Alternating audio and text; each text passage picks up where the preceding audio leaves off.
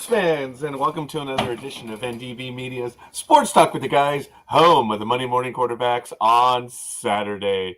Yes, ladies and gentlemen, no one is safe while we troll the digital airwaves. Join us as we discuss the latest news in the world of sports and review the events of the past week. No fantasy sports here. We are adults after all, and we keep it real. You need to remember, we kill brain cells.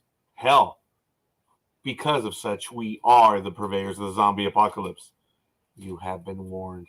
We are repetitive and redundant. We have no peers. We are the internet's ongoing traffic wreck. Hell, we carry more water for sports than even Depends can handle. Good morning, Tiffany.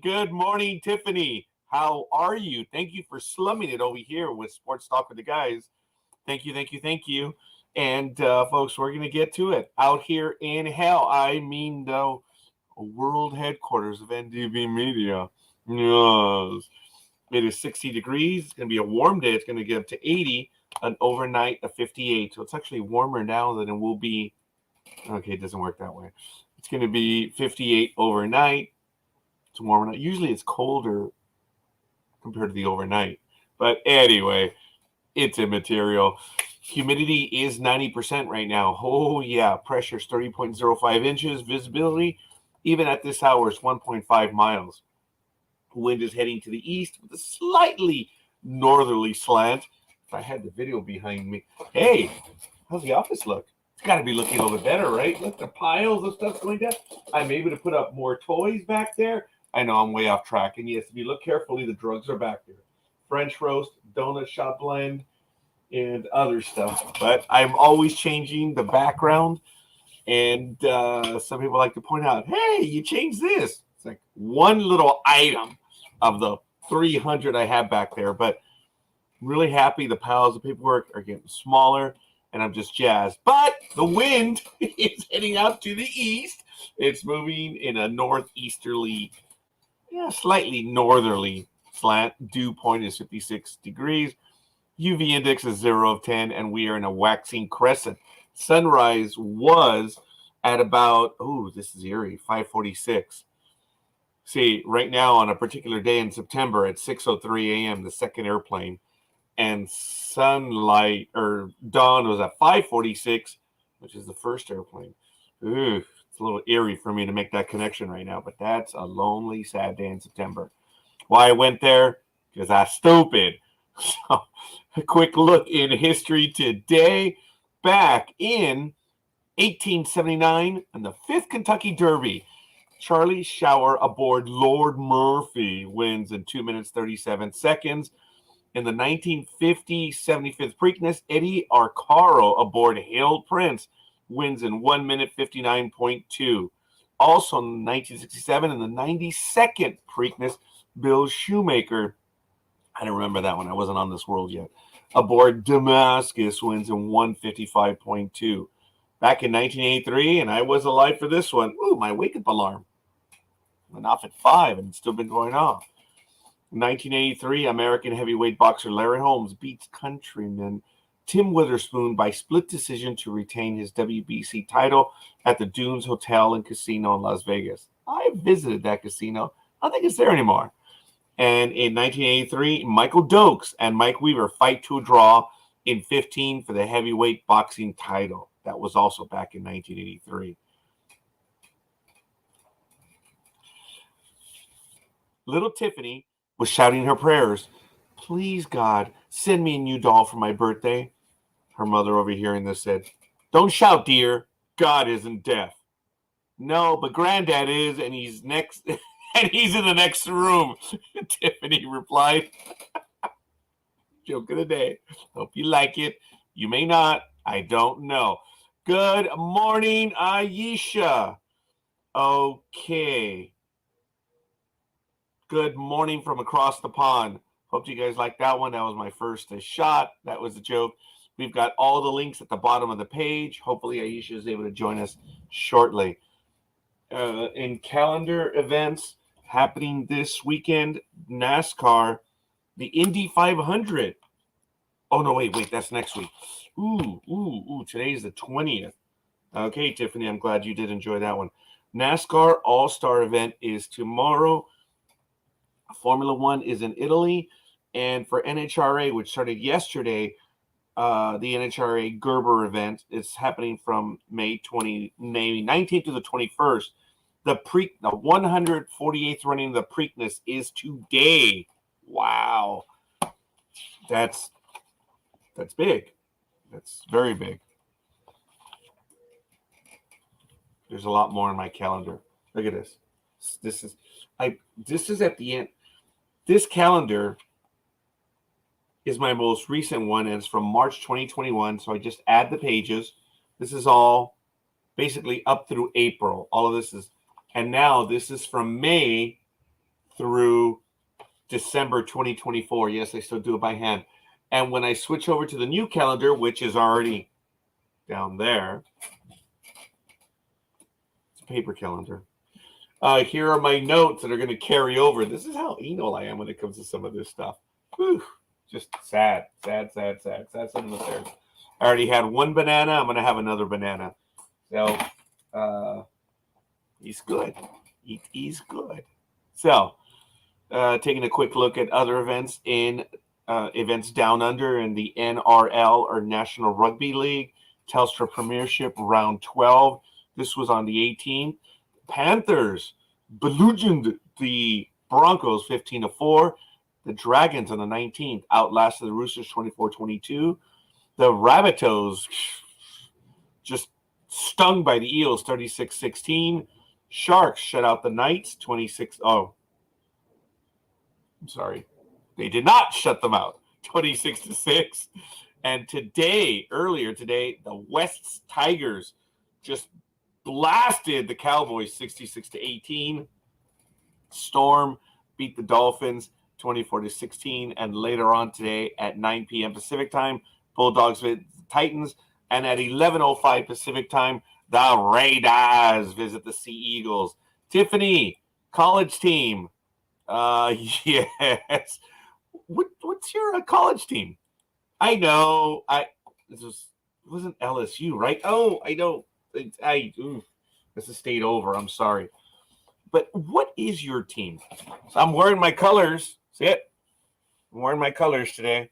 I was going to wear my Yankee cap, but I thought it was a little annoying, so I just went with the show. Good morning, fellow Gen Xer. Jay. I forget if you're older or I am. Doesn't matter. Oh, my God, Jay. I was dealing with someone yesterday. Genteel individual. It's very, really LSU. It is, yes. Genteel individual.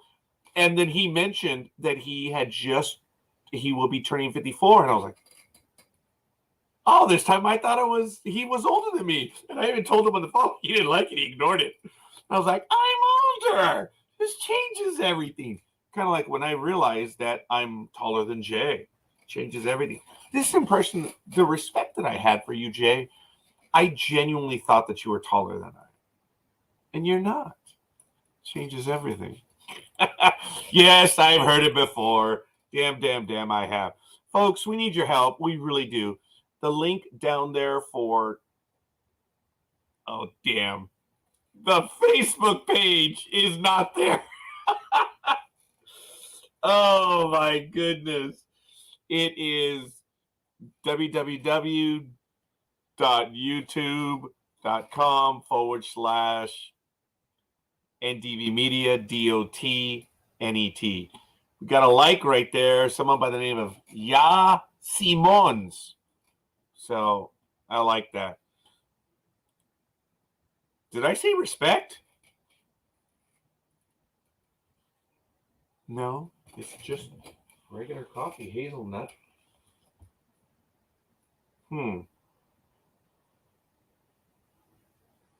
No, there is no residual liquor in there. Oh, wow. Huh. Ladies and gentlemen, there's a lot going on in the calendar and schedule. I want to go over that real quick. I go over by memory.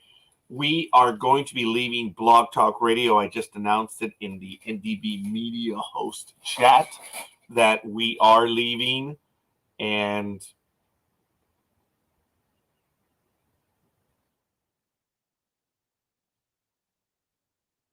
I just got an email from someone right now, and it's like, really? I know that one, but all right.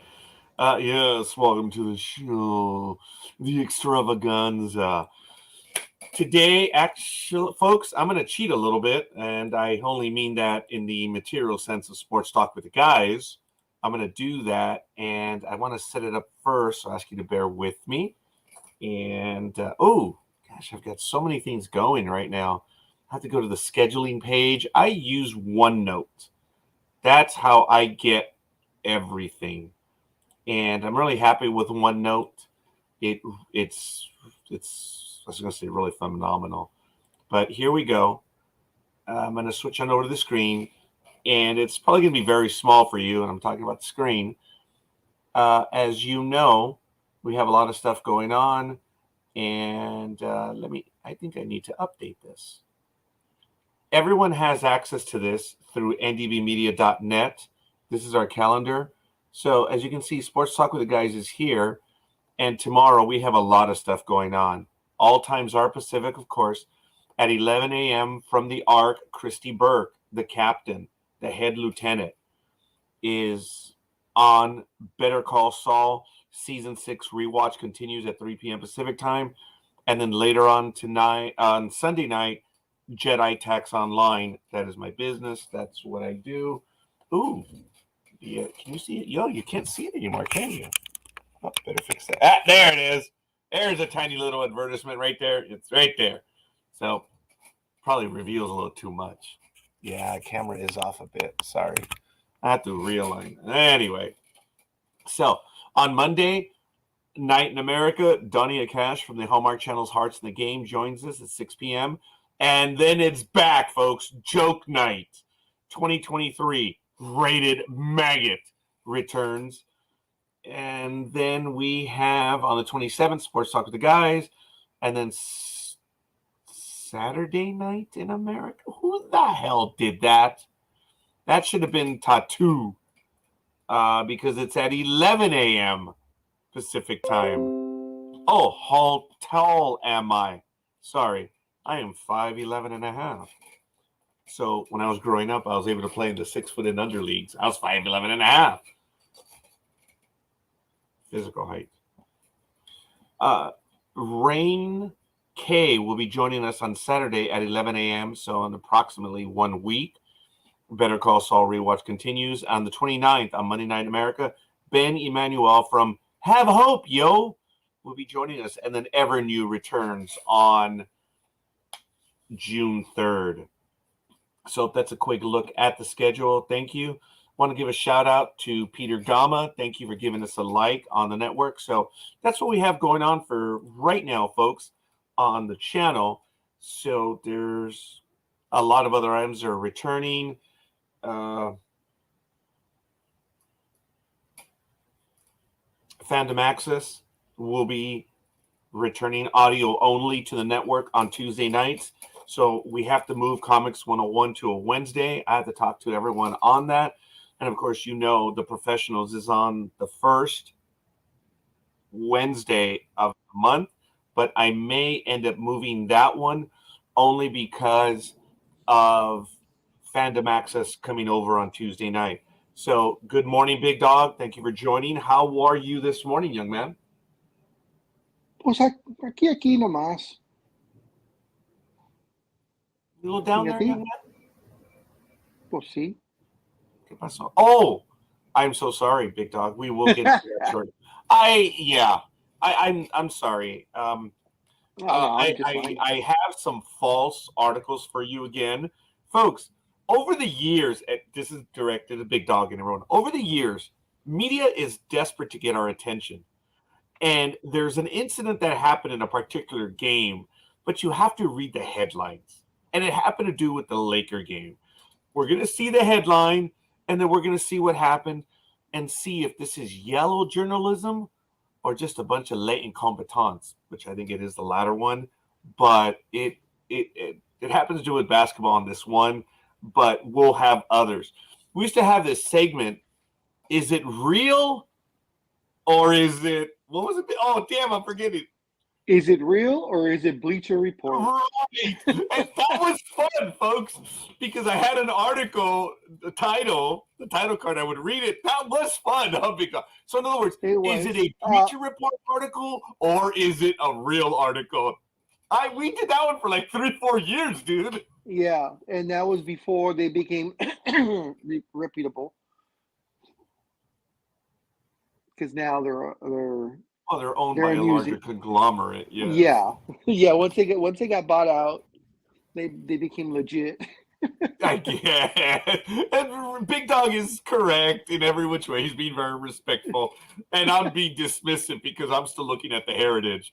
That was fun, man. I would get an email, like depending on the sports that I had signed up for. I don't know. I guess it was the Saturday morning one, right? Or the Friday morning one. I would just read them off. Damn, it was funny. And it would stump all of us. They're the ones who screwed over Sonny, right? Mm-hmm. Yeah. That's right. He had major news, not only confirmed because he was there. So, and they made him pull the article, and he says, "Nope, I can prove it. You didn't even ask." And he left them. He was writing some stuff there. Yeah. And he's F them, and they lost because of that, and it was stupid. Yeah, they were one of the ones. It was funny for what they would write. He had news, and obviously that had gone beyond the pale. Como está, and I believe he's directing that to you, Big Dog. ¿Dónde está el biblioteca?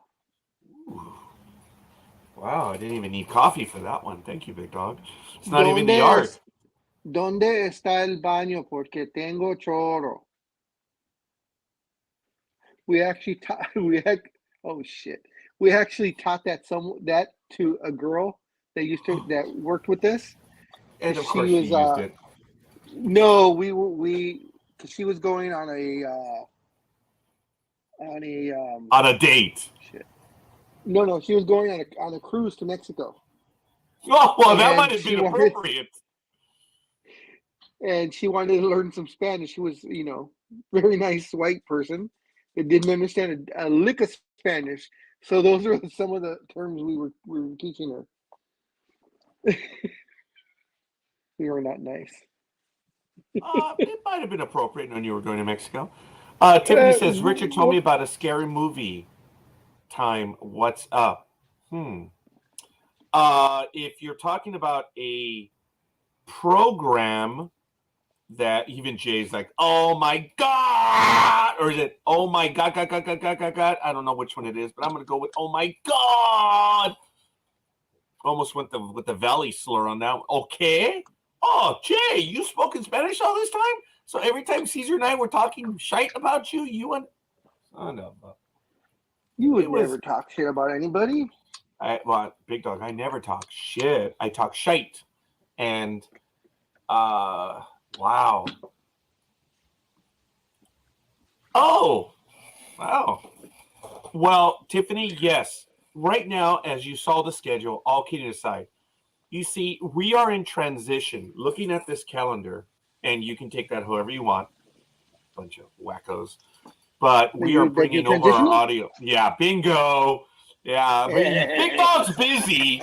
Otherwise, he would have jumped all over that one a little sooner or quicker. But we are bringing over Fandom Access, which is on blogtalkradio.com/NDB Media. And they're on Tuesday nights at 7 p.m. Pacific time. So that's going to take up our Tuesdays at that hour for 3 hours. And then on Wednesday, of course, we have some busy stuff. On Thursday, Travelage Radio, starting in January, is coming over to the network, audio only. They may be video. And then we also have Travel Talk Radio, which will be coming over on Wednesday. So I have to migrate 3 programs over to the video aspect of it. And we are terribly looking for space, but the co-hosts want to do material here. And I'm so excited about it that we're just trying to work it in. There's probably going to be a horror program that's going to be on Friday, but I'm going to leave it to the host to determine. I don't have any of the details, but beyond that, let's get to the grand lady from across the pond. GLAP. Glap. Glap. Hi, Glap. So you're saying she's giving everybody the clap? Good in the morning. I'm sorry. You're saying she's giving everybody the clap? Yeah. That sounds disgusting, Big Dog. I know. Good morning. Good morning. I know you're in mourning after the score in the game, but you know. They did their job. Now it's our turn to do ours. Oh yeah, was it got a series of is it 7 games you got to play or something? Yes, best of 7. Best of 7. They Lakers were visitors, right? Yes, sir. Okay. Yeah. Yeah, I actually managed to watch it for once because it was on the BBC. Oh, so I'm so sorry. it's your fault. So it's your fault we lost. Hell yeah. Hi, Tiff. Oh, So hello. Anime Girl gave the Lakers the clap. There you go. I gave him something. Looks like I've frozen out on this bloody machine as well.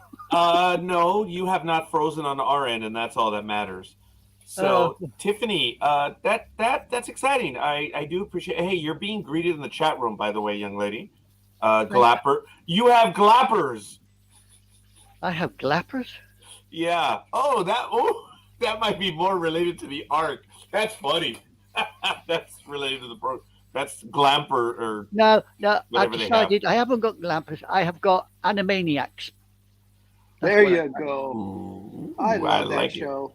So do And I've got to tell you, Anime Girl, there's probably something on the schedule that we're going to be doing where we're going to be like an anime program. And you know I haven't asked you yet. Good morning. Oh, man, that means I have to go get mine. Mines. Ooh. Mm. Yes. Then you're letting your German slip out there. I was kind of wondering if someone was going to watch out on the flip-off people. Well, we shall see. As I said, I managed to watch the game. So, you know, I don't know anything about basketball, but I thought both teams were a bit scrappy. So, Yeah. and was it? Where's Tony? Because the 76ers didn't do very good either, did they? No, they're gone. They the Celtics beat them in Game 7.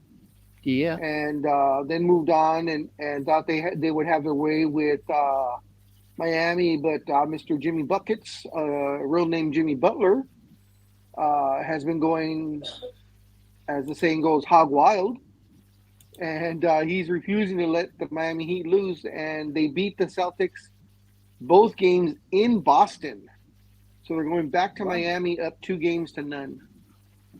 Cool. Because I was going to say the Miami, didn't they knock out the Knicks or something, didn't they?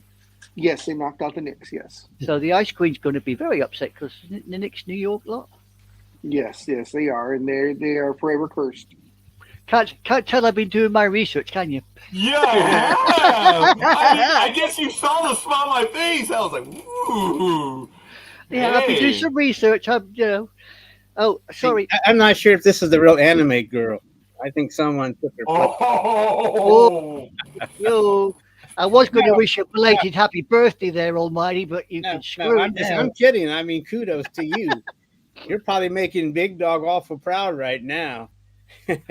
Well, I'm blaming him. It's his fault. I mean, you know, Everything's going his on and fault. on about this wonderful sport called basketball, and I'm thinking, well, This hell, wonderful go on, give it a go. sport called basketball. Wow. Big Dog, there is a question directed to you in the chat room.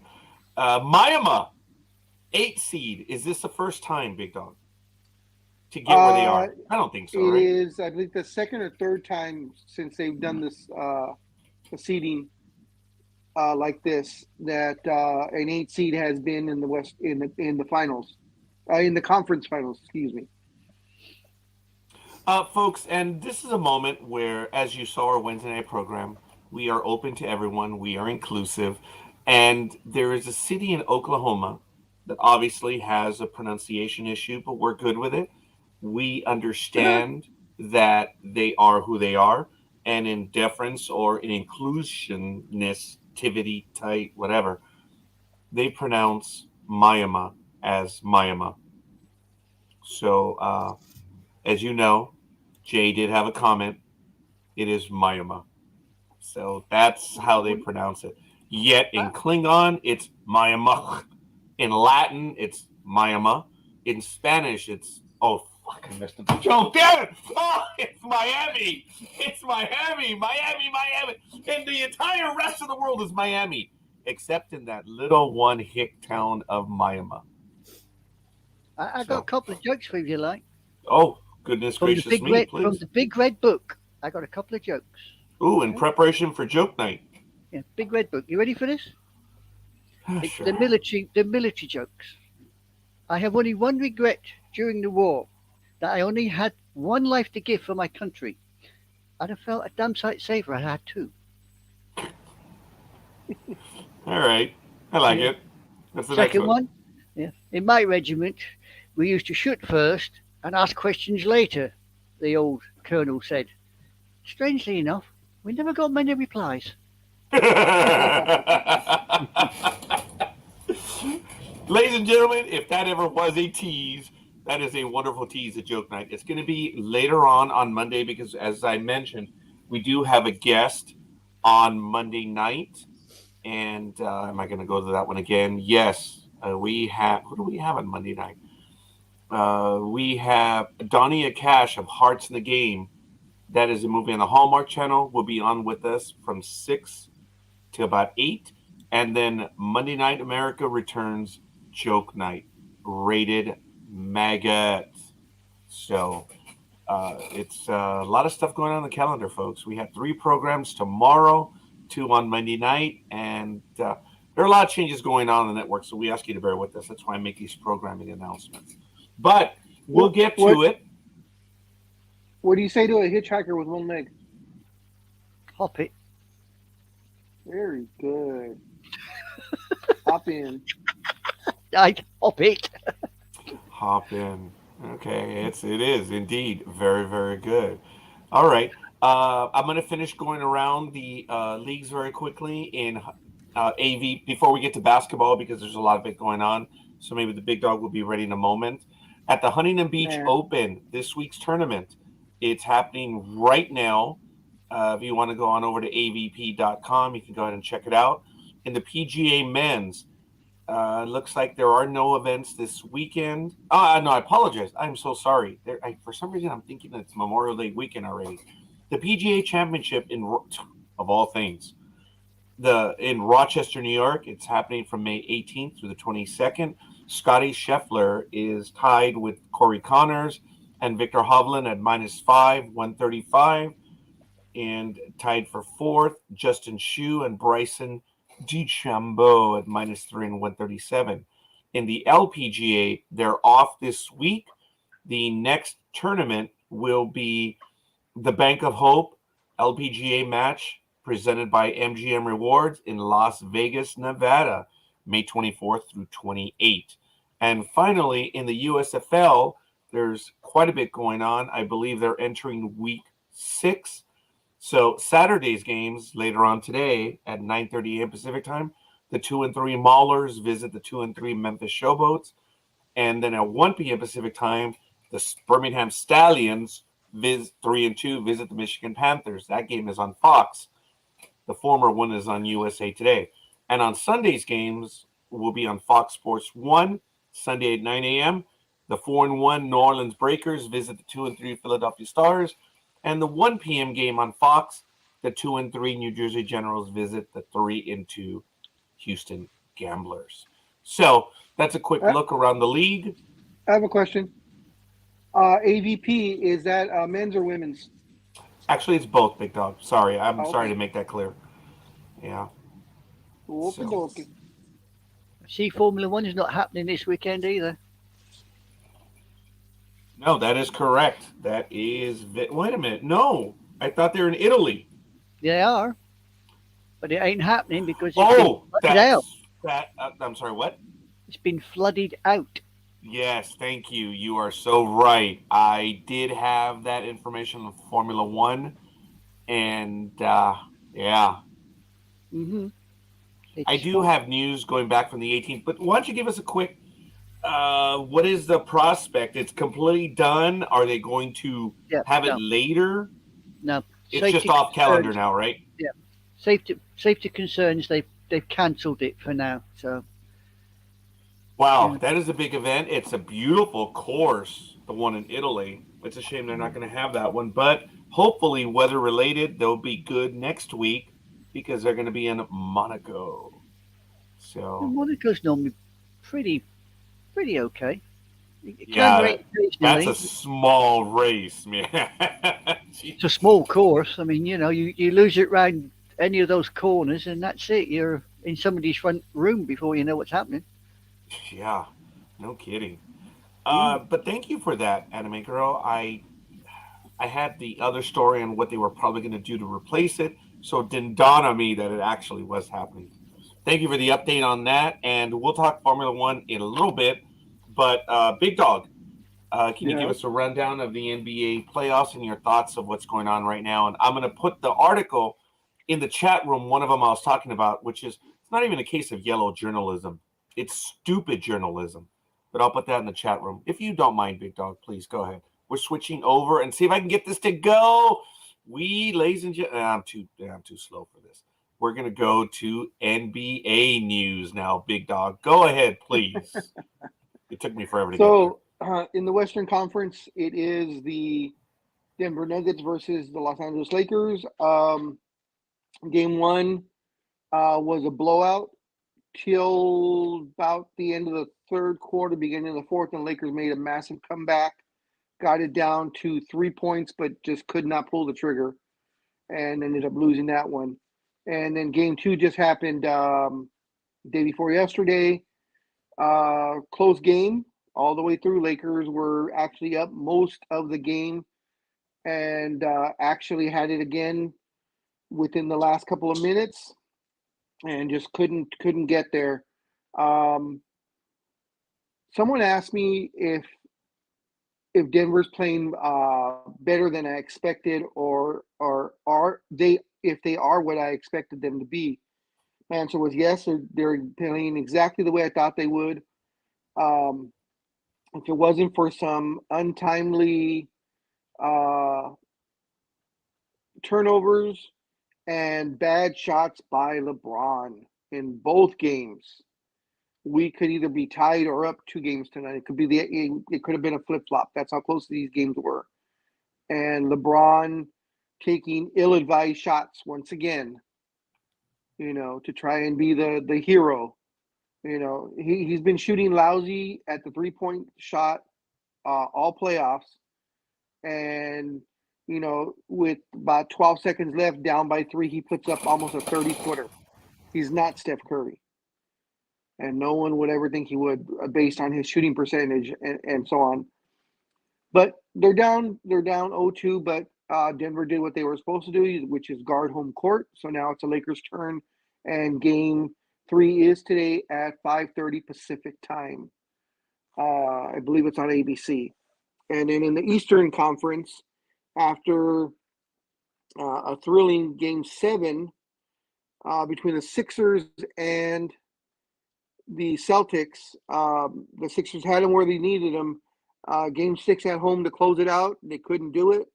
Went back to Boston to try and win the series, and Boston just blew them out of the water.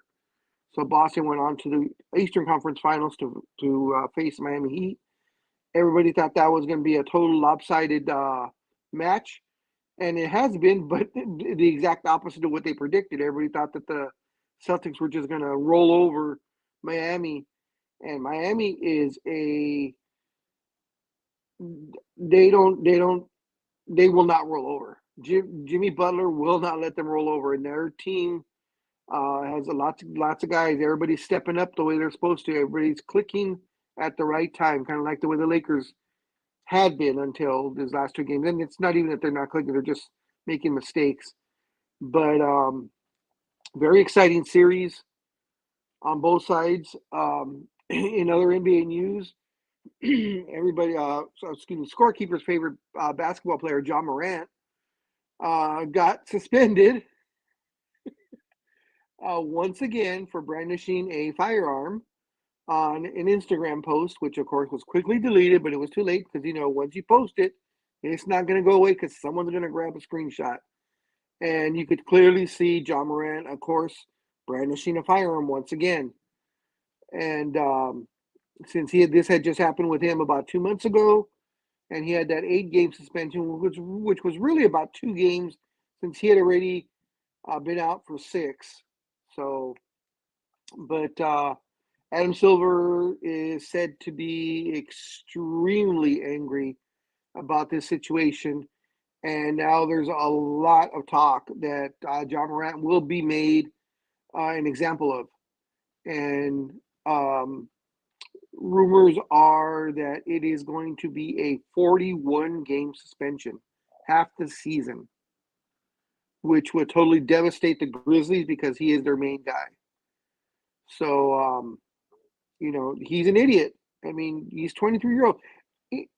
Yes, it's not illegal to have a firearm, and I guess in the state where you can brandish the firearm, and it's not illegal. But the problem is, of course, you work for the NBA, and their bylaw state you can't do something like that.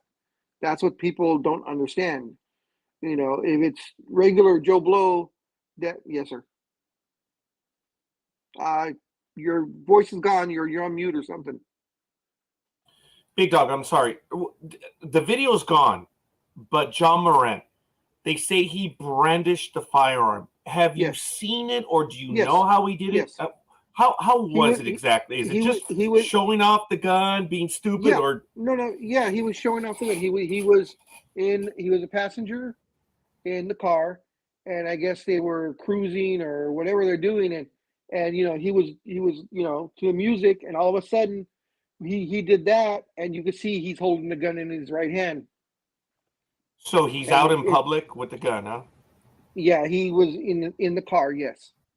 Wow. And the last time he was at a strip club in public, and that one he was an idiot because it was on his own Instagram, and that he posted, and of course quickly took down afterwards. But that was too late. That was the first time. This time, I don't know who was videoing it, but it was on Instagram also once again, and you could see him. He has the gun in his hands.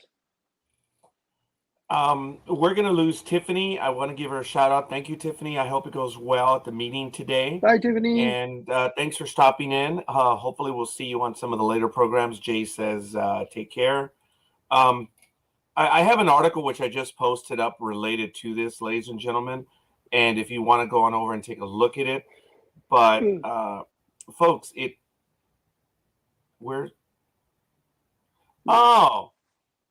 someone didn't connect twitch.tv.ndb media when they programmed the episode. Golly gee, I wonder who that could be. Shit, did that rhyme? Yeah. I wonder, let me think. Who programmed Saturday's episode and did not put our primary site? Probably some asshole. StreamYard's your primary site. What are you talking about? Well, StreamYard's like the phone line that allows you to get out there. I'm sorry, what was that, Almighty? Probably some asshole. Probably some asshole. Oh, I'll be nice then, because I was going to say, damn it, Giselle. Actually, I would brag if Giselle would have done that, because that means she would have been doing something. So, I don't know what I'll have to fix that. I've had. Oh, I'm sorry. What was that, Almighty? I don't know. Oh, okay. Just curious. But all right. Thank you, ladies and gentlemen. So now we know why we're not on Twitch today. So, I being the case, I already have 8 destinations. I don't know how that happened. So anyway, the article is have here, 7. and you can find it on all of the feeds, except for twitch.tv/NDB Media, because we're not on there today. So, well, I'm trying to add it now, but it said we've hit the limit. But we can also ask them, if you want more, you can shoot them a message, they say. So yeah, it costs more money, pal. Oh, is that what it is? Exactly what it is. So this is the article. I sent it to the gentleman in the chat room as well. Anime Girl is having internet issues, it looks like. Hopefully she will be able to return, and we'll see if she's all right. So, Big Dog, I'm sorry, referring to Mr. Morant. Whatever. Mr. Morant. He lost someone as an advertiser, and during the week, and I don't know if you have an update on this, but during the week, Nike was quoted as saying, we're not going to comment at this time. And if I'm not mistaken, Nike had pulled all of his shoes, but someone found one somewhere, which was then, of course, pulled as well. Once they say, hey, you're still, Powerade. Thank you, Jay. Now, had you heard whether he's lost the one with Nike? Because the last time I checked on that, sir, was about the 18th. Yeah. No, actually, I had not heard about that. Okay, here it is, folks. I'm going to put this one in the chat room as well for my co-hosts. I do have that article, but in the article that I read, I thought they hadn't made a decision yet. But here it is. If Almighty could kindly flash that on the screen. It says that they're no longer that they pulled all of his shoes from the website. Right, which is just what I mentioned a moment ago. Yeah, they pulled them all. And fans, the keyboard children did find one. And it was in an obscure place. Someone missed a shoe. So jiggle your cords. Excuse me. Jiggle your cords. Your voice went again. I can barely hear you. Oh, God bless America.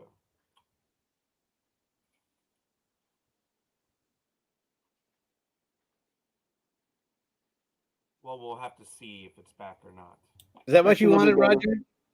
Well, that's yes. Well, I wanted everyone to see the link as well, so they know which one we're talking about. But yes, that article. I don't know if Big Dog had a chance to see this one, but in this one, they're saying that Nike really is not going to make a decision at the moment. They did pull everything that I mentioned. I'm sorry. Yeah, they pulled his shoes, but he is still under contract with Nike. They just have pulled his shoes until I guess the NBA gives their decision on what they're going to do with him, or what Nike's going to do. Because that's what I'm saying. Nike's waiting to see what the NBA is going to do to Ja before they make their decision. Well, they've already. This is financial death. Removing your shoe. That's number one. Well, but he's still under contract though, so he's still getting his money from them. But wouldn't that be grounds to cancel that, Big Dog, within his contract? That if he does, I don't know. Yeah, there could be language in there. Yeah, it's the morality clause. Yes, or morals clause. But if there's no language, Big Dog, that him still getting paid would kind of be sucky. If he dissed him. Well, remember, folks, usually when they sign these deals, there's 3 modifiers in there. And number 1 is the straight up fee that they get just for signing the contract. It's almost like a signing bonus for a player. It's the overall deal. And then you get the money from the sales of the items themselves. And he's already losing that if it's not on the website. And they pulled it for obvious reasons. Obviously, if they pulled it, more than likely Nike in their infinite wisdom have the morality clause. And what's the deal, Big Dog? What is the deal with this guy? I mean, is he's young, immature? Yeah, he's 23.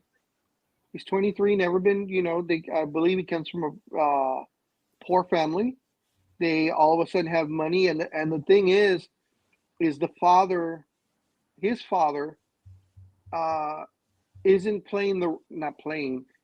acting as a father. He's acting as a buddy right now. Because I don't know if you've seen pictures of him. He looks like the spitting image of Usher.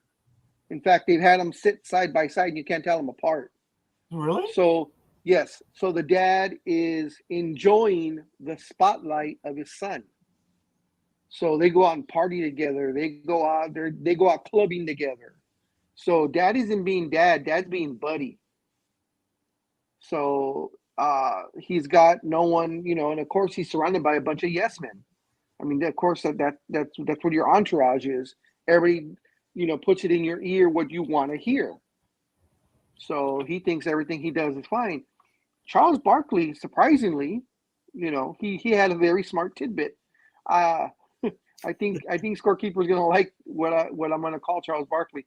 I think Charles Barkley is a Yogi Berra of basketball in some of the things that he says, because we've heard him before. Chuck can be extremely funny, but he made a good point. I'm not sure if it was halftime or a pregame show, right after this happened in one of the games. And Chuck said, you know what, the kid's 23. He goes, he's making mistakes. He goes, we've all made mistakes. The problem is you work for a international company, and the company has rules. So the thing is, you can't make $100 million a year and do what you want at the same time. If you want to hang out with the guys and brandish guns and point guns and do this and do that and have a time and have a party, that's fine. But you can't get all that money also. You can't do both. So Ja has to make a decision. Does Ja want to be, essentially a gangbanger, or does he want to earn a lucrative, not just a comfortable living, but a lucrative living, and do that? As Charles Barkley said too, it's not illegal to have the gun. It's just the company you work for doesn't allow you to brandish it like that and show it off, because you are a role model to literally tens of thousands of children that see you doing this and thinking, oh, it's okay to put a gun out. And of course, when you're 10, 12 years old, you don't know not to put your finger on the trigger. We already have 10 and 12-year-olds shooting people. We don't need any more encouragement from a superstar like that, Big Dog. Yep. Saying, oh, look, he's doing it. That's cool. I'm going to do it too. It's one thing to brandish. That's why I asked Big Dog what he was doing with it. Because, folks, look, we're not going to get into the whole idea of free speech, because most people are effing stupid when it comes to free speech anyway. They don't even read the actual amendment, what it means. And it has to do with government. And that's it. That's it. That's all it has to do. The government cannot keep you from saying something. That's it. That's all. They cannot infringe your speech. It has nothing to do with the company. It has nothing to do with your neighbor. It has nothing to do with your common sense. It's the law that the government may not infringe your right. That's all the First Amendment is. Yeah, but that's all. But that's gone to hell too. So the government keeps limiting our free speech under the umbrella of hate speech. So yeah. I don't know. Well, look, we'll have a conversation about that, because I think I know that's a different subject, but that's I know you probably don't agree with that, Roger, but there are better. Almighty. Well, maybe you do. I don't. I'm sorry. I put words in your mouth. I should not do that. My apologies. First of all, my brother, you didn't put words in my mouth. All I want to say is that is way bigger than we'd even be able to do on a 4-hour program here. Well, I know that's something for some weekday in America. Yeah. Maybe that's what you should call it from now on, Roger. Some weekday in America, since it keeps bouncing around.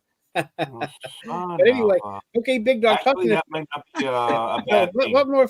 So, Big Dog, go ahead with more NBA news. Use your free speech rights to tell us more about that. Well, if I may, Almighty, I want to get back to what I was mentioning to them. And the reason why I asked is what he was doing with the vehicle. I'm sorry. Not the yes, I know. Not what he was doing with the gun per se, because what is it with the NBA It's the manner that he's doing it, right? Because if he were a gun collector, I don't think the NBA would actually have an issue with it. But it's the manner that he's doing it, isn't it, Big Dog? Well, it's the fact that he's flashing the gun in public. Yeah. Gun collectors don't flash their guns in public. They're on display in their gun room, or so on and so forth. It depends on what state you live in, Big Dog. Yeah, unfortunately. But it's okay. It's all right, Big Dog. Sorry. Almighty and I were both a-holes. Well, yeah, you guys are, because that's not a gun collector. That's just some guy that wants to have, some hick from the South that wants to have his gun rack in the back of his truck. That's not a gun collector. When you say gun collector, I'm thinking like a collector that collects, to when I say gun collector. Yeah. So sorry, Big Dog. Please, it's they're brandishing, right, in the manner that they're doing. That they're doing it in public mainly is the thing, that they're just showing it off in public. They're being irresponsible. And why is what Adam Silver is saying. Because aren't all of these kids, because they are kids, whether we like it or not, they're kids, aren't they given leadership from the NBA? Aren't they trained on how to deal with agents? Well, they're given courses and like classes per se when you first join the NBA, but it's not like it's an ongoing thing. Well, not whether it's an ongoing thing or not, but doesn't the NBA make it very clear to them that this? Well, they know the rules. They have to sign it when they sign their contract. But as everything else, you choose to follow the rules or you don't, and he's chosen not to follow that rule. And that's what it is. Yeah. He actually has defenders that immediately say free speech, and once again, the ridiculous or the stupidity of the statement is beyond the pale, and they're saying he can do whatever he wants. Said, yeah, we've talked about this before, right, gentlemen? Yeah. You can do whatever you want. There are consequences. That's why, and that's exactly what Adam Silver's stance is. You want to brandish a gun, that's fine. That's within your right and within your state. Well, I don't remember what state the video was taken in, but I guess in that state, there is you can brandish your gun in public, as long as you're not pointing it at someone or actually firing it. If you just show off the gun like the way he was doing, evidently it's not illegal. California, I don't think you can do that, but I guess Tennessee you can, because I believe it was in Memphis. So some of his people, JJ Redick being one of them, saying, I don't see the problem with it. It's not illegal, so why should you care what he does? And of course, everyone else in that roundtable on ESPN jumped in saying it's against company policy. Yes, you're a private citizen because now you're not playing the playoffs, but you still get paid by the NBA. NBA has rules. He's all, or whoever was saying, asked JJ Redick, saying, okay, let's say you work, and I think he mentioned Costco just as just a thing. Oh, damn it. We lost that, hopefully we'll get it back in a moment. But yeah, because I mean, like in NFL, you have those morality clauses. I mean, it's still stuff in your contract, so you just can't. So I mean, even though it might be illegal, but once you sign that contract, you give some of those things up, because now you're a public figure, no longer a private citizen. And like we mentioned before, he has a huge fan base, and this is his second time. I mean, it's not like he's got, it seems like this, he hasn't learned his lesson yet. So hope maybe the suspension will show him that, he has to follow the rules set by the NBA and stop, showing off his gun. And, what do you think, Roger? First of all, yes, and maybe. And the maybe is for Roger. Oh, we lost Big Dog, but there they are. Maybe. Oh, yeah. Looks like Anime Girl and Big Dog are having issues right now. So We My apologize. my iPad didn't charge overnight, and I'm I sorry, plugged big it dog. in, but I guess as I'm talking, it's still draining, so it died. So I It switched to my happened to phone real me quick. too, big dog.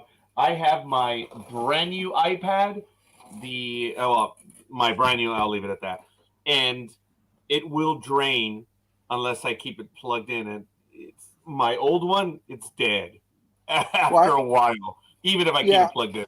I didn't notice when I first joined the show. I looked up and I was like, oh crap, it didn't charge, and I was already at 4%. So I plugged it in, but and it was charging or is charging, but I guess using the video, the consumption was more than the charge. So, but anyways, as I was saying, so everybody was jumping on JJ Redick's uh, jumping down his throat pretty much. Time, you work for a company. If you work, as I said, if you work for Costco, can you walk into Costco in Tennessee and all of a sudden just pull out a gun and just start waving it around? No, you can't, because the company does not allow that. There are bylaws in the contract you sign, and everybody signs the same contract. They even told him, JJ, in the contract you signed, isn't there a thing about weapons? And Oh, Reddick so went, well, yes. not There even you go. general; it's specific. And the reason why is because the whole remember Gilbert Arenas when I he had the guns in the locker room, remember? I remember those two idiots. It was So, Gilbert and yep, someone else, right? yep. So the following contracts after that started adding that extra amendment about specifically guns itself. Folks, I commented about that. And this is a side note. When the first NBA contract was written, it was like the first job in America. It's like, hi, welcome aboard. This is your pay for the year from this time to this time. And that was the extent of the contract. It was probably a paragraph. And now these contracts can go for hundreds of pages as Yep. each thing has happened. I am responsible for a memo, sadly, because I've told this story, but I can't be too specific right now. But there's a memo. Lots of memos come out every year, like just a reminder: this, and this. And there was a guy that got hurt in the job, and a certain memo having to do with glass beads would come out every year. I'm like, oh my god, this is the Moreno memo. So I was thinking, oh, I wonder if Roger Noriega is going to have a memo. God bless Sure that dumb enough. bastard. Sure enough. Sure enough, there's a memo, and Jay has seen it every year, and I will tell him off air. I've joked about it. It's just I can't say it right now. But sure enough, there's a Roger Noriega memo, and I was like, wow, I won't get Employee of the Year, but I will live on. Just in case you're wondering, Almighty, it has to do with mooning people in public. So, that's all I'll say. Actually, that one is a lot more fun, and I'm going to go with that one now. Because first of all, I don't have the wherewithal. Second, I don't have the nerve. And hey, don't shake your head like that, anime girl. That's the closest I'm ever going to get to mooning anyone. So just don't be that way. But I'll kidding aside, folks. Big Dog, the rules are there. You said they were getting on him by saying, "Isn't there something in his contract related to weapons?" Yeah. So as I said, the rumors are because this being a second offense and only 2 months after his first previous offense. Oh man, I thought it was like within 6 months. Yes. Yeah. 2 months. It was within 2 months. It was 2 months ago. Yeah. And the thing is, evidently My drugs. Oh, I got flash.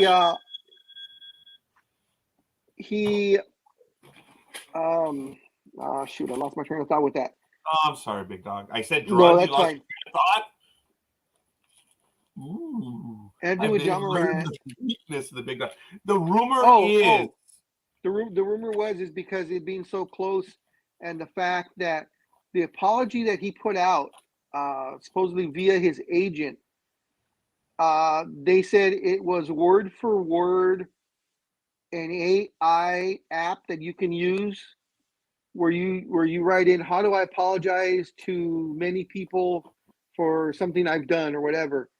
And it came out, and the wording was almost word for word what the AI produced to the apology that he put out via whatever he put it out on. And he didn't even apologize, right? Well, yeah. So everybody's talking about that one, but Adam Silver and upper management in the NBA are extremely angry about the situation. So the as I said, the rumors are they want to make an example of him, and the preliminary amount of time that they're going to suspend him would be half the season. So 40 to 41 games is what they're talking about. That's a lot of course, without pay, yes. So in other news, right after the Philadelphia 76ers lost to the Boston Celtics, they lost, I believe, on a Saturday. And on Monday, the Philadelphia 76ers fired Doc Rivers for once again blowing a lead in the playoffs. 3-1, right? Or even 3-2? I think it was 3-2. They were, yeah, 3-2. Third time? Yeah. No, you're going to love this one. He has made, well, he broke NBA history. He broke his own record for the most times a coach has lost a series when in the lead and in a closeout game than not being able to get the job done. Thank God. The most that would have been my record had I been a coach. The most times, the next coach closest to him had 5 losses in the playoffs. With Doc Rivers losing this series to the Celtics, this was his 10th time in the playoffs that he's lost a series when they only had a game to go to close it out. 10th time. Okay, first of all, I would never have been given such an opportunity. But speaking of opportunities, oh my goodness, the rat Guinness is in the house. Speedy! Thank God I'm the only one that is not having technical difficulties. Good morning, Speedy. How are ya? Good morning. How's everyone doing? We're actually real well, young man. And good morning, A's fan. Yes. Everyone loves you, Speedy, because you are the indulgent or indignant A's fan. I believe the hat here says Giants. Okay, so don't confuse that. Yeah, exactly. Well, you can't read the hat when it's backwards. When it's backwards. No, exactly. Yeah, we can't tell what your hat says, but it's because you're a giant A's fan.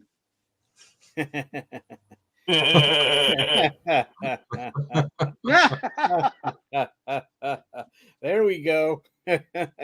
First shot across the bow by Big Dog. Oh, wow. So, what was there a reason why you didn't show us when you shifted it? I was just curious there, young man. Well, it's called I'm Still Waking Up, and he probably didn't comb his hair. He probably has bedhead. Yeah, that too. Yeah, definitely. Well, good for you, Speedy. I'm glad that you have that. So, good morning, Speedy. Missed you last week. Yeah, I was trying to leave work as early as I could, and then they were like, well, somebody called out sick. Would you mind sticking around a little longer? I was like, okay, well, never mind. I'm not going to make this today. Yeah, whenever it's sit around and bullshit with your friends or earn time and a half, you earn time and a half. You earn time and a half, yeah. I cannot argue that whatsoever. So good for you. Since Speedy is here, let's talk about the move of the A's, where I don't know if any others read where the stadium is proposed to be at now. Yes. So it is in the old Flamingo spot, or what's going to be the old Flamingo spot, because Flamingo is still there. But it is literally going to be right behind the strip, like 100 yards from the strip, because that's where the Flamingo's at.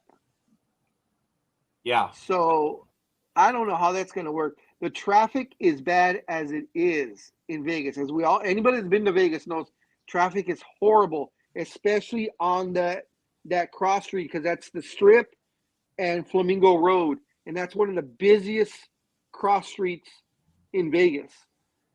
And the fact that they're going to be building a stadium there for 2 years, or however long it's going to take them, it's going to, I'm going to hate going to Vegas during that time it's being built. But do you think enough people will show up at A's games, even if they are in Las Vegas? Probably. Yes, because it'll be the new thing. Well, okay. Well, then give them a couple of years before they get bored with it. Exactly. That's just what I was going to say. I'll give them a couple of years, maybe 3 years. And if they don't win, then they'll fall by the wayside. Because it worked out. Well, Raiders fans are different, because they're going to show up whether you win or lose, and it's a beautiful stadium. But like the Golden Knights, hockey's the fourth most popular sport, maybe the fifth if you want to really put soccer in there, in America. But the Golden Knights, have been winning since they came in, so they always have a packed house because they're winners. So if the A's, that's going to be the main thing. When the A's move to Vegas and either stay calling themselves the Las Vegas A's, or if they change their name to whatever, they need to win. So they already need, right now, during this season and this upcoming off season, they need to start gearing towards that. If they are actually going to be going to Las Vegas, they need to gear towards, we need to switch this around. We got to start winning. I do want to remind everyone, as I told everyone when the deal was announced, there was no such deal in place. It had not been, remember, Speedy? It had not been done when they were going to be north of the Raiders on the same street, Flamingo. Yes, the property was purchased, but it wasn't done yet, because it all comes down to the almighty dollar, whether the state of Nevada will be putting in money. It's not done yet. Remember this, folks. It is still not done yet. So I do remember that last week on Friday, there was supposed to be a vote, but I was unable to find out the results just because I was too damn lazy to look it up. But the news did come in that the Flamingo property is approximately 39 to 43 acres. And there's a video on YouTube, which, again, I don't have the time nor the inclination to find it. Someone actually used Google, because the talk is that they're going to build the stadium on 9 acres. Nine. It's either 9 or 12 acres. Folks, that footprint is like a tiny little box. The original Flamingo is bigger than 9 acres. So someone used Google to show what 9 acres would be on the very corner of Flamingo and Las Vegas Boulevard. The footprint of that stadium will be even smaller than the one in San Francisco, which is absolutely crazy. For those that have been to San Francisco is a very small stadium, especially when compared to everyone else. It is amazing the size of that footprint, but they made it work in San Francisco. So this stadium, if it does come to pass, it's going to be very small. But unlike the other sports, I do want to say pending public funding. Thank you, Almighty. Yes, it's not a done deal, folks, even though it's almost. So you need to keep that in mind. And we're not going to go and join the bandwagon, because we're not going to say it's done, because it's not. And everyone said, oh, look, they're going to play north of the Raiders. Oh, done deal. No, it's not. It wasn't then. It isn't now. So once again, let the rest of the idiots make all the proclamations that they want. It's dependent on Nevada money. Well, that's not even the case at all, because here's what's really going on. Because the local news here in the Bay Area has been stating everything else opposite of what you've been saying, because the slogan "Rooted in Oakland" is still splashed inside and outside the ballpark. I drove by there last Saturday, in fact, for Free Comics Day when I was trying to go to Emeryville for their comic book store, but all those places were all parked, and then you gotta find the scorekeeper. Remember the little garage area that you parked in, and what did you pay, like $12 or something? That's what I was trying to do. In I San was trying to Francisco? no when we went to go walk around in LA. Oh, okay. I guess yes. The little parking lot area south of Yeah, of Hollywood. Yes. Okay. but every sign I passed by said parking lot full, parking lot full. Street parking is okay, but you might get a ticket and then you might get towed because that's how some of the cities voted on that. Okay. So is this outside San Francisco or outside Oakland? No, outside of Oakland, it's in Emeryville. Okay. Okay. The little town of Emeryville and Berkeley and all that. On this little mom and pop shop. So I'm like, I'm not going to risk my vehicle getting towed. So, like, well, I'll just go somewhere else for Free Comic Book Day, which actually ended up being right behind me down the street. Wow. I'm surprised they were open. But yeah, the Rooted in Oakland sign is still flashed in different parts around the parking lot, and it's either read as sarcasm to some or a cruel joke from others, because the team has spent several years doing nothing to encourage fans to attend games, only to wield the team's lack of attendance as a weapon on its relocation efforts. Yeah, very funny. Ticket prices have gone up while the team's payroll, by far the lowest in baseball, has been reduced to breaks and claws. John Fisher, the A's owner, has agreed to purchase the land in Vegas for what is termed a privately funded $1.5 billion retractable rooftop ballpark, but the team is requesting nearly $4 million in tax money for a team in an ownership group that never requested, which means Nevada didn't really want them. Vegas is You like, sure? You sure it's 4 million and not 400 million? No, 4 million is nothing. Yeah, you need to. It's 400 million. Yeah, that's that's what I what I thought. Okay, I'm sorry. I thought I heard 400. No, My bad. I don't know if I heard 400 either, but that's okay. I don't know if Okay, you so guys are not awake or I'm not awake. no, not at all. So Speedy, just curious. So every hi, hey, big dog. So why is what you just said in complete contravention to what I've been saying for a while? Just curious. You said that everything up in the Bay Area is against what I've been saying for a little bit. Based on what you read, I don't understand. How is it against what I've been saying? Well, scratch all that, because before it finalized the second land deal, here's where it's really interesting. Before they finalized the second land deal on the strip, which will require the demolition of the Tropicana Vegas, Rob Manfred, the entrepreneur for Major League Baseball, the A's no longer were interested in giving the Oakland option, which was a fantastic $12 billion waterfront real estate with housing, retail, hotel, and the ballpark itself. That would have included hundreds of millions in public funding to facilitate that building, with that term again, because publicly funded. It's an ongoing saga that has called for its own chapter in a textbook on late-stage capitalism. So, well, the deal that was up in Oakland was a significant $3 to $5 billion waterfront project. That was big, and it was going to have the A's involved there. So that one never moved forward. It's all of the city council up there. They just never moved forward on it. There was never a vote to see it through. So you can, talk about whatever. They were going to give a lot of money to Oakland, and they just didn't want to do it. And now the deal in Las Vegas is, once again, it's dependent right now on a lot of money from Nevada. And like I said, I don't know if they voted on it or not. I don't think so. I think that it's pending for them to pay that to pass this $400 million thing from that. And but are they? Do they really want to start paying for another stadium? Dude, okay.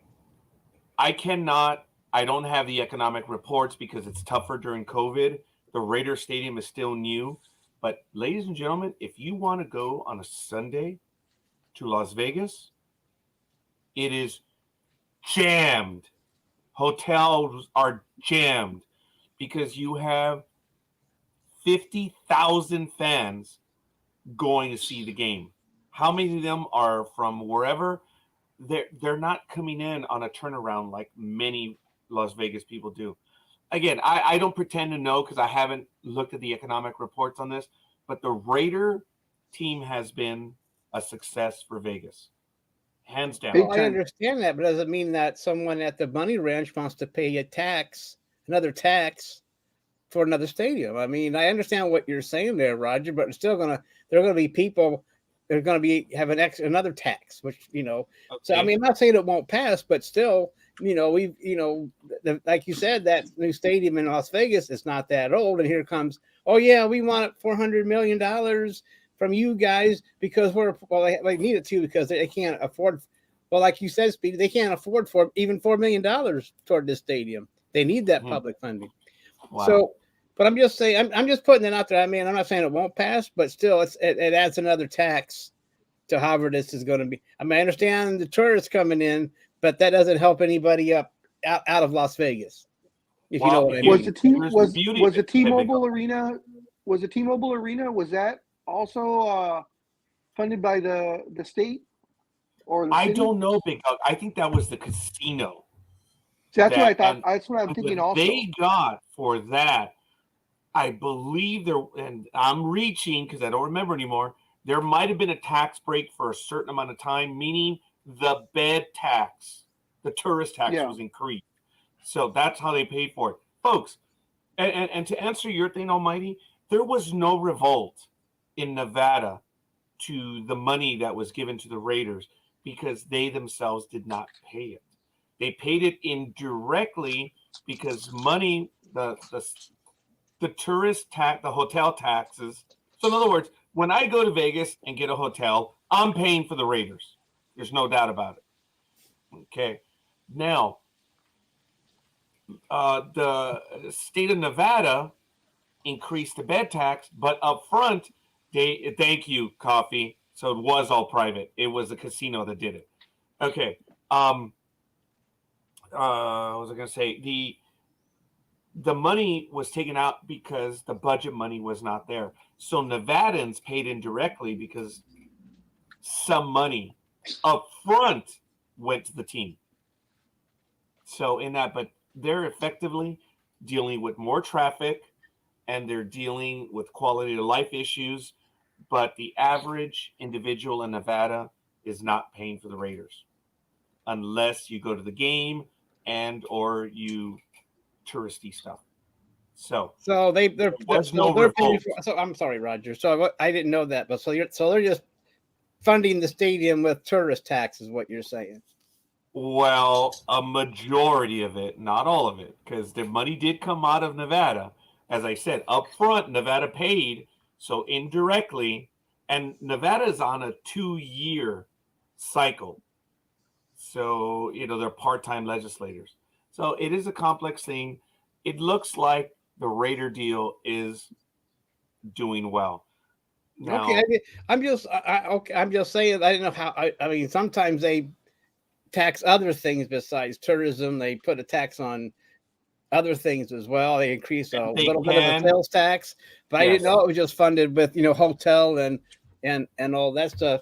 So I guess that's different. I guess so. If you don't live in Vegas, you don't have a big of a hit then. Well, you're a private citizen, right? Well, that big of a hit.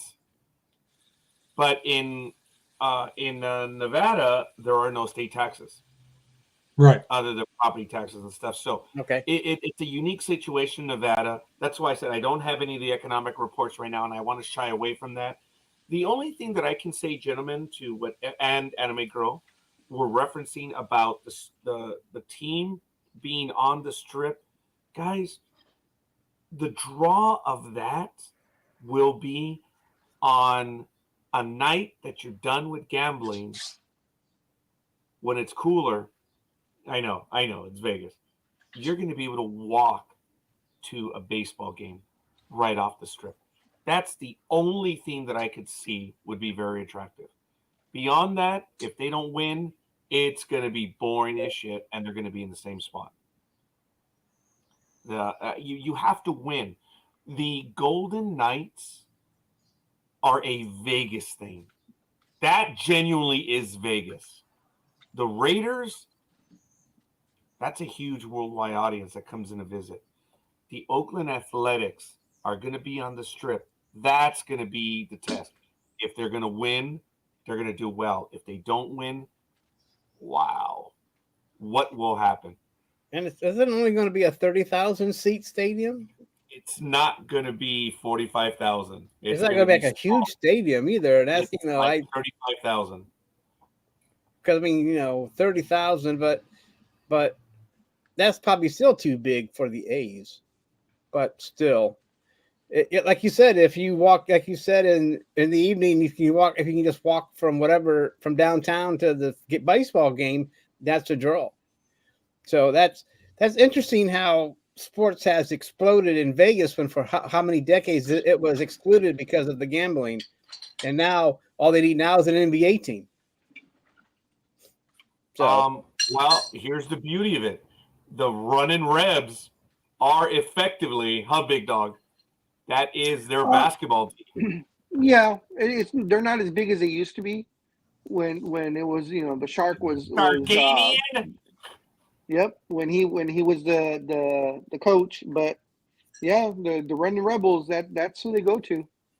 All right, folks, sorry to interrupt. We are running a bit behind. It is 7:22 a.m. Pacific time here on the West Coast. Duh.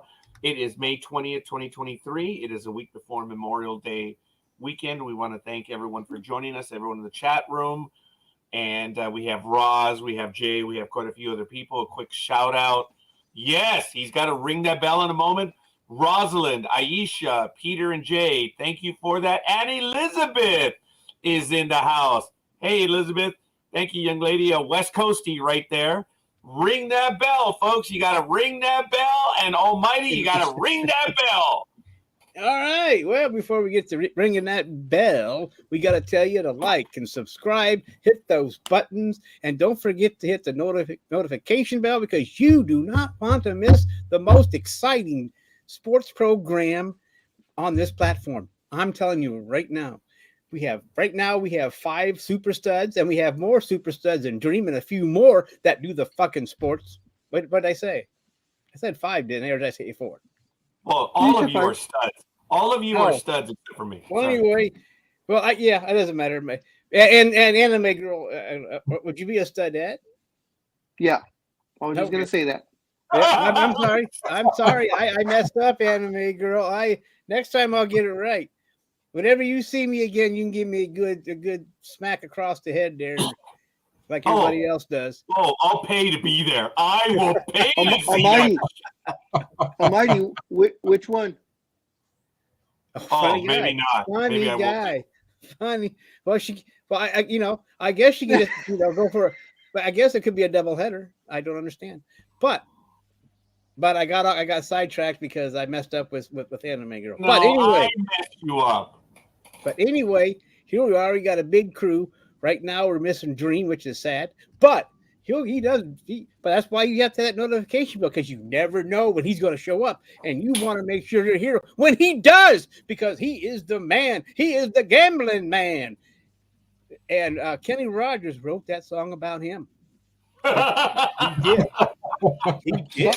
Someone had their coffee with Red Bull today. When to hold him, and sometimes he does forget, but but anyway, like I said, hit that notification bell, and after you do that, you're all set. You're set for life. You can just sit back and wait for that bell to go off. Just sit there and just chill for a week. We come back. You wake up and you go, holy shit, it's the guys in the Guyette. And I'm going to tell you right now, that's what you need to do this shit right now. And I forgot. Oh my God, you got to tell your friends, you got to tell your enemies, you got to tell your pets. Oh my gosh, you got to spread the word, bitches. We're moving on. We're the top sports show that you're watching right now. I mean, so anyway, I'm done. Let's get back to whoever was talking last. Almighty, I stand at attention for that one, Almighty. I'm like, wow, that is impressive, ladies and gentlemen. So all kidding aside, we're good. We've been talking some basketball and a little bit of the other sports right now.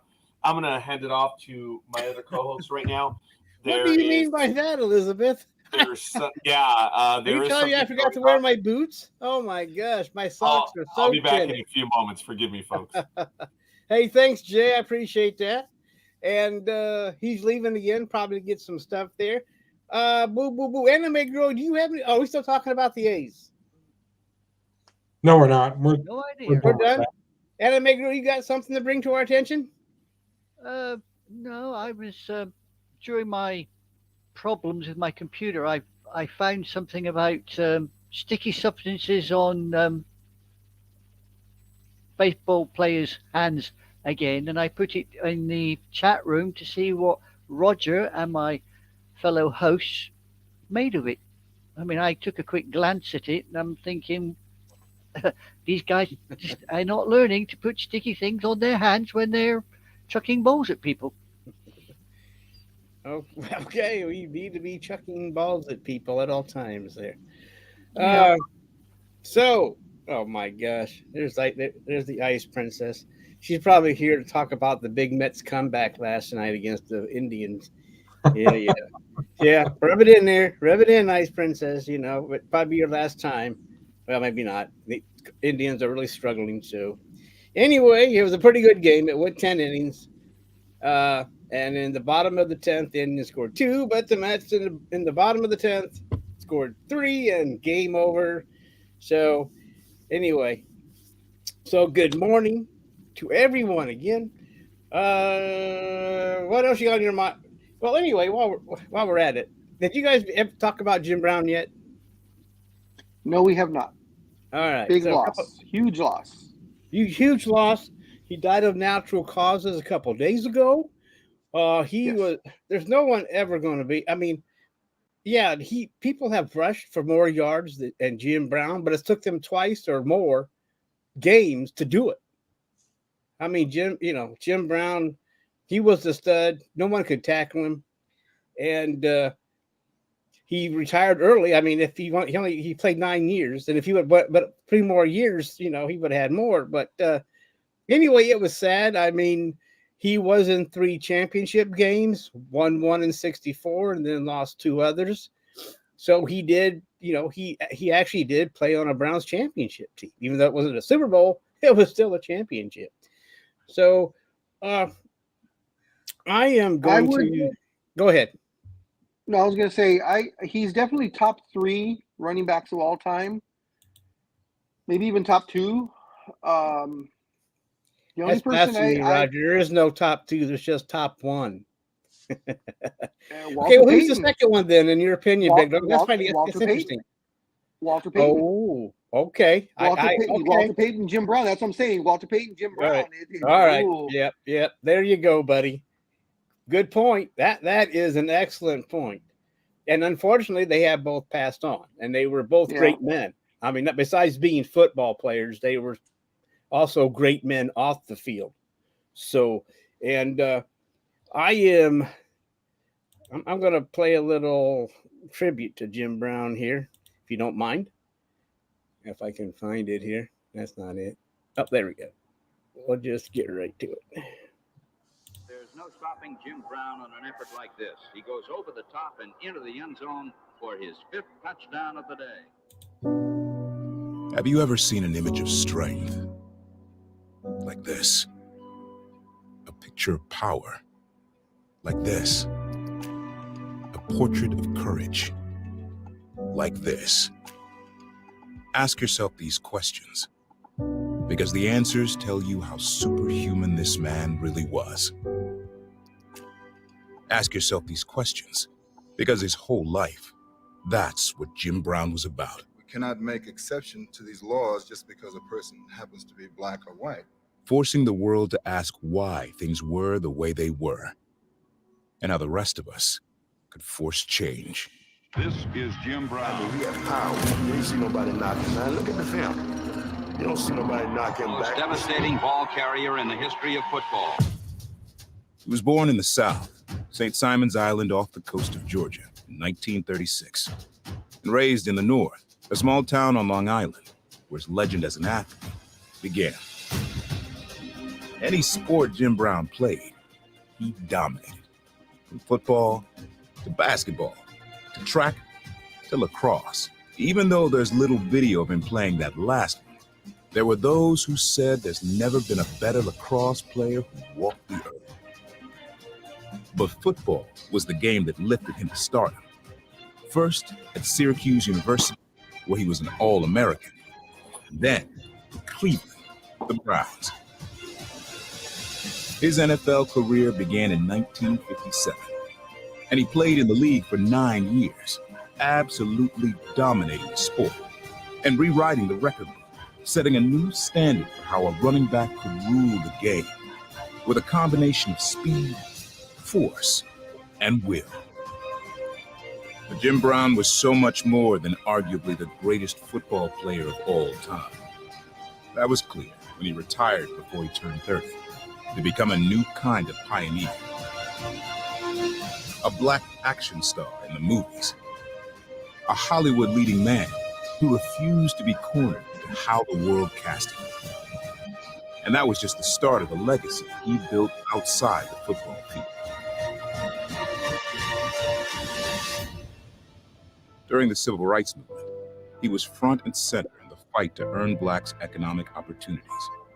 And in 1967, he organized the famed Cleveland Summit to support Muhammad Ali in his refusal to serve in Vietnam. Then, in the 1980s, he founded the American program to provide outreach to gang members and kids in juvenile detention facilities to give them education, hope, and a chance when no one else would. We have changed many, many lives. And as I stand here right now, our people can carry out the work. They don't need me. And when I leave here, they can still carry out the work and they don't need me. Even if he sometimes looked like Superman, Jim Brown wasn't a perfect man. But he was one of the most important figures ever to make a mark in the landscape of sports and society. He changed the game of football with his play. He redefined the limits of what a black man could be in America through his strength, his power, and his courage. He never stopped looking for ways to make the country better. Those of us who followed in his footsteps. Rest in power, Jim Brown. We'll keep doing the work in your name. There you have it. It's a pretty nice video. Pretty concise and quick, but that was a quick. But that's Good video. And Coffee, starting off joke night a little bit early with that comment.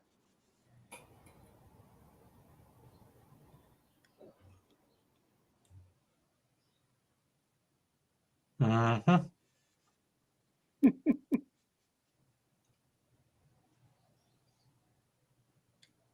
Thank you, Coffee, for making us all speechless. When did he pass away? Was it on Thursday or Friday? I believe it was Thursday. No. Thursday, the 18th. Okay. Yeah. One of the best of all time. I'm not going to even bother to get into whether he's the best of all time. It's immaterial, folks. What he did, both on and off the court, the man lived an incredible life. There's no doubt. I do not agree with several of the things he did politically, but He was a strong individual. He would listen.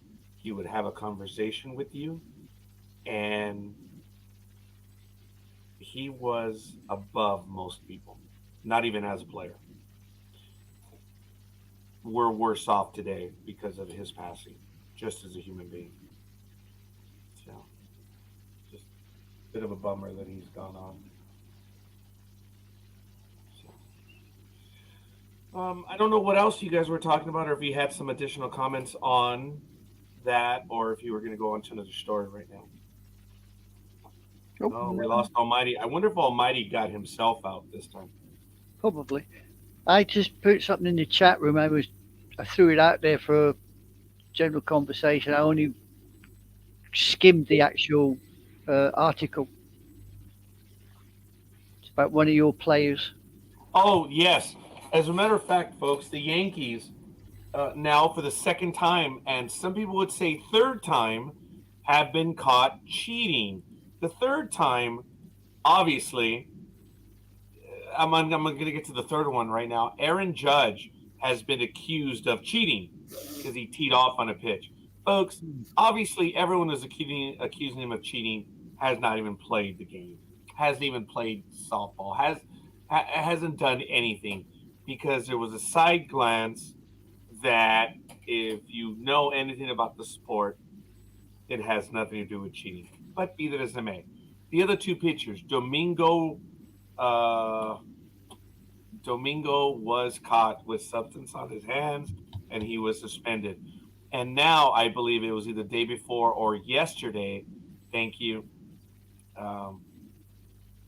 Yankees pitcher Clark Schmidt more than likely will be suspended as well. As you know, Domingo German was getting caught earlier, and he was subsequently suspended for 10 games. Now, it looks like Clark Schmidt. They were checked by the umpires. As you know, the glove in the hand, they found sticky substances. And if I'm not mistaken on this one, they're mad because he was given the chance to wash his hands.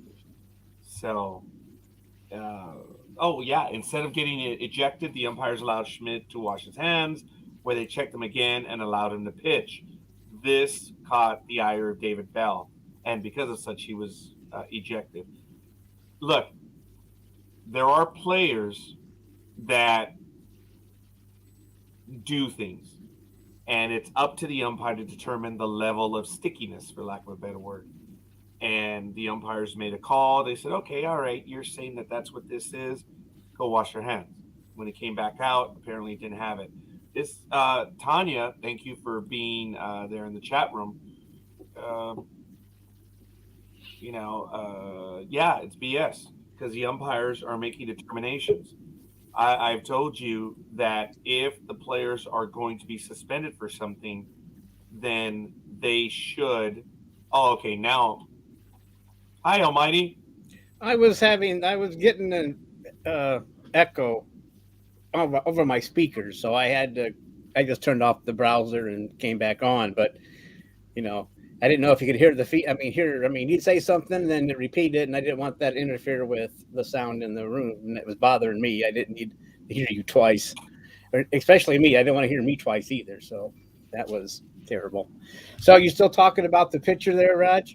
Just right now that the umpires are making decisions based on what they see. If you're going to make an accusation against a player that they had a substance, you better keep the glove. You better keep whatever. Because under FLSA law, or Federal Labor Standards Act, if you're going to be accused of something, you have a chance to appeal it. So, especially in the case of Scherzer. Now, me thinks Scherzer was caught. No, Tanya, I did not leave because you came in. Oh, yeah, that's exactly what it was. He did. He left. So if you're not busy, Tanya, you should hop on too and get some of your thoughts on some of this stuff going on. Of course. So, sorry, Roger. Not at all. It's a dirty argument anyway, having to wash one's hands and stuff. I've been reading those reports too, and to me, when I read those reports, I'm like, wait. they're mad because they let him wash his hands. I don't know about you guys, but to me, that's like going, oh, you have a warrant for your arrest? Okay, well, no problem. You're free to go. And you would be like, are you kidding me? Come on, officer. He's got a warrant. He should be in handcuffs and thrown in jail right now. So they're just going to, oh, okay. There, I wash my hands and. Okay, Well, that's going, official. I don't know which umpire it is that did this, but the same umpire that that threw out Scherzer was responsible for, I believe, 4 other tossings at the time. It's really only one umpire right now that's doing it. So it's interesting to see, but Scherzer decided not to appeal it because I was going to appeal it, but then I realized that the people that are up there, they're the ones that are suspending me, but they're the ones that are going to make the decision. Scherzer, how much of a moron are you? Your manager is always going to make a determination. It's the way it is in a job. Scherzer bailed because he got caught. Okay, that's the thing. He should have appealed it because they said that he had substance which was beyond normal. And when they suspended him for that, he should have appealed it. He didn't appeal it. Oh, I'm going to lose anyway. Roger, Should have appealed. real quick, how long did it delay the game to have him wash his hands? Well, he did it during the during the half inning. Okay, so he didn't do it while he was on the mound. I mean, he didn't come off. Okay. Well, Major League Baseball, under the rules, say that you are going to be checked either at the start of the inning or at the end of the inning. So they're just whenever. And they're supposed to be not all the time. It's supposed to be spot checking, but it's like they're doing it at the end of every inning. So it's okay. Okay. But okay, I didn't know. I read the article, but I didn't know about that rule there, Roger, because you think I would since. Okay, so I believe. I mean, I can understand that I'm sorry. I mean, real quick here. I can understand why the Reds manager, because they let him just wash off and continue pitching when he should have been ejected, right, Raj? Is that the rule? Well, no. He made an argument that it was this. So they said, okay, let him wash his hands. They did the same thing with Scherzer. And he came back later.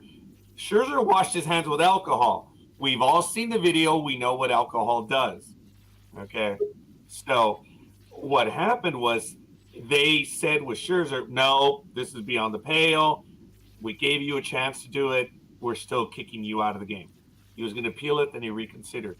The whole thing with Schmidt, as I understand it, is they told him to wash his hands.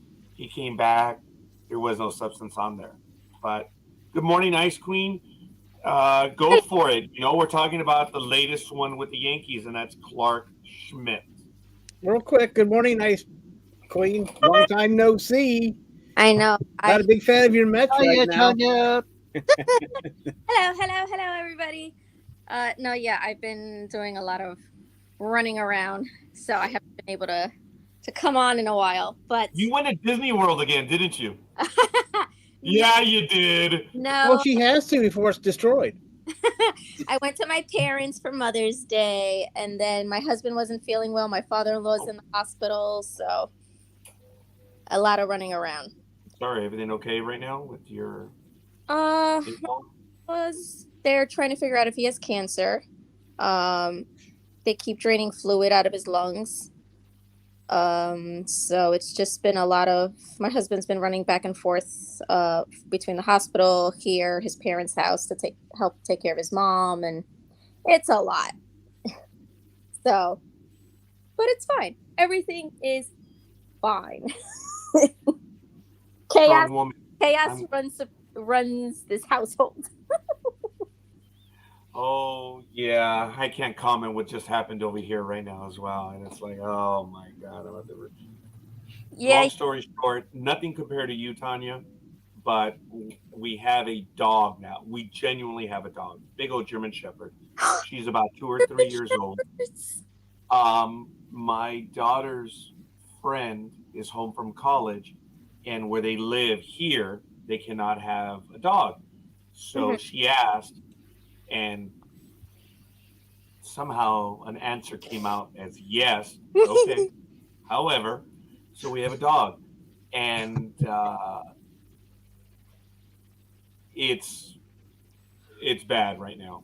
It is bad because the animal's not being taken care of properly, and there are family members that are afraid of dogs in this house, and they're having a hard time, and no one wants to listen. So, I yeah. will say German Shepherds are the most loyal dogs, and they listen very well. I grew up with the German Shepherd, and I swear, if I could, I would have another one. They are the best dogs. They're very protective. So, I mean, everybody in that house will be safe. I'll tell you that. Yeah, I'm spending more time out here myself, but it's funny how I'm the one to blame for what's going on in there. It's like, I didn't even make this decision. And just a few moments ago, I was trying, well, then it's on me. It's on me? Yeah, well, your house. So the house. I just like, whatever. So that's just an issue that's going to have to be resolved shortly. Scorekeeper, if I was 5 miles closer, Scorekeeper, I would come down there right now and train that dog. And hold on a minute. 5 miles closer, you're about 300 miles away. So you'd be 290. So 295 is your number? 395 miles. I would, if I lived closer, I would totally take the dog off your hands and be more than happy to keep that dog in my dog. Her name is Iris. She's very docile. She might almost be a fraidy cat, but like I said, there are issues of having the dog here, and it's just, and I can tell everyone is like this. And I went in there, I started to say something, and I was cut off. And I said, no, you're not cutting me off. I'm getting tired of this. And then the other one started to say something. I said, I'm not done. And it was like, and it's all because of the dog. So stand your ground. You know, it's something that has to be resolved. They're all on edge because of that dog. So, but she's a puppy. Oh no, she's a full-fledged 2-year-old. It's a big dog. So I apologize if I am distracted. She's actually outside. She seems to be a very nice dog. She's, You gonna let her in so we can see her? Let her in the office. Yeah. Maybe she wants to lay by your lap. She's only 2 years old. She's still a lap dog is any damn dog that can crawl up on your lap. Don't give me that. Come over here. Come on. So I've been taking shots at the Mets. Who's been taking Ice Princess, because two of the teams with the bottom payroll are doing better than the Mets with the top payroll. So I got to enjoy that while I can. Honestly, why? Yes, I know you're shocked. It's not the payroll, it's the quality of the players. That's true too, but I'm just I just find it amusing that these teams... do too. I think it's the most ridiculous thing. Every time I hear, "Oh, Steve Cohen's paying such," I'm like, this is gonna bite in the ass because it has bitten the Yankees for how many years. So you could spend all that money. Not likely you're gonna get anywhere with it because your play is a crap. But you're right. If you pay big money for the wrong players and don't have, and plus if you don't get that chemistry going, nothing's going to happen. So yeah. But it's still early. I mean, it's still early. They're not out of it yet, but Here in New York, we give them till Memorial Day. If you don't light your ass on fire by then, and you're not making progress, you could take your bags and go elsewhere. So they don't get to they don't allow them to get to the All-Star break? No, not here. We're very impatient. Okay. I guess that is the basic, the assumptions of New Yorkers anyway. So yeah. Yeah, no, we are totally. I am the person that if you're a tourist and you're walking down my street, your ass had better start moving fast, because if you're taking your sweet ass time, I'm gonna start yelling at you. Move your ass. This is New York. We got places to go. We are all on foot. MTA takes too long. We get there faster if we walk there ourselves. So move it. Wow. Okay. You go, girl. Did you say you're a tourist? No, I said if tourists come and More they tourists. take time because they want to take pictures of buildings, it is brick and mortar, people. That's all you're taking a photo of. Yeah, that's true. So I love if I'm all ever in New York, understanding. there, Ice Princess, I will not be anywhere near your street. Nope. Nowhere. So stay out of Manhattan. All of Manhattan is my territory. But I'm not on foot now because I work nights. So now I drive. Okay. So I'm one of those impatient drivers that are like, okay, it's 50 miles per hour. Why are you going? Oh my God, Tanya would be if Tanya and I were to do a program. I could compete with you on that one, Tanya. Like, on the road rage, right? At people. I had this one guy try to give me the finger. I was like, honey, I'll give you more than the finger. It's just as bad as here, because here it's like, why is this car not going? And then I go around the car, Tanya, and they're going like this. Yeah. I'm like, you're texting. You're lucky I'm not a cop. Yeah, exactly. And I'm behind these people screaming at them as if they could hear me. I don't care. I will make sure that they see me. And I will go around, drive next to them, and be like, what the hell's your problem? With the window rolled down, right? Yeah. Such care and understanding to your fellow road travelers. I mean, that's really nice. You know. Isn't it? Yeah. Everybody that just drives alongside you and screams in your ear, all like, move your ass, dummy. You know, it's kind of nice. Welcome to that. We get it over here as well, only it's a bit more forceful, you know. Yeah, well. It's like, move your effing butt, you dumb. Yeah, see you next Tuesday thing, you know. For myself. Yeah. Because I'm afraid that one day somebody that I'm cursing out will be my boss. And I'm like, oh, yeah. That would be funny. Put that on Instagram. Yes. You're not just nothing, but our bosses actually do follow our social media accounts. So I have like private accounts now. Yeah. Just make sure you don't badmouth the top, because they get upset. They get really upset if you badmouth them, you know. Oh, folks, I triggered a lot of people at one of my employers. It was absolutely hilarious. One day this week, I just went off with about 15 memes, and it didn't take 15 minutes before I was getting calls. Raj, what's wrong? Hey, what are you talking about? Dude, they're talking up. I'm like, did I ever say it was my employer? Did I ever say it was anyone in management? I did not tag my job. All I was saying was, isn't this cool? Isn't this funny? But they got triggered. And I was like, that was easy, because they took it personally. And quite frankly, I was told that when the managers were going over it, someone who I know said, do you think he's just bored? The look on their faces, I was told, was priceless. They're like, you know how he operates. I think he was just bored. And sure enough, I thought the memes were funny, but it was like 15 consecutive memes. And it was all about having, I quit, whatever. The funniest one was your supervisor, the look he gives you, because he wants to talk about the evaluation. The other guy's like, he doesn't know, I quit.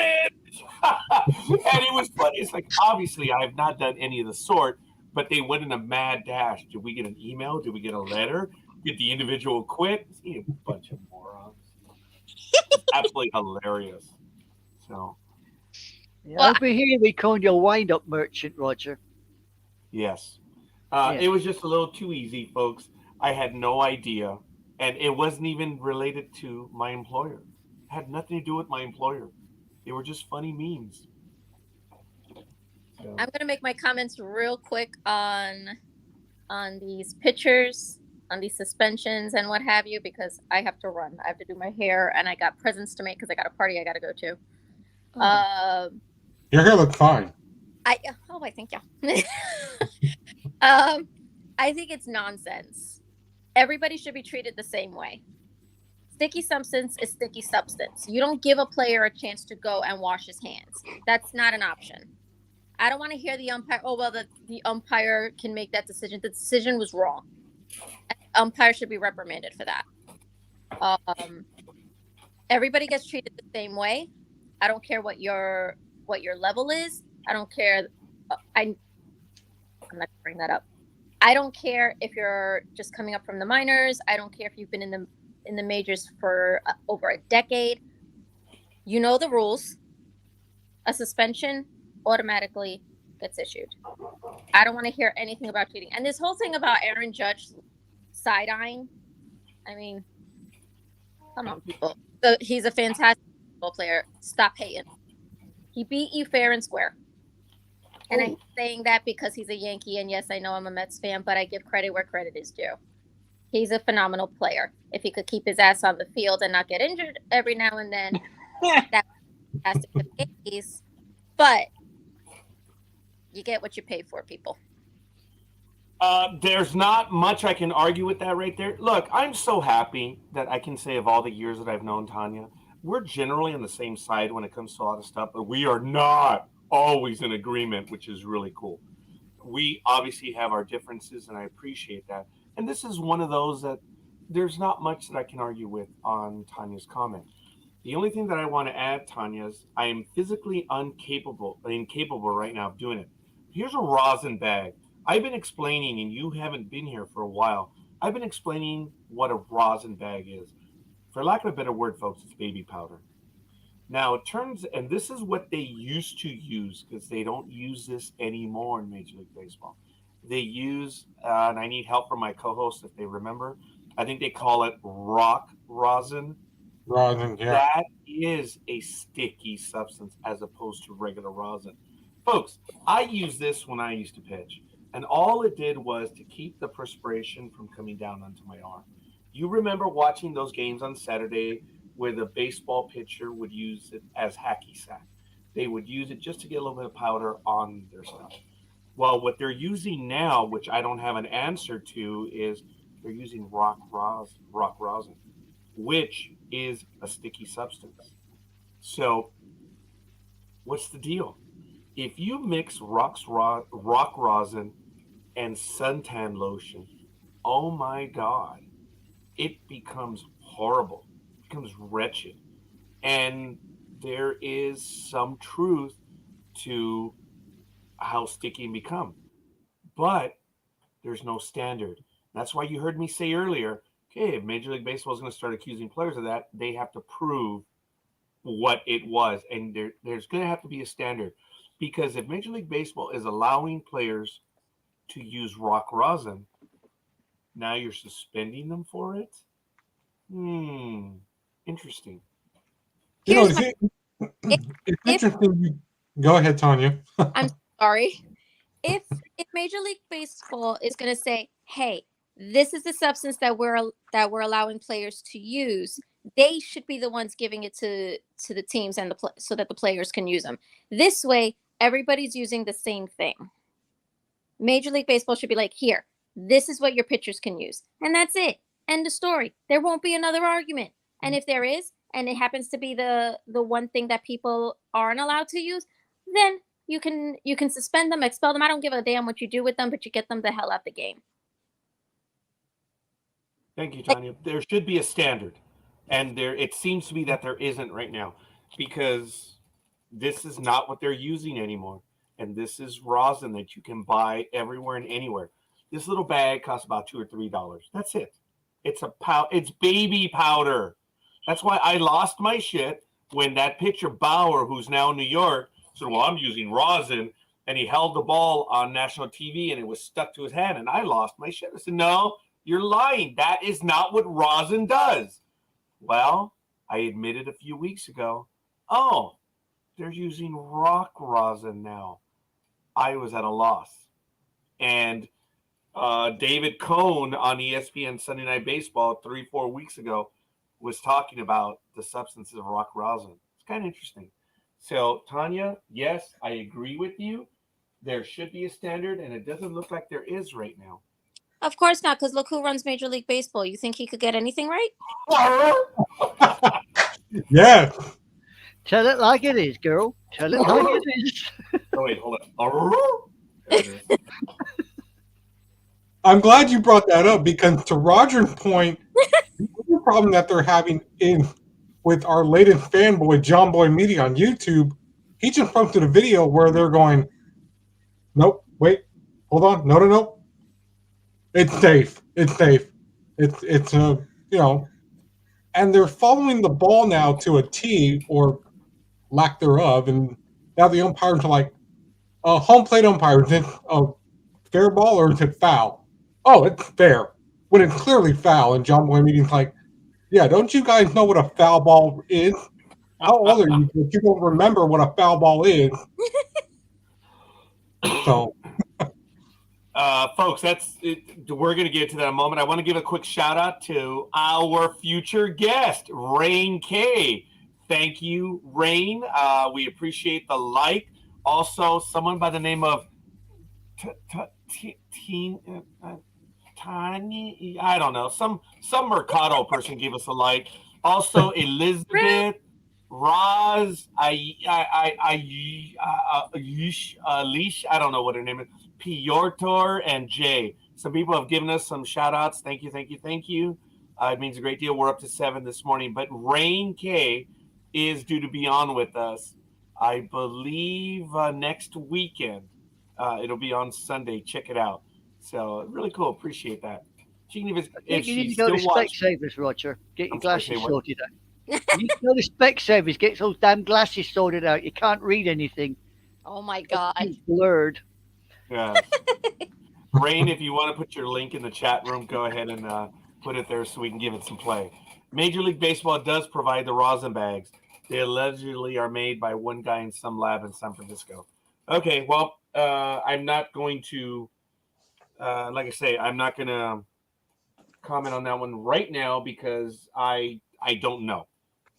So, but thank Yeah, you for calling before that. I don't know about the bag being made by one person, but I was about to say something about Major League Baseball providing them. I was almost positive they provided rosin bags because since it's league wide that they use rosin bags, usually they have the contract with whatever company.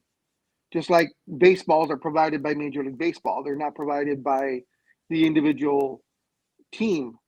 It's not the team's job to go out and get balls. It's Major League Baseball. So I would assume, and I know I shouldn't be assuming because we all know that breaks down to, but I would assume that Major League Baseball also controls the purchasing of rosin bags and distributes them accordingly. I don't know. I really don't, because there are a lot of things that baseball does, and whether it's one Major League Baseball can't even control their own damn people. Yeah, yes. That now, is true. When it comes to the purchasing of supplies, if it's not specific, the teams handle it. So it's now whether it's one person or a corporation, it doesn't matter, because it was one company that was doing all the balls in I believe the Dominican Republic. So it was one person at one time. It became a large company. So I can easily comment on that, but I won't.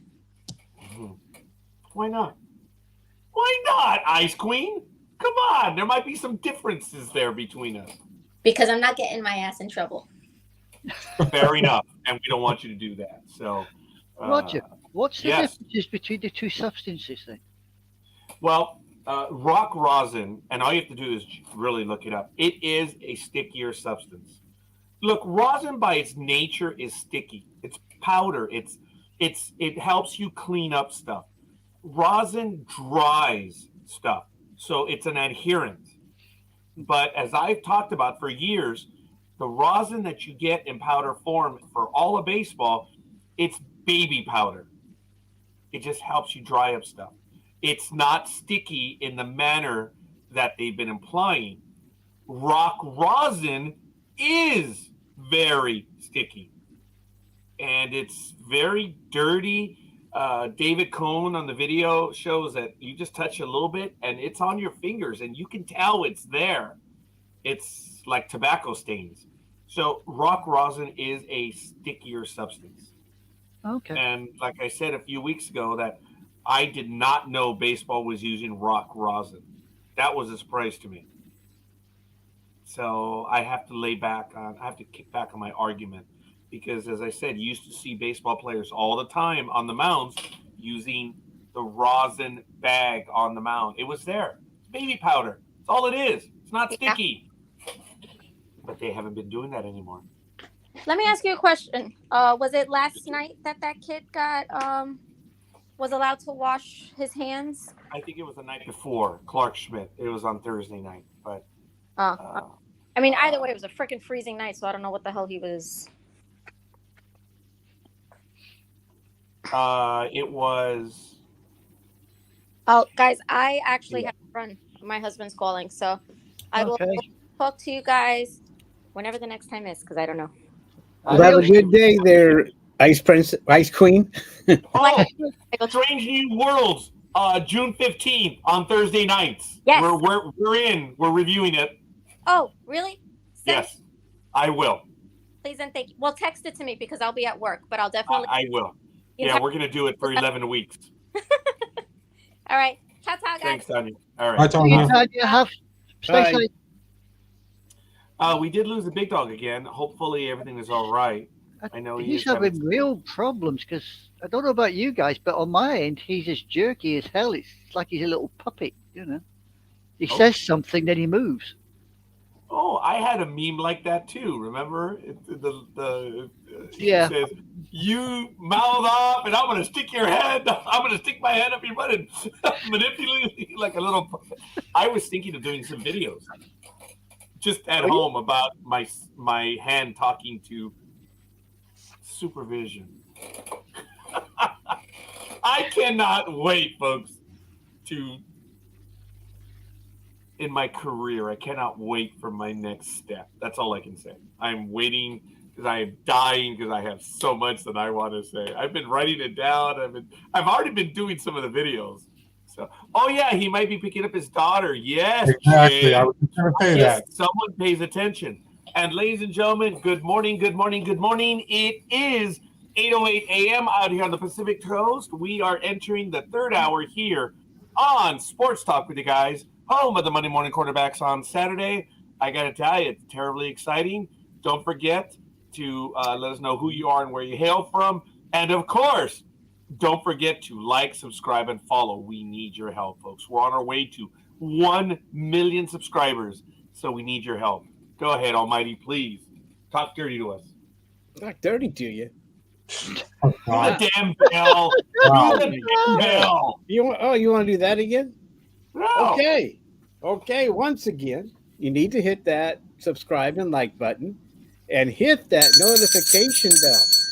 And as Roger mentioned, he has this goal of getting 1,000 subscribers. 1 million. What? 1 million? 1 million. Well, he wants a lot of subscribers, more than he can count. We need a specific number, but I thought we weren't going to mention the specific number, Almighty. But I thought you said that earlier. I'm sorry. Yeah, I said 1 million. But when we were talking off air, Mother of God, Almighty actually called me. Oh, yeah, I did. Yeah, and you know why he called me? To shut me up. That failed. Because we still spoke for about an hour, which was embarrassing. Well, but Almighty says, I'm calling you so you stop your bitching. I didn't. Well, yeah. That didn't work. Oh, wait. I'm sorry. That's a good paraphrase. That's a good paraphrase. I can't. Okay, yes. I wanted to call you anyway because, I mean, we haven't talked. Well, you said post pandemic, so. I've sent several messages to Almighty and never responded via text. And then I called him and he never answered. So I was like, okay, fine. He's never going to take my call. I get it. I'm obviously nobody to him, but F him. So I caught him. I never saw that you called. I don't know. Your phone was always off or something, but I still leave you a message and you just I don't know. I'm sorry. I don't know what because I mean, if you would have called and I would have noticed that you called, I would have called you right back. So, I mean, that's my bad. I don't know what was going on. With my head phone. up one But fast. since you weren't in my list, my phone thought this must be spam. See, that's what I was going to say. Yeah. The real question is, do you have him listed as a non-contact, or maybe as you said yourself just a minute ago, do you have him as spam? He doesn't Maybe have me him in listed as in his Roger. phone. I didn't have his number on my phone, even though he did, called me. but he did not I had have to me. actually ask him to get his phone number so I could call him because for some reason he's not on my contact list, which is crazy because that would have been the first. Because if he would have called me, I would have said add contacts. But I must have had a brain fart and not add the poor guy, and I feel bad about that. And you can stop that right now. Yeah. Okay, actually, I wasn't Are faking you that. I done wasn't really sneezing all over the fucking place? So anyway, that we took care of it yesterday. We talked, and we'll probably talk some more in the coming years. No, I doubt it. I look, Anime Girl has contacted me more than you have. And now I've lost his bloody number. I can't contact anymore because every time I do, it tells me the number doesn't exist. Really? Yeah. I tried texting you 3 times, and every time I tried to text you, it went, doesn't exist. Yeah. I even put 44 on the front of it because I thought it was a different code, and the app still didn't want to play.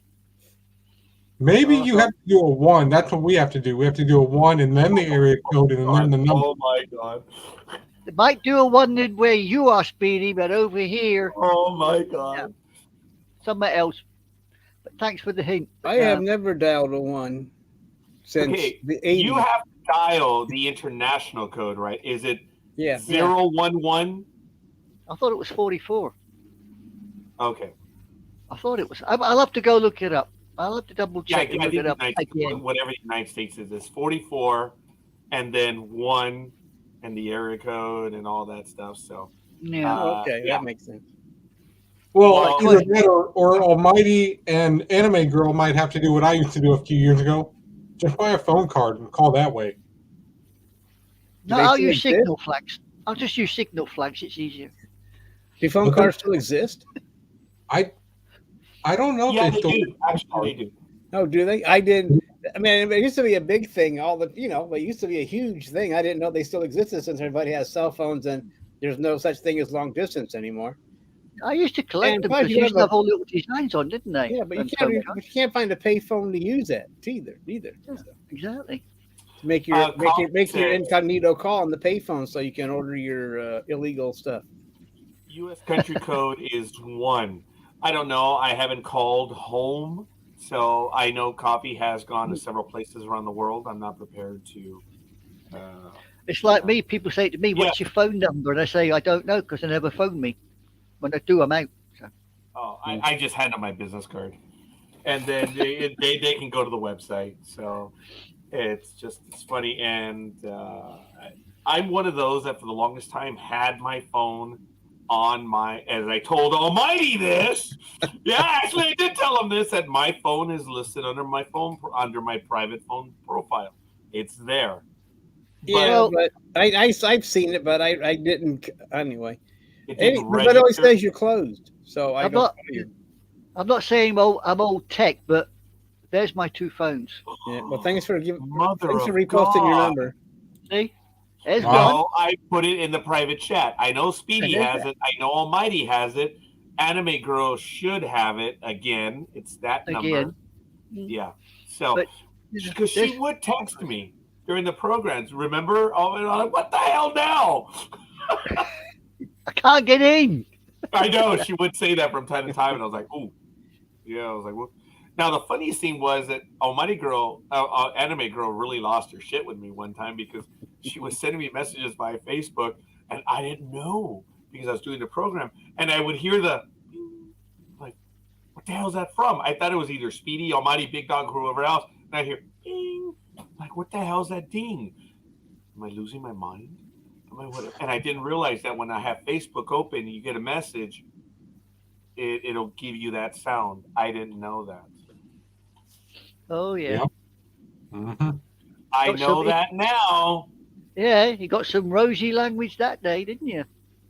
Yeah, but it is what it is. What the hell? Yeah, you can handle it.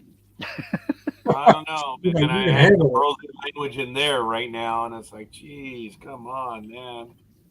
So anyway, we have quite a few comments in the chat room. We'll get to them right now. Let's see. Or call through Facebook Messenger. Yes, we've done that. Orc, I guess. Old school phone. I know. Gosh. Yeah. Or. Yes. Or. Got it. Yeah. Stupid autocorrect. Yeah, I got it. All right, folks. Really good. Ooh, we got a like from Almighty. Oh no, it says he's live. Wow. Am I? No. Well, it was your birthday, so maybe you should be alive. So, Coffee, are you trying to tell us something about Mork from Orc? I don't understand.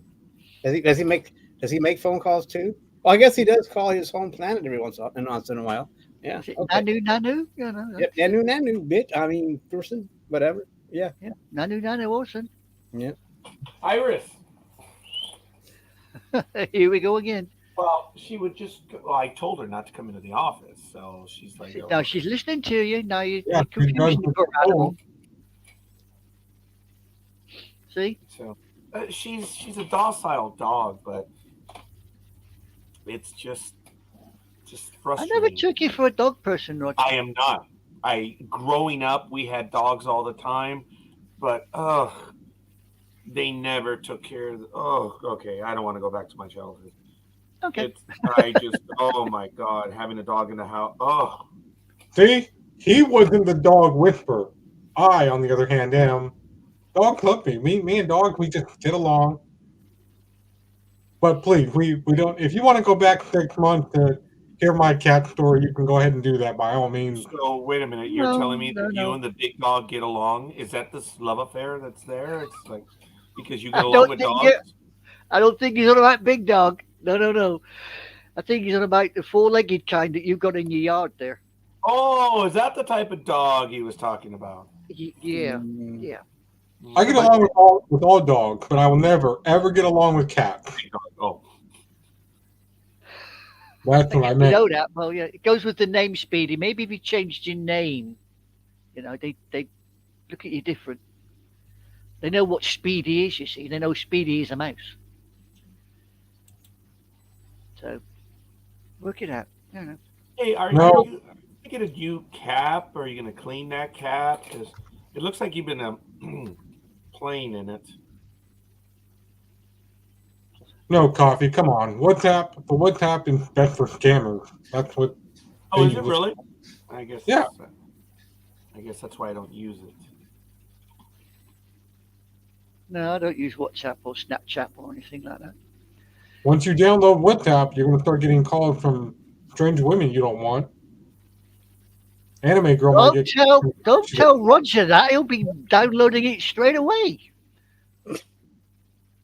I mean, you're looking at the only person that got thrown off of Discord. Oh, there you go. Simply for tweaking a little button. I can't get back on it now. Sorry. Not that I'm missing much, but So there's a whole bunch of girls that are going to contact me if I'm on WhatsApp? Well, that's what Speedy reckons, yeah. You get strange phone calls from strange women. But they'll ask you for money and be like, "Oh, we're meant to be together. You know you love me," and stuff like that. Because you promised you would send me money. Give me a break. Well, that's not unlike relationships now. Exactly. Speedy, what's with the hat? I mean, first one way, then the other. I mean, I commented guy. That it was I see. He's embarrassed because you said you got an icky hat, so he spins it round. Well, okay, I'll give him that. I mean, now you can see his eyes. He's sinking again. I mean, 2 minutes ago I could see his chin. Now he's sinking again. Oh, there you go. Well, there are sinkholes in California. I'm not saying a word on that one. I ain't saying a word on that one. Well, since you brought that up, I'm surprised I haven't felt any of the earthquakes. I'm sure Scorekeeper hasn't either. That they keep talking about. So Scorekeeper's on WhatsApp trying to get some mucky women. I'm just trying. Yeah, as we say over here, very, but it ain't happening, is it? Yeah, no, it's not going to happen. There used to be a website, I don't know if it's still active, called, was it Any Fish or something? Apparently that was one for women, if you're really into that sort of thing. Oh, you're trying to get him to talk about Plenty of Fish? Wow. That's the one. Yeah. You download, Roger? No, not yet, because I got to take some stuff off the phone. I have a very old phone. Not unlike Anime Girl, I have an iPhone 8 Plus. The phone works, but it's running out of memory. It's only 64 gigs. This thing does two things. You can phone on it and you can text on it. That's it. Good for you. Yeah, this one, you can phone, you can text, and if you're really feeling adventurous, you can take a photograph. Oh, wow. Yeah, anything else, forget it. Internet, not happening. Now, all kidding aside, guys, you think I was messing around? Look, it's on my computer. So I was like, you thought I was kidding around. WhatsApp, I looked it up. I was like, that's right. That's what everyone uses. And don't a lot of people who are cheating use WhatsApp? I mean, I wouldn't be, but I understand that for relationships, WhatsApp is, if you're in a relationship and you're using WhatsApp, that's like an automatic, you're cheating on the individual. I would have put Speedy down as a TikTok user myself, but Are you on TikTok? That's for the young kids now. Oh, that rules me out then, doesn't it? That's for the young kids, TikTok? TikTok, yeah. Well, I got told anime's for young kids. So. Yeah, they're just ignorant. I do not have TikTok on my phone, thank goodness. Oh. I didn't think Americans were allowed TikTok anyway, to think about it. Well, I think it's been now, I think, Jay liked my story. Thank you, Jay. So I'm not on Instagram all that much. I'm on there maybe once or twice every 2 weeks. So I guess once a week. You're not on Twitter very much either, are you? No, only I repeat whenever we have a program on. Yeah. So, Twitter it's a hate-filled universe. Tell me about it. For me, it's a waste of time. It's fake anyway. I believe in what Dave Chappelle said, because they went after him saying, "Oh, well, Twitter's in an uproar." He's like, "Man, it's all fake. Who cares? It's all digits, ones and zeros. It's fake." And I agree with Dave Chappelle. It's fake. And people say, "Wow, Twitter's in an uproar." Who gives a shit? Exactly. Yeah. Who gives a shit? Seriously. Doesn't Mr. Musk or whatever his name is, doesn't he give a rat's ass about it because he owns the damn thing? Yeah, the idiot realized he overpaid by like 4 times. Well, Stupid. He got voted off, so now he's put that female in charge of it. So, who is a professional executive? But it's funny, she believes in many things that he does not. Yeah. But she will not be lasting long then, I take it. I don't know if she can turn it around, and she's held several positions in the media industry. The woman is capable. Nothing personal, folks, but when you're looking at, and this is going to be taken badly, so I have to say it correct. Look, her, I was going to say pedigree. That's getting me in trouble, so I apologize. Just say paraphrase. Her, no, not paraphrase. What's the other word I'm looking for? Her resume makes her qualified. On that alone, makes her qualified. I was going to say, look, her pedigree, which is what she's done, but then pedigree that's usually a sports analogy, so I don't want to say that.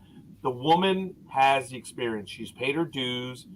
She doesn't deserve. She's earned that opportunity. Good for her. And we'll see. She'll probably turn it around, and then she'll get fired, and then Twitter will go back down. Probably. Now, very quickly, I forgot to mention that if you want to check out these 2 videos, go ahead. Jose's theory makes a catch while holding a cheat sheet in the other hand for the Rays on Thursday. Did you see this, Roger, or I hear don't about think I did, Speedy. How would you have handled that, or trying to catch a ball during a baseball game where you're holding your cheat sheet in the other hand? I would have just dropped the cheat sheet and tried to catch it. Exactly, that's what I said. I'm like, what is he waiting for? Like, he's holding on to it like it's something he can do with his dear life, and he's like, I got it, I got both of them. Wow. All right. I am a member in my union. I paid my dues too, and folks, because of my political bent, my political activism, I've been sent everywhere. I've been sent to Sacramento. I've been sent to Nevada. I've been sent to Arizona. I was sent to Washington, D.C. I was sent to Colorado, Denver. I've been sent all over the place because I am a political junkie. And very few people are in my union, and I was good at it, and I got sent a lot of places, which was really cool. It was really fun. My union dues will never pay for just my travel alone, for all the travel I've done. Sadly, I probably won't be doing any more of that, especially in the condition that I'm in right now. This horse is breaking down. Ugh. It's cold old age, Roger. Yeah, it's not fun at all. No, you wait to get to this. You wait to get to my age. You'll find out how broken down you can be. The biggest shock that I've had is in the last 10 years, how much of a change it is. And I'm still struggling with my heel, my ankle. That thing has not healed in over a year. And I'm genuinely having a lot of problems. My left one, since I'm going to therapy, that one has almost healed. So that is a positive. But my right one is still bad. And then I'm not even going to talk about the discs and the Thing is, you get older, the longer it takes you to recover from anything. It really does. Yeah, it does. And the other video out there is that a goose stopped a minor league game. Oh my God, Coffee! I hope, buddy, I hope it goes well for you. Seriously, congratulations. I'll leave it. It's good for you. Good for you, young man. And I hope it goes well for you, Coffee. So I appreciate you sharing that with me, folks. Coffee's Coffee. We're friends on Facebook. We've had conversation. I haven't had a conversation with Coffee for a little while, and it's really probably more my fault than anything. But I'm putting some beans out there. I all I'm going to say is, and he already knows the story. I talked about finding out that I was AB positive. I was like, "Ooh, that's my blood type." And Coffee said, "That's the vampire blood, Roger. It's the blood that is no good for anyone else, but it'll take everyone else's. So it'll suck in everyone else's blood. That's why it's the vampire blood." And then Coffee said, "He's AB positive too." I was like, no shit. And I looked at all the years I'd known Coffee. I'm like, I get it. I get it. I get the connection we have. And ever since then, I think a lot of people dislike me because I'm incredibly tolerant of Coffee. Like, we're AB plus brothers, man. AB positive. So I think it's really cool. Or maybe he was screwing. I don't think he was. So I am A positive. Now, I'm A positive, or are you talking about blood type? A positive. So who that? Jay in the chat room. Yeah, Jay in the chat room. A positive. What is like the worst blood type in the? I guess it's O. Or that's the most common. Least. O is the most common. Oh, yes, Jay. I knew that, but yeah, O is the most common. Is it O negative or something? That's like the least. The rarest. The rarest, I think, is a rhesus negative blood type. Which one? A rhesus negative blood type is one of the rarest. I can't remember which one, if it's A or B, but one of those two is classified as the rarest one going. O negative would suck. Universal giver. Oh, okay. Oh, thank you. Thank you for appreciate that, Coffee. See, I kind of was listening, but I misinterpreted. But like I said, we're AB positive, man. Nothing will ever change that. So it's all good. Coffee, I hope it goes well. So, Coffee, this one's for you, pal.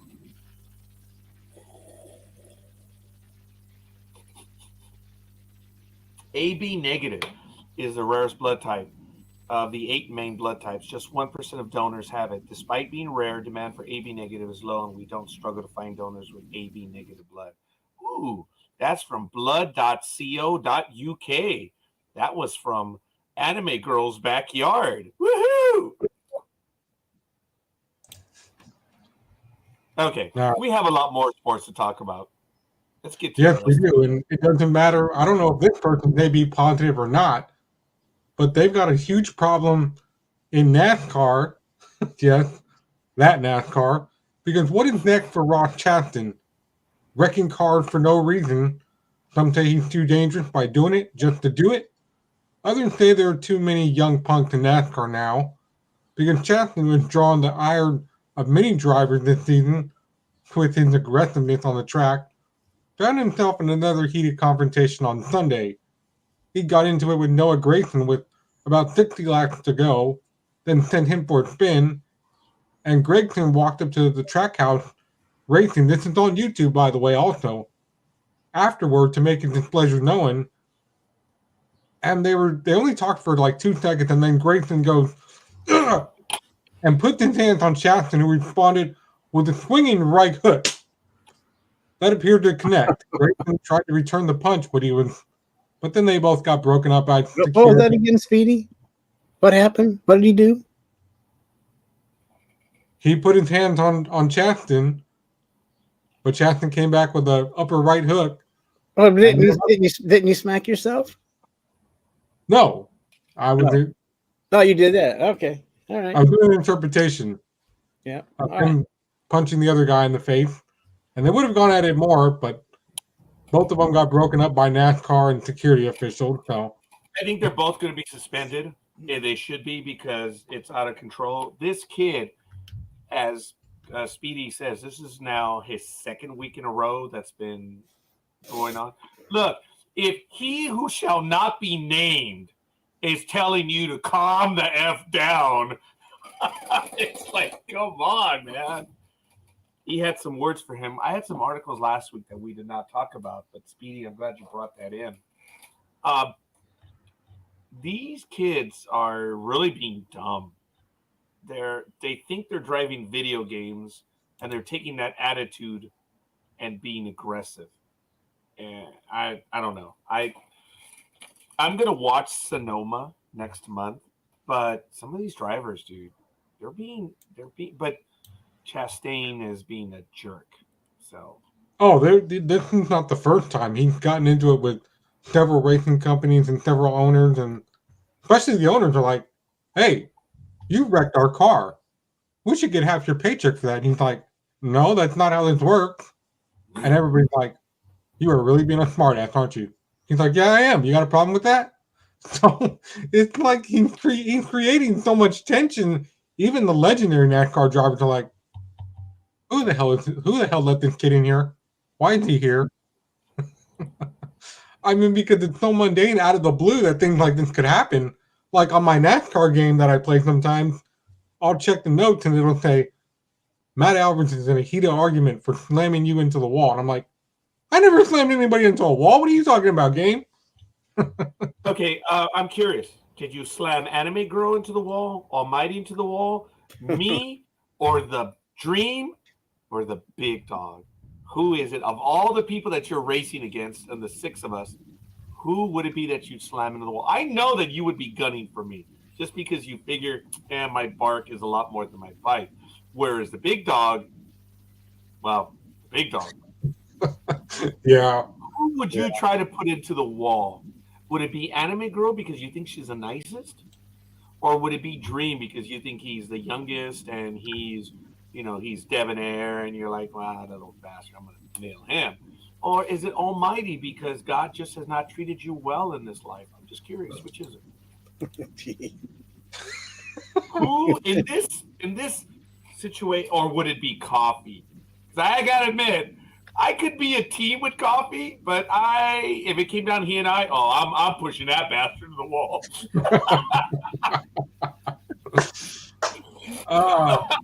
I mean, we're a team, but if it comes down to the two of us, yeah, if you come down to coffee versus Scorekeeper, that'll be interesting to see. I don't know. We probably want to kill each other. It's a video game. You drive as fast as you can and use the walls to turn. Exactly. Oh, I like it, coffee. So, Speedy, come on. Forgive me for doing the proverbial video media pin down. This is a WWE version of I'm counting. What? You bailed him out. You bailed him out there now. See, I'm counting. Who would you put into the wall? Come on, since you're telling the story. Come on, Speedy. Well, you gave me a lot of choices here. Yeah, it was 6 of us. And maybe coffee. Who would it be? Who would you be the one if you had a chance to win of all 7 of us? Who would you pick? Yeah, I figure it's going to be me. Well, it might be either you, Coffee, or Big Dog. Okay, I heard the being this time. I got a Facebook message. It isn't me. Oh, no, I think it's my daughter. She shared a video about dogs. So I know she's giving me lip indirectly. I'm like, all right. I get it. That's Great funny. girl. And then there was another one. I got tagged in the International Dogman Project Southeast. There's a lot of stuff going on in the Dogman universe right now. So, apparently you can't cross Dogman with Bigfoot.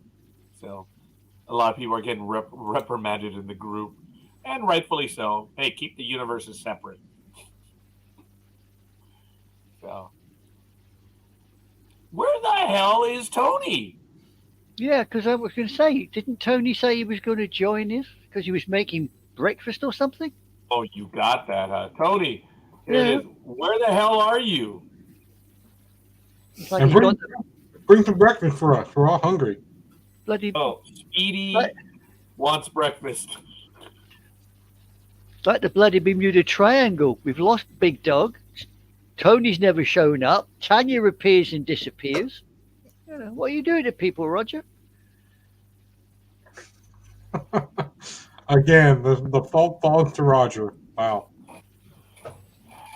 I reckon he's got a little button on that control panel of his, that wonderful little captain's chair. See, look, now Speedy's disappeared. Pressing buttons, aren't you there, Roger?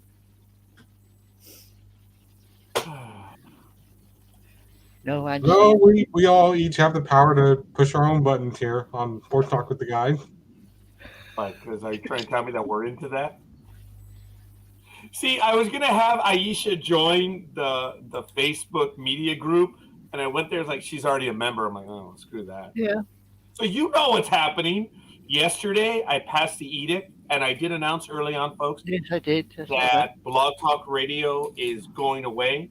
We are going to video. It's just, folks, everything that we can do on Blog Talk Radio, we can still do on. Oh, my daughter's pissed. I'm getting messages. All right. Everything we can do on Blog Talk Radio, we can do it here on StreamYard. So as I went over the schedule earlier, and for those of you that missed it, everything on Blog Talk Radio is migrating over to the calendar. So I'm genuinely looking forward to it. So we can do audio-only programs on this to all of the channels. So Fandom Access is coming over, Travel Talk is coming over, and Travel Itch is coming over as well. And we're going to have a few other things open up. Oh, look, I'm getting a reminder call from my bank. It's all right. Payment's due tomorrow, you dumb bastards. It's not Union Bank, is it? No. Oh, very good. No, it's a synchrony. So they want to talk to me. I'm like, it's not even 9 o'clock, you dumb bastards. Oh, here we go. Another tag in another Dogman universe. Ooh, there are a lot of unhappy people right now. Yeah, I can see that in the gray area menu of the show. That's right. Yes, you can actually see that. Yeah. I am on Facebook right there. And yes, that folks, here it is. I'm not going to, that's the New Hampshire International Dogman Project. So there was a post there, and that's it. I'm not going to say what the post was, but there are a lot of people that hey, keep the universes separate. So anyway, we're good. Yeah, your daughter's like, what's wrong with you? We need this dog. Or no, we don't. I'm not prepared to discuss that at this point in time. Oh, your legal counsel not talking to you again? You beat me to That's a it. good one. That's a good one. Folks, for years, I had a cat population that was out of control. You all heard the conversation where it just got to be way too many. They were just out of control. And people would come over after a few years and go, how many cats do you have now? And I sarcastically told one, I've been advised by legal counsel to ignore that question. And a lot of my clients got a kick out of that one because there was way too many. And I was like, well, based on the last census, I had like 36. I was quickly becoming a cat person. It was out of control. And of course, due to attrition, the coyotes, and people wanting the small kittens, over the last 2 years, we've been able to get rid of them. And the fact is that all the cats that we have now are fixed. And that's it. Oh, but all the 4 cats that we had left over, they scrammed because there's a dog in the backyard now. So I miss my little kitties. Dude, I don't have rats. There's another post. Oh, man. Obviously, there's a lot of stuff going on in the universe. That's funny. All right. Well, anyway, I guess I'm part of all those projects. Shit. I didn't realize I belonged to all those groups. Hey, Almighty, I guess I still can't get untangled, huh? I guess not. Yeah. So, still not separate. Tony, where the hell are you, buddy? I sent him a message. So anyway, what other stories do you want to get to? Thank you, Anime Girl, on the blood type. I thought it was interesting that you put it in there after one of the other kids told us what the blood type was. Yeah, but that's the one I sent you says it's the rarest one of all. Yeah, AB negative. That's exactly what Almighty said. And what Coffee said too, Tom. Yeah, I don't know if Coffee told us exactly which one he said, but O negative is like the giver of givers or something, which was something like that. Yeah. Yeah. Sorry. My blood group just doesn't like anybody else's. All right. What the hell are you? A negative. Oh, you're A negative? I'm A negative. Don't ask what I am. I have no clue what I am. Oh, we know what you are. Speedy. No, I don't. I mean, come on. I don't. What are you? You can answer that however you want, Speedy. What are you? How would I find that? Like I said, I don't. You? I'm sorry. What? What are you, Almighty? I'm the only. Hey? Oh, I'm A negative. Yeah, A negative. Yep. So if you need a transfusion, I'll fly across the pond and help you out. Thank you. At least I got one. Yep, you got one. Almighty will save Anime Girl's life. That's right. And then vice versa. So yeah. Oh yeah, cool. Vice versa. Not a problem. Yep. So go get blood. What's Speedy. a pond between friends, right? What's a pond between friends? Is that what he said? Yeah. What's what a he pond said. between friends? Yeah. What's HRT between friends? Who cares? As I said, Coffee and I are AB pot. Okay. Sorry, engineer. Hold on a minute. Let me do the equation. There. There it is. Okay, the equation. That's what I am. AB positive. Can you work that math out? Sorry, I'm being a dick right now. I apologize. Anyway, I am AB positive, as is Coffee in the chat room. But Coffee says, easiest way to find out, man. Go to the Red Cross, donate a pint, and they will tell you your blood type. And they'll give you like crackers and orange juice. And they'll give you a discount to go get like athletics tickets, stuff like that. They'll give you free stuff. Well, I don't think they would do that, Raj. That'd be a deterrent.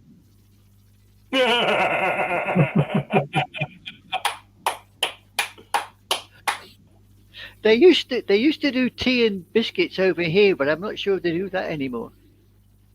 They probably do, because if you're going to give blood, they want to make certain that you have something, because they don't want you to run outside and pass out. Yeah. So they probably do something like that. Because over here, whenever we have our drives, they usually have orange juice. They have all sorts of drinks and like crackers, cookies, and stuff. Yeah. So I think they still do. That would be incredibly. I mean, she's cabrones, man. Seriously, if they don't give anything after they get blood, bastards. I got stopped giving blood. I'm not allowed to. Really? Yeah. Because I'm on HRT and various other medications. It's Jason, they give out cards. Would that be a gift card? No, it'll be a card with your blood type on it. Yes, card with your blood type. Yes. But if you catch it, if you go at the right time, they may give out gift cards. You never know what promotion that they might be running. They do a blood drive, right, Raj? I appreciate that, sir. Yes, thank you, folks. Look, the whole thing is donating blood. You're going to save someone's life. It's keeping the blood stock up. It is really cool. They're going to give you a little bit of stuff there to keep you going for the day, and they usually give you something else. It's just think of it as like ice cream. Like you get to go to Rite Aid and get like a scoop of ice cream, whatever. It's not a lot, but the point is they're giving you something, and it depends. Sometimes they give you the chance to buy discounted tickets at all these different places. It's cool. Hell, I'm even thinking of joining a blood drive as a sponsor. So I would give out like a discount for that, but it's not like I'm advertising. So what do I know? Wait, hold on. We told you he's rich. We told you he's rich. So, no, Speedy. Actually, what I do is this: you never give out money. You shouldn't. But what you can do is I'll give you a discount. I see what you meant. I don't advertise. I don't advertise, but it's my clientele's by word of mouth. So if my clients recommend me to someone, I give them a discount when they return next year. And I don't want to hear it, Jay. I do not want to hear it before he posts. But yes, I love thrifty ice cream. Oh yes. Oh. You're like, I miss thrifty ice cream. I just hate it. I worked several summers serving ice cream on a weekend. Oh, if you think you've seen hell, thou dost not havest the cluest. When you work a summer Saturday or Sunday at the ice cream, it is, yeah. It's just I imagine. It never ends, folks. It never ends. I can see it now. Roger's gonna be like, I need a relief to go home. No, you can't go home. You got to keep. You see how long this line is? There are 6-hour shifts so you usually get the youngest person, the new hire, the stock person, and you hire them to work 6 hours. You get 2 10-minute breaks. That's it. No way. No way on this planet. As long as you don't do what the owner of Popeyes in Oakland did this week. Did you hear about that? Nope. No, I did not hear what the owner of Popeyes in Oakland did because I'm out here in hell. I mean, Southern California. Well, apparently they tried to hire 13 and 14-year-olds to do overtime and other illegal stuff. And No one underage can work overtime. That's it. no, California, you can't do it. Period. Moron. Anyway, all right. I appreciate that, Speedy. I did not know what the owner of a Popeyes in Oakland tried to do. It's not unlike other idiots out there, so it's not just them. But no one underage, no one under the age of 18, even with the consent having a work permit, had nothing to do with. That wasn't a political commentary. It's anyone underage needs to have permission to work. Do you guys have those rules out there in Ohio, Almighty, where someone under 18 has to have permission from school to work a certain number of hours? No, we don't. Not that I know. We just, it's certainly, like if you're under 16, you can only work so many hours and not past 9 o'clock. But they have been thinking about laxing that rule because of the shortage of workers. So they have been discussing letting, 14 and 15-year-olds have expanded hours, but I don't know if it'll pass. But, 16-year-olds, they still have hours they can work, but they can work a little more than 14 and 15-year-olds.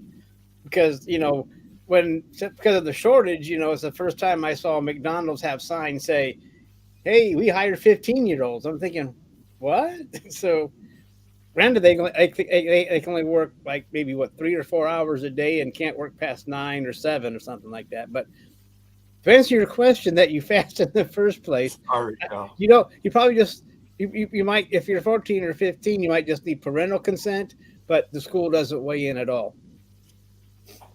Yeah, and I'm not going to get into there are certain industries in California, if I believe you can be under 16 to work, but even then it's like, yeah, you're not supposed to. But it's all right. It's all good, ladies and gentlemen. I'm against those rules because I have fought for workers' rights my entire life. And look, it's very simple, folks. This is the way you do it.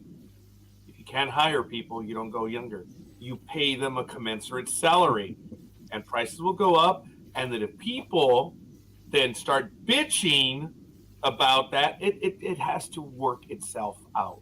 It'll work itself out. Hey, you pay more to the workers, they get to spend more. It's a cycle. It works. But nope. Hey, the worker's always the one that screws. Oh, there's another post in another group. Wow, busy morning. Anyway, all right. Any other stories that we're going to get to, ladies and gentlemen, as we finish up our third hour here on Sports Talk with the Guys, home of the Monday Morning Quarterbacks on Saturday.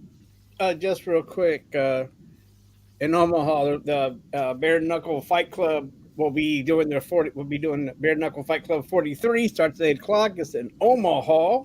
For those of you that are interested in Bare Knuckle Fighting Club, which is pretty intense since, well, it's Bare Knuckle Fighting Club, and there's a lot of blood, more blood than wrestling and MMA combined. So I've seen a few matches on YouTube, so it's pretty interesting. But so I'm just throwing that out there because I mean whatever. But so yeah, and as Coffee mentioned in the chat room, the Mets and Indians game has been postponed today. Also, the NASCAR event for tomorrow has been postponed because of rain. Really? The All-Star event's been postponed? Apparently. Wow. All right. Yeah, the NASCAR. Yeah, today's All-Star weekend. I did not know that one.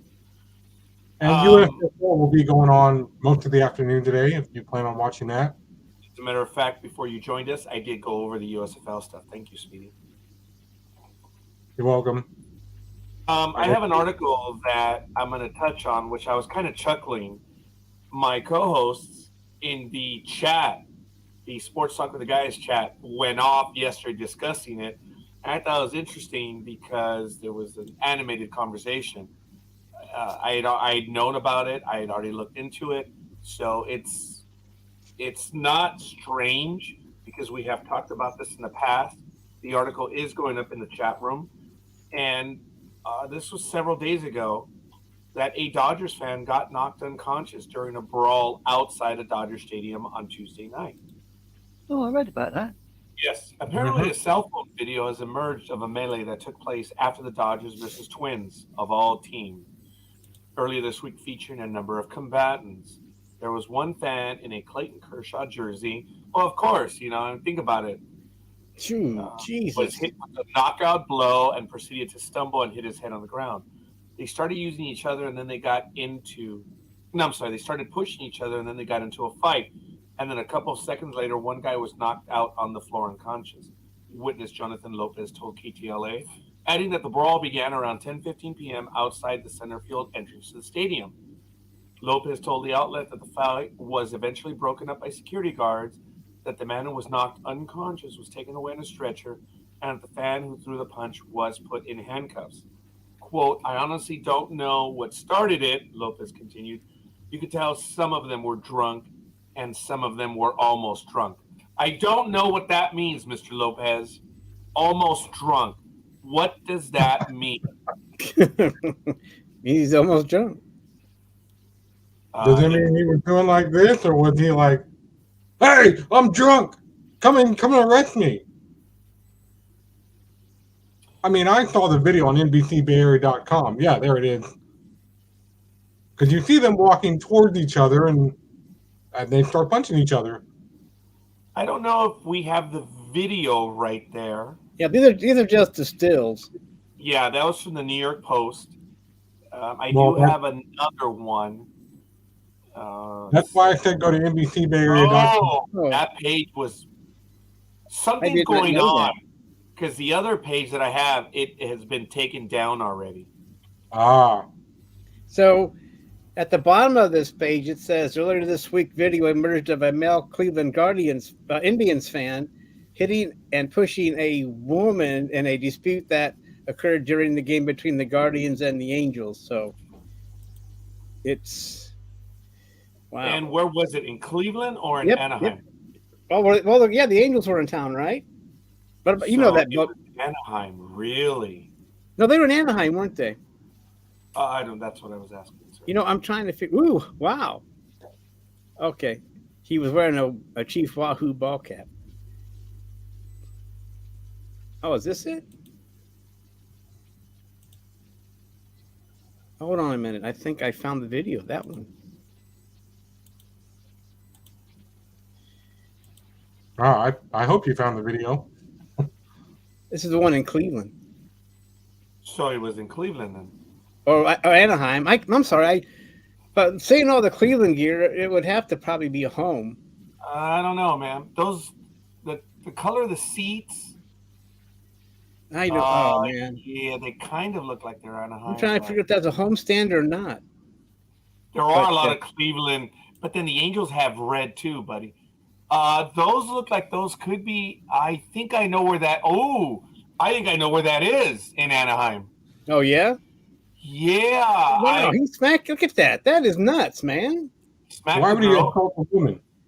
I mean, look how stupid that is. He smacked a woman, really? Yeah. Did you see it? Watch the very beginning there, Roger. Watch this. That dude's standing and saying something. He gets up. Instead of hitting the dude, yelling, no, there it goes, boom, right there. He might have just grazed their glasses, but still, they're still getting into it. Hell? See that, Raj? All kinds of look. They're going to tear his shirt off for some reason, and then. But he missed the guy, and then he went for the girl. Yeah, I don't get it. See, the guy's yelling, saying some crap to him because he's almost drunk. Remember? And then he went after the woman. He didn't even try to get the guy yelling at him. He was such a pussy, a wimp. And then all hell broke loose. But yeah, I mean, I don't, and it seems, and it's unfortunate that we seem to be talking about these events at stadiums, at sporting events all the time. I mean, we spent last year doing this, and again, football games, like at the Giants, 49ers game, right? Speedy, one of the ones in the parking lot, dude. I mean, do you remember that one last year? Yeah. And then, it just seems like it's more outrageous now. I don't know what the guy was yelling about, but anyway, go ahead, Roger. You were talking about another story, but man. Oh no! We're talking about this story. Well, the story that Scorekeeper brought up about what happened at Dodger Stadium is apparent. It's another Brian Stowe incident, because I saw the video and they're just walking towards each other. They're obviously drunk. I've said it before, and I've said it many, many times over the years. I'm sorry, but I think it's time sports get rid of alcohol or only serve half, because people obviously can't control their liquor. Right. So the Indians and Mets will play a doubleheader tomorrow if it doesn't get rained out. But anyway, it just seems to be an epidemic almost anymore here in the States, and it's unfortunate that people get so weird. And do you feel safe going to a game there, Scorekeeper? When you go, do you have to watch your back? Do you feel? Dodger Stadium, yes. That is a personal opinion, and I'm going to stand by it. I do not feel safe anymore. Under the O'Malley, Big Dog and I talked about this. Under the O'Malley ownership, dude, every time you went to Dodger Stadium, the slightest whatever, dude, security was there. I felt great. They were lightning quick. None of that stuff would happen. And their whole thing, they didn't come in punching. They didn't, knock players over on the field. They would take them into custody. They didn't come in flying to knock them out, as we've seen in prior videos. But I'm generalizing. But I do not feel safe going to Dodger Stadium. I do not. And I'm a Dodger fan, and I just, no. That is my opinion, and I'm going to stand by. That's why I don't go anymore. And then we're getting news of this happening somewhat regularly. Anaheim, I do feel safe. And the reason I brought that up is because in the video that I saw, like I said earlier, go to NBCBayArea.com to see the video. NBCBayArea.com posted the video, and in the video, it seemed to me like three guys who look like security guards were like, we're backing out of this. We're not going to do anything. And I'm like, you're security guards. What are you doing? You're not going to get involved with this. I mean, is this the same group that hired these security guards for Dodger Stadium? Because that's the case. And a lot of people were talking about, I'm not going to the stadiums anymore either. Now, folks, understand. Well, if you feel safe at Dodger Stadium, then you can go with her and she can protect you. But no. Oh, one more quick note. The game Angels were in Cleveland. Look, I will not go into the left field pavilion because it's rowdy there. Look, folks, I go to watch a game. I don't go there to engage anyone else. I don't go there to act the fool. And I don't have time for the jackassity of fans that drink to excess and then they want to get stupid after. And in my humble opinion, I've seen way too many fights. I've gone so many times that it's not the team, it's the fans. I did not say it is the team. I did imply earlier about the O'Malley group being lightning fast. So take that for what you want, but I do not feel safe going because of the type of fan that's going to Dodger Stadium now. And it's just, they're drinking to excess. It's sad. All they do is go, and I've talked to psychologists about this. I've shared this with you, that you have the A1 personality, that they're that big, they're this big too up here, they're unsatisfied in their life, they ain't getting any, and they're the even though they may be 6'2", 6'3", they're small everywhere else. And they get drunk, because it's liquid courage. And they're uncontrolled. They're not in control of their lives. So what do? They go to the game, they throw food, they make fun of everyone, and they're always, the minute they drink, they get stupid. I have to tell you, when I went to the World Baseball Cup, I was lucky because I dealt with the Asian crowd, and their level of gentility is just unreal. That might not have been the correct word, but they are so genteel. I don't know if gentility is correct, but they're so genteel. It's unbelievable. I bumped into a person like I bumped into like everyone. Oh, sorry. Oh, sorry. I apologize. I'm sorry. I was like stunned. I mean, you can get molested by the fans of Dodger Stadium, and they don't even have the decency of turning you around and giving you a hug after. I mean, shit. They're just animals. Good morning, Gridiron Girl. And folks, it is. Morning, Sonia. You have a fan that just is unhappy, and they're going to act the fool. There's a reason why I don't go to games anymore. You know that video you showed with that woman getting hit? Yeah. Apparently, that was it the Cleveland Guardians that hit her? It was in Cleveland, yeah. That was they were in Cleveland. So it was a Cleveland. So actually, you recognize so the seats. So there's a section in the stadium that looks just like the Angel Stadium. That's pretty cool. Well, the green color of seats, which are rather common, I thought that was Anaheim. And it's actually a section that I've been wanting to sit in for a long time, but I haven't had the chance. Good morning, Gig. It's just sad and disappointing that this is going on. And so it's not only happening in baseball; it's happening. It's happening in football as well. I mean, well, soccer as you call it. I mean, West Ham over here was invaded by idiots the other night when they won a game in Holland, I believe. There was a whole load of trouble on that one.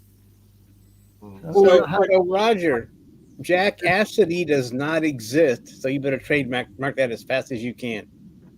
That is my word. Thanks for playing. No, I Googled to make sure there was no. Right when I Googled it, the closest was Jack Cassidy. So it was. Yeah. Yeah. The level of that's why I'm telling you to trademark it, because you just made it up. He went to Google to find that out for you. Yeah, I thank you for that. So here's the video of what happened at Dodger Stadium. Yeah, they would have it, wouldn't they? Yeah. Ay, la pinche raza. Yeah, see how they just walk towards each other for no reason? They're drunk because they're mouthing off. They're talking shit. Oh, there we go. Got hit. Oh, boom. Look at these big boys. Oh, he's down. Oh, there he goes. When he hit the ground is what knocked him out. That's concrete, man. He bounced his head off concrete. Oh, my God. Do you know how many injuries could happen by bouncing your skull off of concrete like that? Yeah. Being a big boy? And that grab, oh, God. But anyway, that is horrible, man. Broke his neck, let alone anything else. Split his head open. That was bad. Yeah. And folks, it's the fans. They're acting the fool. And they're acting the fool because they cannot control themselves. What type of individual is that? And it's common. I've done Uber and Lyft, and I've had passengers get in the car which are so drunk. It's like, why? Why do you let yourself get to that point? And don't tell me that your buddy is supposed to keep. It's a personal responsibility, folks. Come on.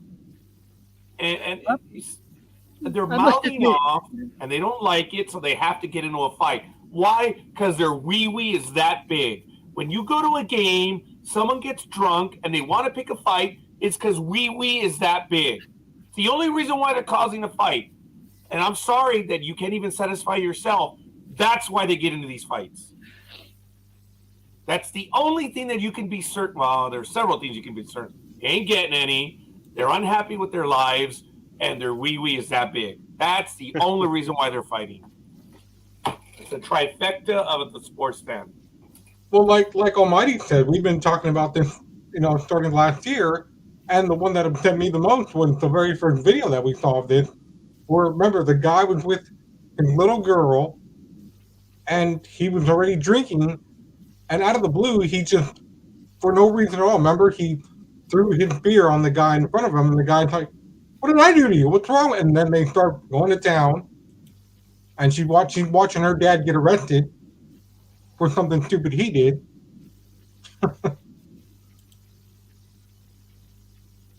Look, I've had people that push me and they talk crap, and it's just, you don't engage them. You don't.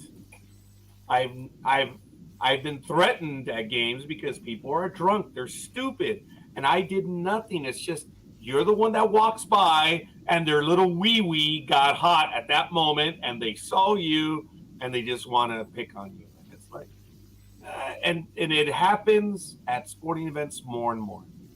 Yeah. And I don't get it. Not only at baseball games, it happens at basketball games, hockey games, and it happens in soccer or football events. And look, you have the players themselves doing it. Chastain and everyone else in NASCAR getting into fights. So of course the fans are going to act stupid and do the exact same, except they need liquid courage. It just used to be an in thing, you know. Look at me, I'm the big I am, so I'm going to punch your lights out. You think all you're proving is that you don't have a brain, you know. Nope. Sorry, guys. Phone call. My fix. All right, fair enough. See if you can take care of that. All right. Unfortunately, gentlemen, I'm not done, but I need to return in about 3-4 minutes. All right. It's the medication to me, and I gotta get some more liquid right now. So I'll be back in a few moments. Speedy, go ahead and take over, please. I will be back shortly. All right. We'll be waiting for you. So, you know, as seen on SmackDown last night, and I've seen your comments about this as well as Big Dawg and Messenger, where people were like, why are we now finding out about this on WWE television that superstar Billy Graham had passed away at the age of 79? And you saw Big Dawg comment in Messenger Almighty, as well as I did, and so did Dreem. And, well, people were telling me about that. Why do they do this? Because they live in their own little bubble. That's the word that our president used in 2020 at the time. Start creating bubbles. Well, that's what WWE's been doing, but they've been doing it for 150 years. And so this is what they do. They don't follow the actual world news like the rest of us. They wait and wait and wait, and then they go, oh, look, one of our own died. What are we going to do? Well, let's just make a quick tribute video and air it on the night of the show because our shows are taped anyways. So that's what that is there. I mean, what are you going to do? Right, Almighty? It's a tape show. You're the promoter, and you say, well, we know one of our own died, but we're going to wait 4 or 5 days, and then we're going to post a video about it on our show, and that's how people will find out. But the world already knew that Billy Graham had passed away on Monday, so... Well, yeah, because his friends and family would already posted on Twitter or Facebook already, and now it makes them look like they were dragging their ass, which they were. Even if it is pre-recorded at some, I guess, like you said, Speedy, they can still drop a small thing on Facebook or Twitter too, just saying, hey, you know, our condolences go out to the family. He was a superstar in WWE, blah, and then just leave it at that. But they all of a sudden they're like, hey, guess what? And they're like, well, we know that. Where have you been? I agree with you, Speedy. They should have came out and, I mean, they totally dropped the ball there, Speedy. I agree. And not only that, they probably would have had time to air it on Monday Night Raw for the fact that Monday Night Raw is 3 hours, right? Right. But they aired it last night, and the other problem that they're having is Nick Khan has said that last night might have been the last night for SmackDown to air because Vince and others feel that they're not being supported by Fox, and so they're all on the hunt to find a new network, maybe, for SmackDown. Even though they just did the draft and everything is through Fox representatives. So they're saying that Fox is not promoting SmackDown like they should and you know, to get viewers in? Well, that's what they're saying. That's what Nick Khan and Vince McMahon are saying, that we're not being supported by the network and we don't understand this and we think it's time to find a new network. Well, Do you think that's just a ploy to get maybe more stuff out of Fox? It's probably an incentive, something like that. Yeah. I don't know what the deal is, but I'm sure Sometimes they we'll find out. bluster like that, hoping to get a new deal or get the promotion that they want. So I don't know. I'm just asking you because I mean, you probably know the story on the Fox front more than I would. No, I just found out about that literally 72 hours ago. Wow. Talk about being behind schedule, huh? Yeah. So everybody's playing catch up right now, and everybody's trying to find out what's going on and why they feel they're not getting support from Fox themselves. Even though, like I said, they just did the draft. So, we'll have to see what that comes to. May I ask what you guys are talking about? We're currently talking about the fact that everything on SmackDown last night, that they're behind on everything because for 150 years, they've lived in this bubble where, oh, wait a minute, that's one of our own wrestlers. They just died. We're going to wait 4 or 5 days, and then we're going to air it on our Monday or Friday night show. Because superstar Billy Graham just passed away at the age of 79. And they wait, and then they aired it on SmackDown last night. And then they're also having the problem of, well, we're not being supported by Fox.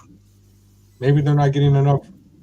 I mean, if you watch FSN1 during any other sports like the Indianapolis Go-Kart Speedway, what are they promoting? WWE on Fox is going to be on our network this Friday or whatever. I don't know what their inclination is there, Almighty, that, as you said, they're not getting support. I mean, that would be like me going, well, Scorekeeper, right. I don't think this is working out for me anymore. I think I'm going to leave Indie Media and go find another network. Yeah, they're still negotiating with both USA and Fox. And I just saw here this article that if they do leave Fox, they may move SmackDown to another night. And I'm trying to find out what Amazon has to do with this because there's an article about Nick Khan praising Amazon, but I don't know if that means Amazon is in the ball game or not. I have no clue. It wouldn't surprise me. I mean, Amazon wants to do everything for their Prime, but anyway.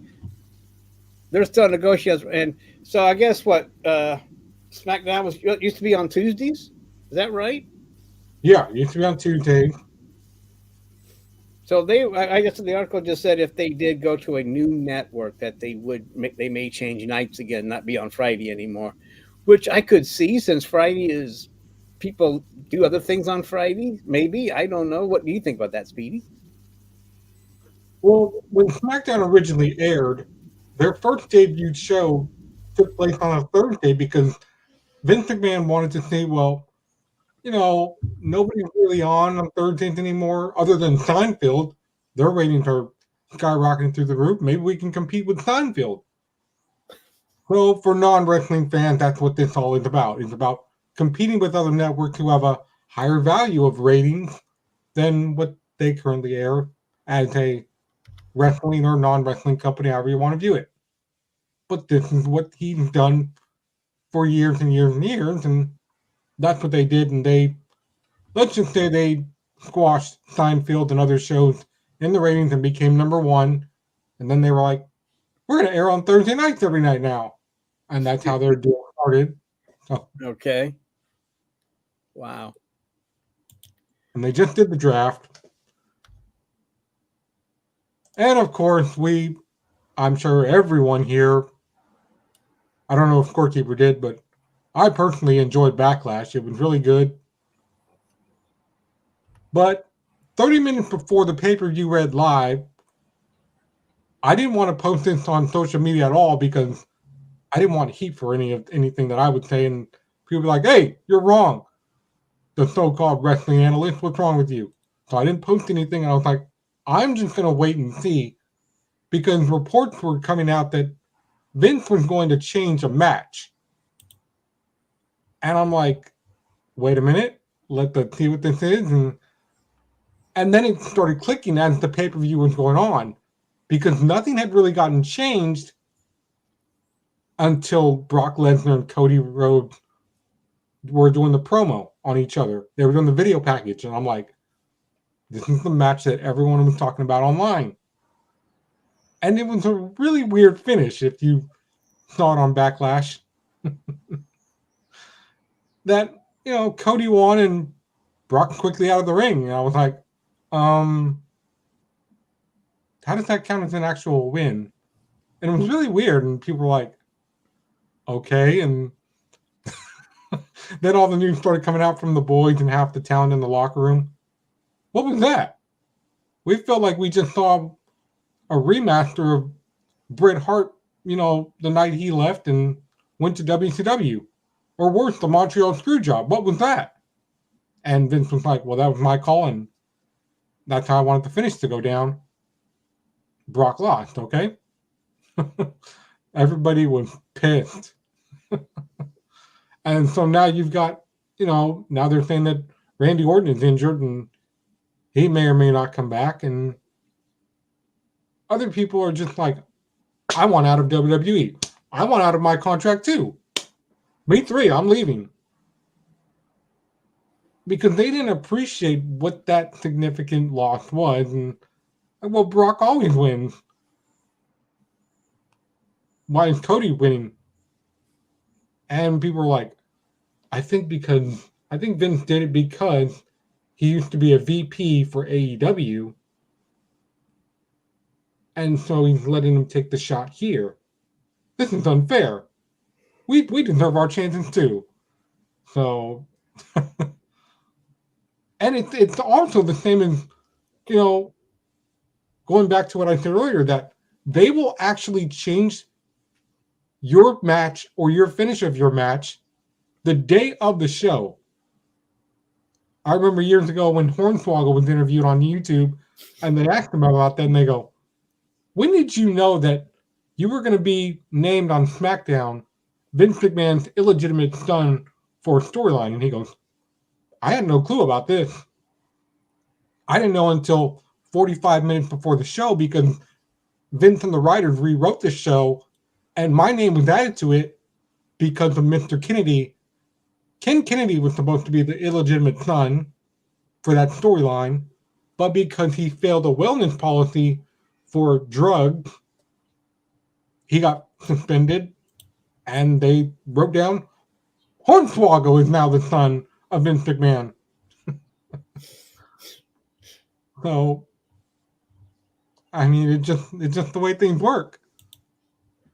But to have this go down 30 minutes before the pay-per-view went live, you know what that means? That means everyone was running around backstage like a chicken with their head cut off and scrambling back and forth and going, wait, what are we doing?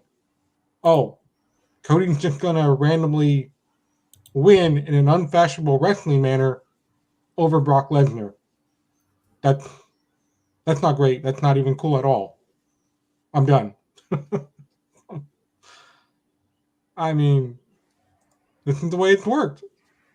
I mean, how would you guys feel if, let's say that I'm the owner, but Big Dawg is my booker, and he's going to tell you guys, well, I'm the agent in charge, and Matt wants to change the finish, and I know it's short notice, but Almighty, you're going to lose the Scorekeeper, and it's like an hour and a half before you even warm up or do whatever before your match. Drink Gatorade like Sting or others have done.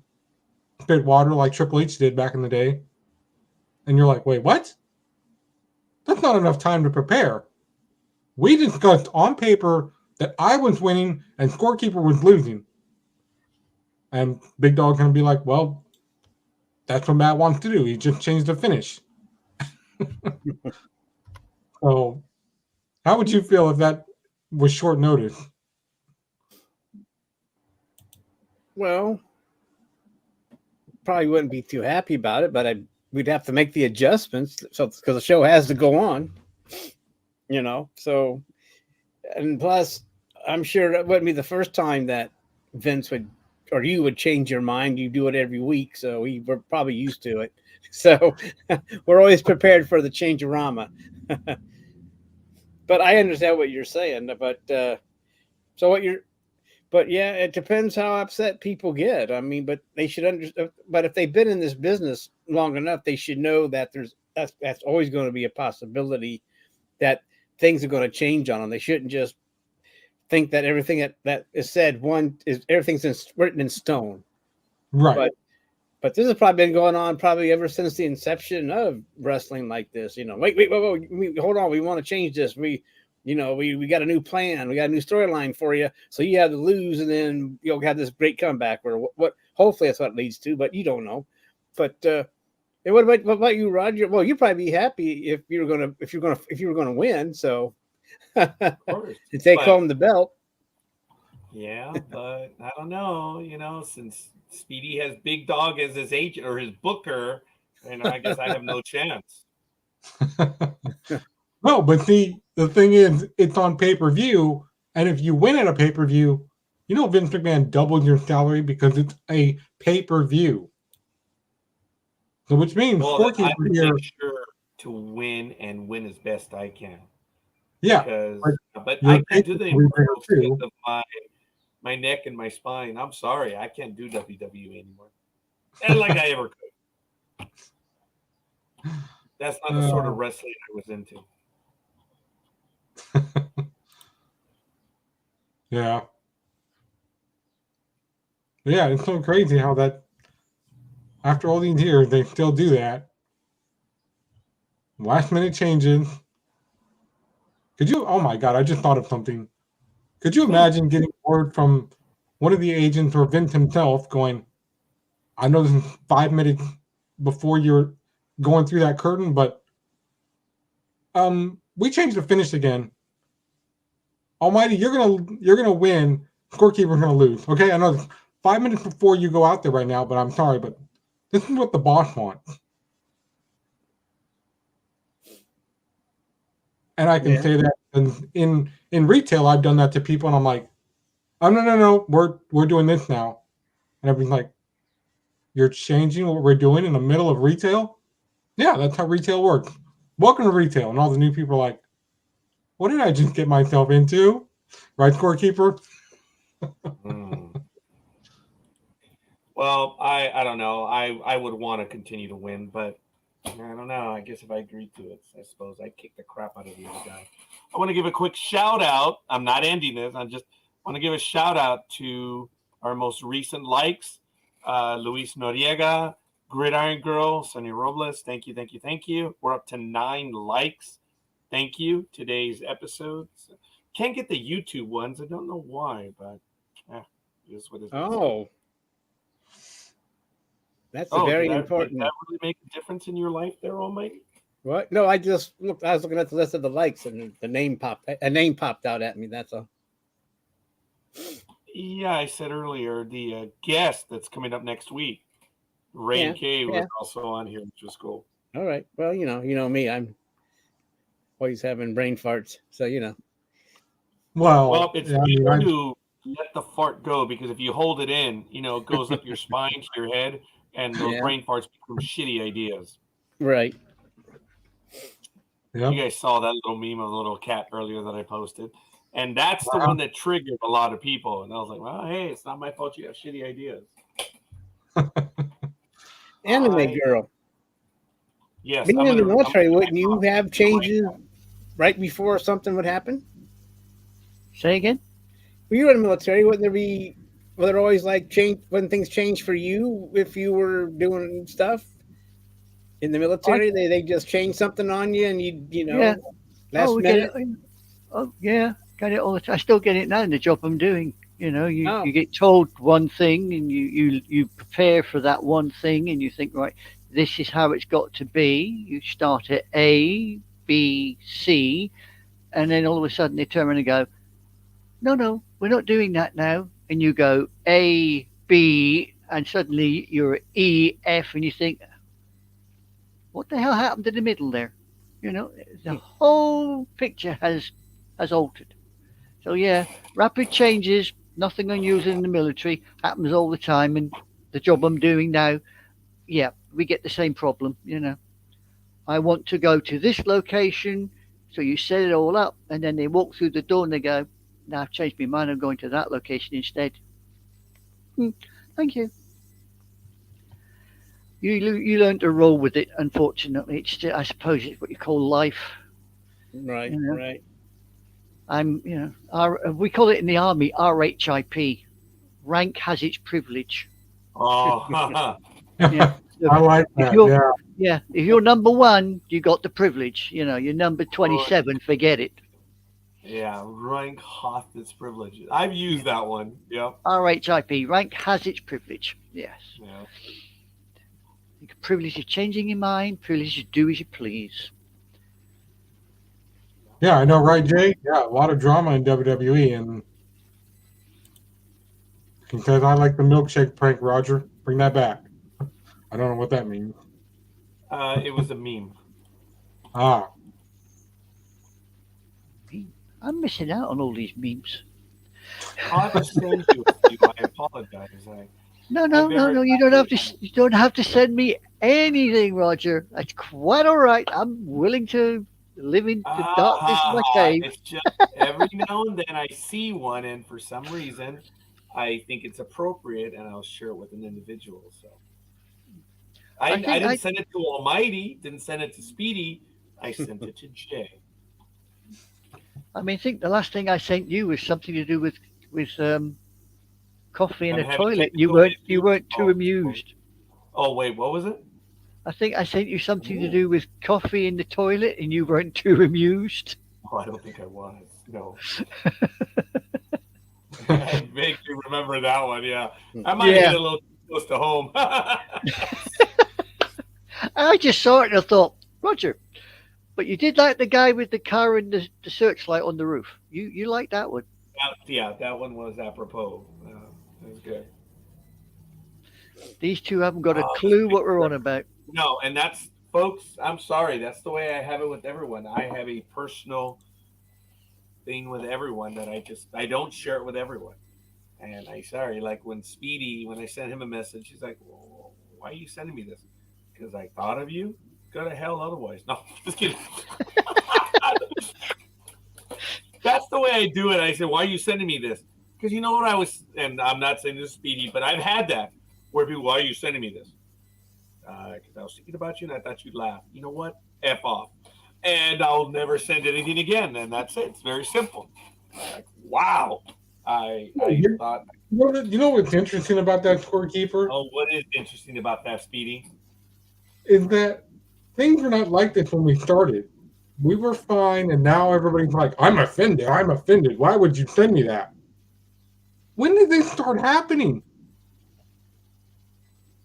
When the SJWs took over, that's when it happened. The anonymous keyboard warrior. I will take issue with that statement.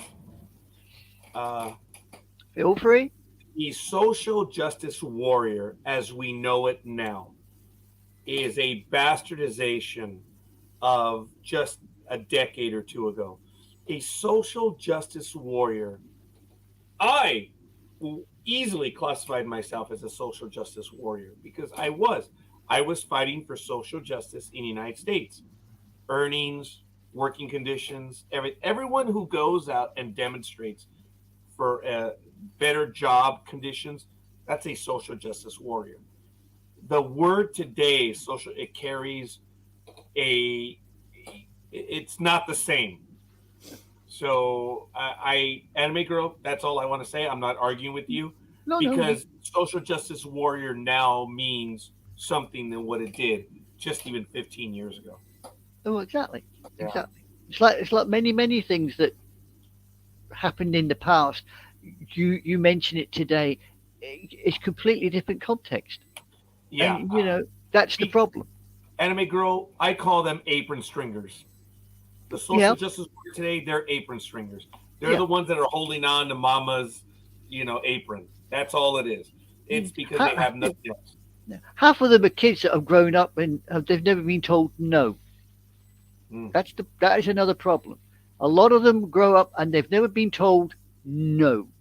And the minute somebody says no, they go ballistic. Yeah. And you say, grow up, smell the roses, join the real world, stop living in fantasy land. They don't do it. It's funny you say that, Anime Girl. I read a great deal, and I study relationships, stuff like that, especially in the workplace. And I read like, ooh, these are things you shouldn't say. These are things you can say to trigger if you want this result, this whatever. So I learned how to trigger people. And it may be dangerous because it's the way you say it in a certain manner, I suppose. Duh. And I could get anyone to just fly off the deep end. I'm like, wow. And that just took me 3 minutes to learn. And I would use it. And in an email, look, I love writing emails because most of the time I'm just obfuscating whatever I'm trying to do. But an email, I love writing emails. And people read them, sadly, because I can tell based on their reaction. And there's a way that you can tell a coworker no, but you can trigger them in the way you say it. And oh God, it was just a great joy of mine to do that. It's just way too easy.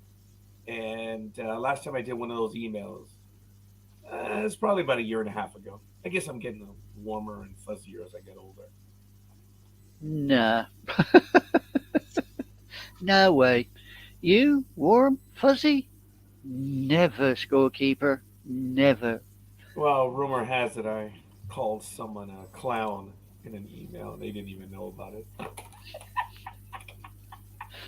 I believe your Latin heritage sort of precludes you becoming warm and fuzzy.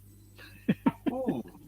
Then I might be confused. Folks, I did. I got away with it. Called someone a clown, and it was so good they didn't even know they were called a clown until someone said, "Hey, what are you going to do when so and so?" What are you talking about? Email. The email. What are you talking? How do you know? And that email went out everywhere. So everyone has it, and the person reread it. They were told, "No, don't read it antiseptically. Read it in Roger's voice." And that's the key. When you read my stuff, read it in my voice. And you're like, that son of a bitch. Well, I have that problem every time I read one of your Facebook posts or anything that you put down. I read it in your voice. I hear you saying it, and I think, smart ass, you come out with that. The way you think, smart ass, you've done it again, haven't you? You've slipped under the radar. Thank you. Folks, I am so proud of that. I am. Speedy, go ahead. One of these days, he's going to end up writing a small book and putting it on Amazon, and we're all going to buy it just so we can hear his voice. You know how they narrate, for some of these books now? Yeah. First of all, yes. Spoken Speedy, book. I'm sorry, but no, it's going to be a bit. I am working on a book. Huh. I am. That's going to get banned instantly. Before it even gets out. Oh, yeah. I actually have a plan on what I'm doing, but I'm going to start off with a few, I guess you would call them novellas or short tomes. So, you have a plan? Yes. That's terrible. That's dangerous. You have a plan. Yep. That's like me saying, I thought about this before I opened my mouth. It's not a good idea. I could never say that, though, Anime Girl. I normally open my mouth and then drop myself in it and then have to dig my way out. Oh, I've done that too. I have. Notice Jay went quiet. He's like, how many emails did Roger send me? Jay's like, Oh, I'll go back and reread those. What he was trying to say in that email, and now Jay's going to look back and say, that bastard. Yep. Even though Jay does not use that language. Jay does not use that language. He's I- a good person. I He's gotta shorter than say- I am, though. You're not letting that one go, are you? Oh no, I'm not. Hey, Rog. I've known yes, yeah, I put that one up right now. Better call Roger. LOL. You're so funny. When I was a shop steward, Jay, I was Saul Goodman at one of my employers. I was a union rep. Yeah, you hear it all, man. You know that you're a good steward when people that are not in your bargaining unit come over to see you and ask you for your help. I'm like, I guess I've arrived. Anyway, it's all good stuff. I think we're going to get to Almighty right now. Anime Girl, do you have any updates on anything? Oh, Jay stepped out. So, Jay, I was talking about the emails that I've written, and I was like, Jay had gone silent. And I'm like, geez. Jay's like, I did wonder about that email that Roger sent me. I got to go back and think about it because I know he was being a dick to me. I'm like, I wasn't necessarily being a dick to you per se. It's just Roger's. I think Almighty heard me say this phrase the other day. Roger does as Roger does because Roger does as Roger does. Yeah, right, Almighty? I think I told you that. Why am I in the spot that I'm in? Roger does what Roger does because Roger does what Roger does. It's just there's no rhyme or reason. So Roger's book is either going to look like this. That's what I got from Free Comic Day. It's free. Oh, way to go there, Speedy. Or his book is going to look like this, which I bought. Ooh, that's porn. Ooh, I like it. Street Fighter. Yeah. No, I think Roger's book will probably be like that, with little black bits stuck up on the pages where you don't read it because it's all about you. Well, yeah. It is all about me. I think I'm gonna have my memoir out the minute I leave my current. See, my plan is to have my memoir done the moment I leave, and it's like boom, it's out there, and it's gonna. Oh, I'm naming names, baby. Not only am I naming names, I'm telling the stories, and most of them are funny. I will protect the innocent. I will cover up the names, obviously, but I am writing the stories down because I just cannot wait to share all the shenanigans. Yeah, you are a prodigious writer, Roger, aren't you? Yeah. Uh-oh. We're having trouble streaming to Facebook. Well, we always do. That's why most people don't use Facebook. They We've go got an use error something. message on Mr. Sullivan's page. Uh-oh. Do you see it up there, buddy, on the very top under your image? There's a little thingy up there. Oh, it just popped up, dude. It just popped up. No, I was talking about the announcement. If it just popped up, good for you, pal. Congratulations. I'm happy for you.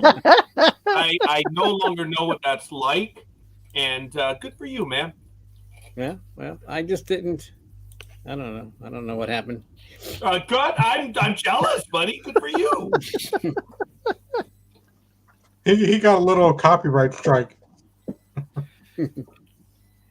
Copyright strike? What the hell for? Whoa! Did we lose your page? What happened? I think I don't know. It just said it's. I don't know. I got the error message. So did you remove it? Huh? Did you remove it because now it's gone. Your page. Well, it said it was not there, and it asked me to remove it. So I thought it just the page. Something happened to the feed on the page, so I just removed it. So because I didn't know how I didn't know how to fix it. I didn't know if I could bring it back on my Facebook page. So I just followed the instructions. Wow, I didn't follow the instructions. I never. All right. Almighty, I do don't you have know. any stories you want to get to? We are getting short on time, ladies and gentlemen. We are, even though we do not have to end the program because Evernew is not on. Evernew returns on June 3rd, if I'm not mistaken. I'll have to make certain of that. Go to the calendar again. But we do not have Evernew following us today, so that's okay.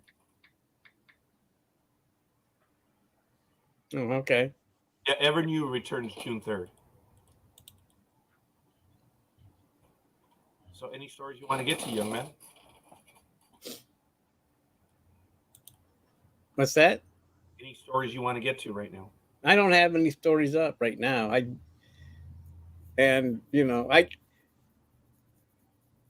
Yes. I mean, I did the gym. I didn't know. I didn't. I mean, there were stories that I don't have any up right now. But but Speedy, are you looking forward to next week's pay-per-view? Yeah, I am. Very interesting to see what will happen and see how much Bad Bunny gets over more. And I'm on Facebook on my phone, and yeah, you must have posted something really bad because the only thing that comes up is the most recent one you posted from a few days ago, where people thought your daughter was your wife. You know that one. Oh yeah. What? That came out of nowhere. That was really. Did they really? Yeah. Yeah. So I just removed the comment, but then I thought, well, I should clarify this because I don't know what's going on. But yeah, it was weird. It was just a picture, with from where with my daughter hanging out on my birthday, and then it's cool. It was not bad, but it seemed a little too creepy. Her being called my wife, so I had to go in and fix it up. It's like, oh my god, wow. But I didn't think my daughter looked that old, and I didn't think I looked that. And it made me look like a creepy old man, so I had to put an end to that. So. Oh no, you're fine. You're fine. I mean, people thought that about me and my mom. I'm like, what? They're like, That your mom was your wife? Yeah. Ooh, there's a lot of psycho and analysis right there, dude. Wow. Jeez. I can imagine. I mean, probably because we do look similar. If you look at my photos, me and my real mom. But I mean, that's what I'm talking about. Where have we gone so far that we're probably at the bottom of the barrel? Because also this week it came up on one of the wrestling forums that I follow, and they had a picture, Almighty, of the Big Boss Man, and they said, would WWE get canceled from cancel culture because of Big Boss Man? And people said, well, everybody should know wrestling is it's a show and it's for pure entertainment. And then people were like, well, remember what he did in WCW when he dragged Big Show. Well, Big Show wasn't Big Show. He was the Giant in WCW. When he showed up at his father's funeral and actually drove in a hearse, attached the casket to the car and drove off with it. And Paul Wright is hanging off the casket because apparently his dad was in that casket and ruined the funeral. And I'm like, no, if you don't know wrestling, then you shouldn't be following this page because Big Boss Man was just playing a character. Everybody is. And they said, well, who started that? And I'm like, well, whoever started cancel culture and all this other woke stuff. I mean, think about it. Just a year and a half ago, they got rid of Paw Patrol because, it's a cartoon cop and we don't like cops anymore. Paw Patrol ain't the cops. Paw Patrol ain't that supposed to be a rescue team? Not cops. Yeah, it's a cartoon but they got canceled on my anime girl. They got taken off the air, so that's why people were like, would WWE get pulled off the air for if Big Boss Man was still alive today? And I'm like, they probably would because people are that stupid to not realize he's a character. That's like cancelling Captain Caveman or bloody Top Cat or something, isn't it, really? Could you imagine? I just thought of something else now, anime girl. Could you imagine if Captain America movies got canceled because he's Captain America? Well, yeah. I mean, I suppose they could call it sexist because Captain America happens to be a man. I mean, could you imagine to make Captain America a woman? Well, no, because he's also part of the Ant-Man and the Wasp thing there too. So, and she's a woman. That's what she said. I'm just saying. Yeah. I mean, Wow. you take any character, any animated character that's well known, you can read it in multiple ways. I mean, Top Cat you could read as a misogynistic bloke, but it's not. It's a stupid cat doing stupid things to a daft cop. I mean, Captain Caveman, or he's the same. Captain America, I suppose you could say it's the same. What about Scooby Doo and his little crew? I know, right? Yeah. Them. You could cancel any of them for any number of reasons. I mean, you could cancel it because it's an exploitation of women. You could cancel it because the guys are misogynistic, or God forbid that there's a space cadet there because he's always Shaggy always seems to be out of his mind. Or you've got a talking dog. Never really got talking dogs, but there you go. It's I don't know. Cancel culture to me, I'm sorry if people get upset over whatever they get upset, but do me a favor, keep it to yourself. I don't want to know. I'm happy with the world the way it used to be. Which, unfortunately, I suppose at my age, that's just how I am.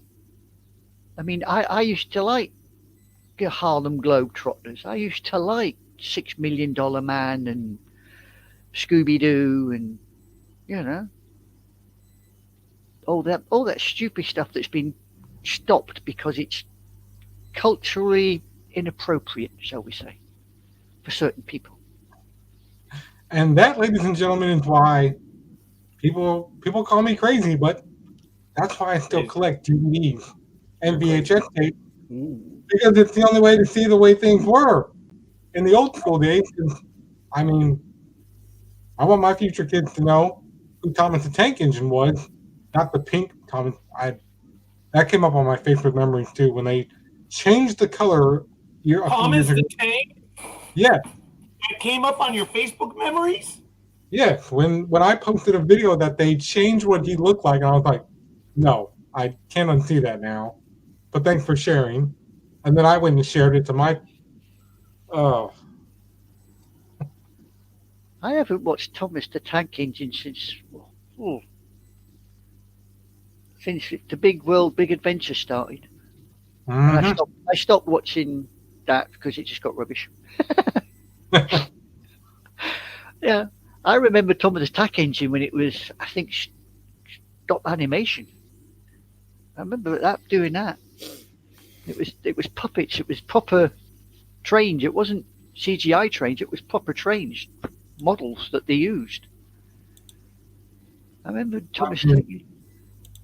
God forbid that they start coming to our shows and then they're going to be like, "Oh, no, on my gray shirt. We don't like that the Yankees fan. We're going to cancel this show." Oh, hey, no, we're safe. We're safe. I mean, we've got we have a foreign contingent. We have an Asian, an American contingent, and you've got a lunatic from across the pond in Europe. We fulfill certain criteria. No doubt we can fill some more criteria if we want. Anyway, Roger, do you want me to do the cricket championship table? If you have anything that you would like to bring to the table, you are more than welcome. Well, I've got the County Championships Division 1 on the television. I can read it off for you. Anything that you have, by all means. Anything I have, right. Within reason.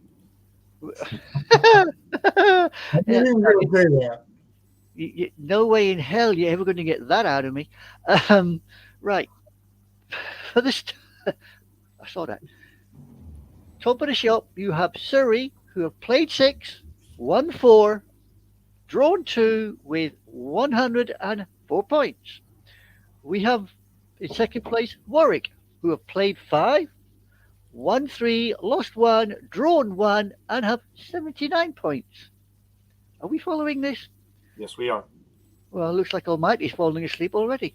Oh, I fell asleep earlier. That's why I walked away to get some I was looking at you. You were looking at me. Well, Then we have no, Hampshire. my head is turned toward Anime Girl as she goes over the. Oh, so he was looking at you because from across the pond, what's friends, right? Well, we see it. Blood buddies. You should know all about that, Roger. Blood buddies. A negative, you see. Blood buddies. No, both of you are A negative. Yeah. You elitist. That means you're 3.7 on the GPA scale. See, I'm AB positive. We're just confused. I guess that makes us a 4, a 3. That would be a 3.5. Oh, here we go again. I'm lower on the numbers. Oh. And Speedy's I don't know. Exactly, yeah. Don't worry about it, Speedy. We'll just make sure you get on the Enterprise next time. There you go. That was my toy for the day.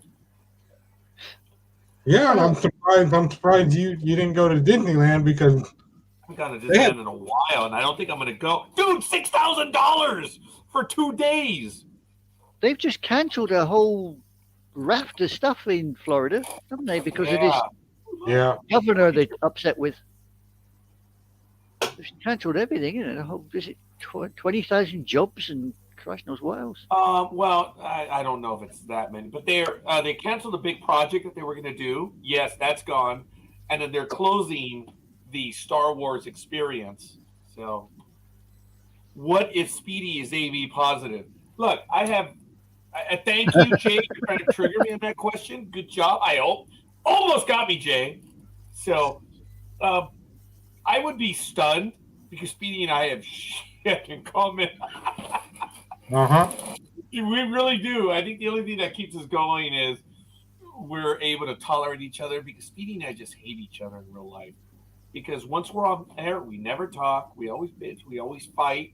And when we're on air, it's just I never talk to him, folks. You need to understand that. Speedy and I, the only peace that we have is when we're on air. Otherwise, every time we meet, dude, this is the Speedy bat. I keep it here. So when Speedy comes over, instead of doing the lightsabers, Speedy and I do the baseball bats. Because we hate each other. That's something that you guys didn't know here on ndbmedia.net. Oh, Speedy. Well, I'm surprised because, getting in the car with you in your, what'd you say, your daughter's Uber car or something like that?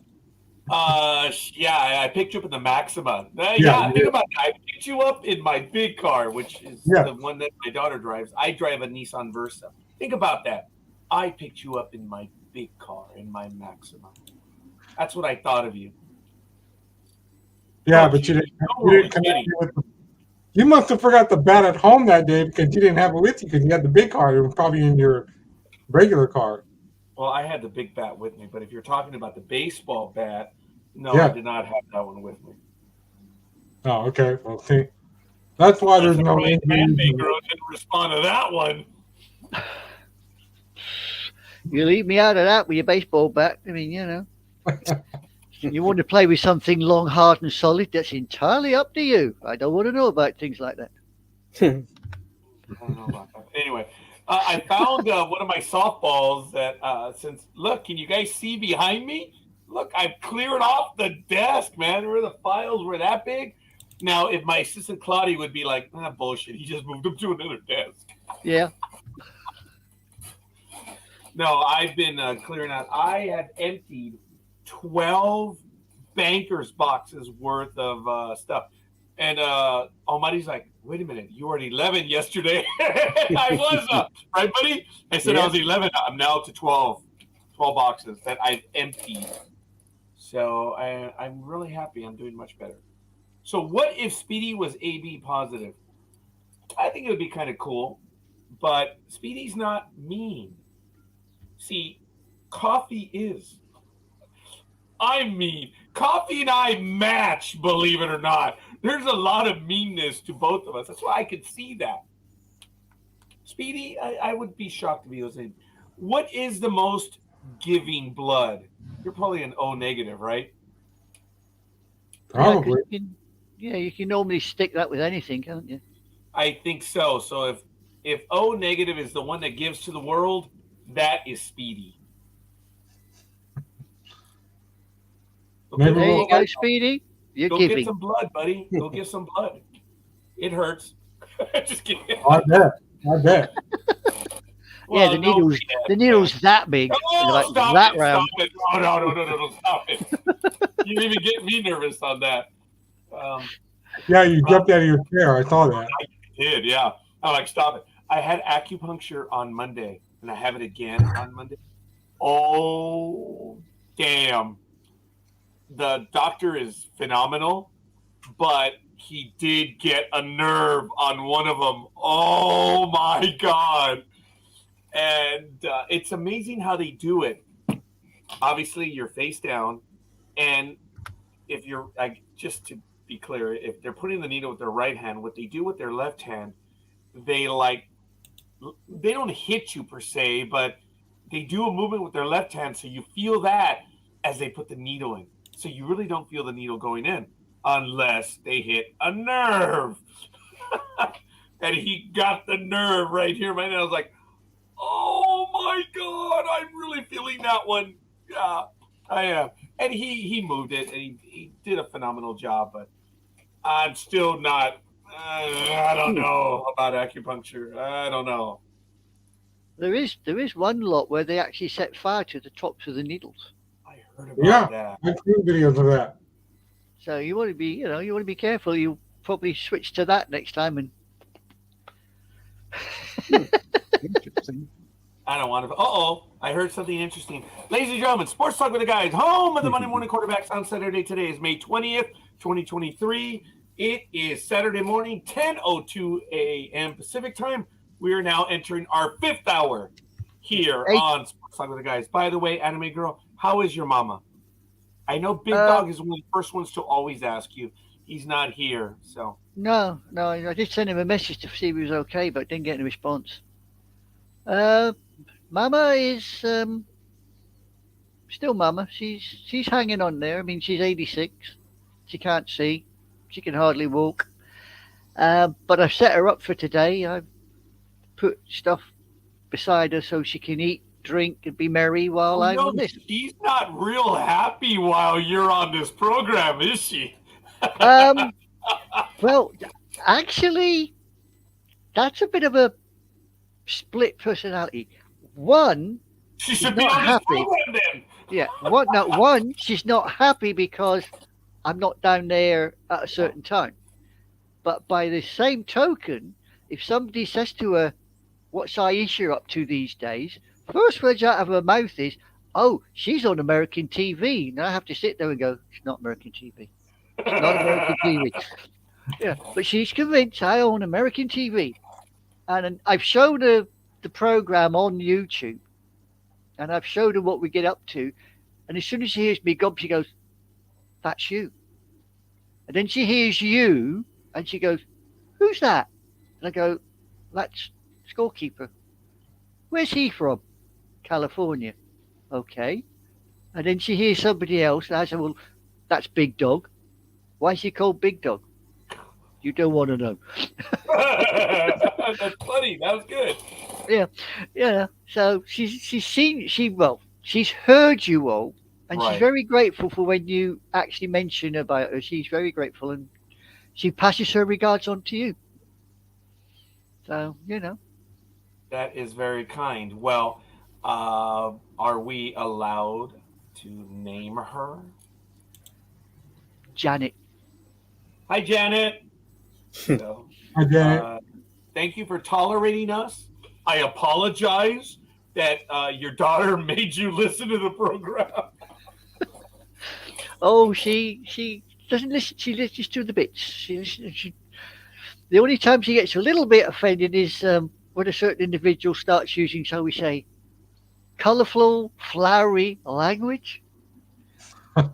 To which she will normally respond as to, "Why is he saying that?" And I think, "Well, that's just who he is." And she goes, "Well, maybe you should explain to him that some people don't like that kind of language." We've tried. We have tried. It's a bit like saying to the Titanic, "You're not sinking." It doesn't work. That's a good one. I'm gonna have to make this That's a quote. Telling Almighty to stop swearing is like telling the Titanic to stop sinking. Oh my God, I gotta write that one up right now before I forget. Coffee says most of the people on American TV are Brits these days, so that's a story you can sell. And Jay, our resident Thank you, Jay. engineer, says, hi Janet. And then he did like that one. Yes. I gotta save that quote. I'm gonna save it right now. So there is another story that came in the chat room. Would you go with it? Well, I gotta put this to memory before I lose it. Okay, which are we talking about here? We are talking about that Connecticut Governor Ned Lamont wants NHL to bring the Coyotes to Hartford. Quote, this is a great hockey state, unquote.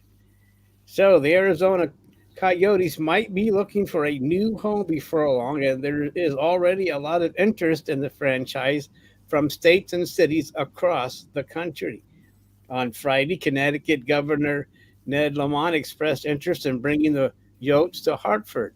On Tuesday, voters in Tempe rejected the Coyotes' plans for a new arena and entertainment district in the city.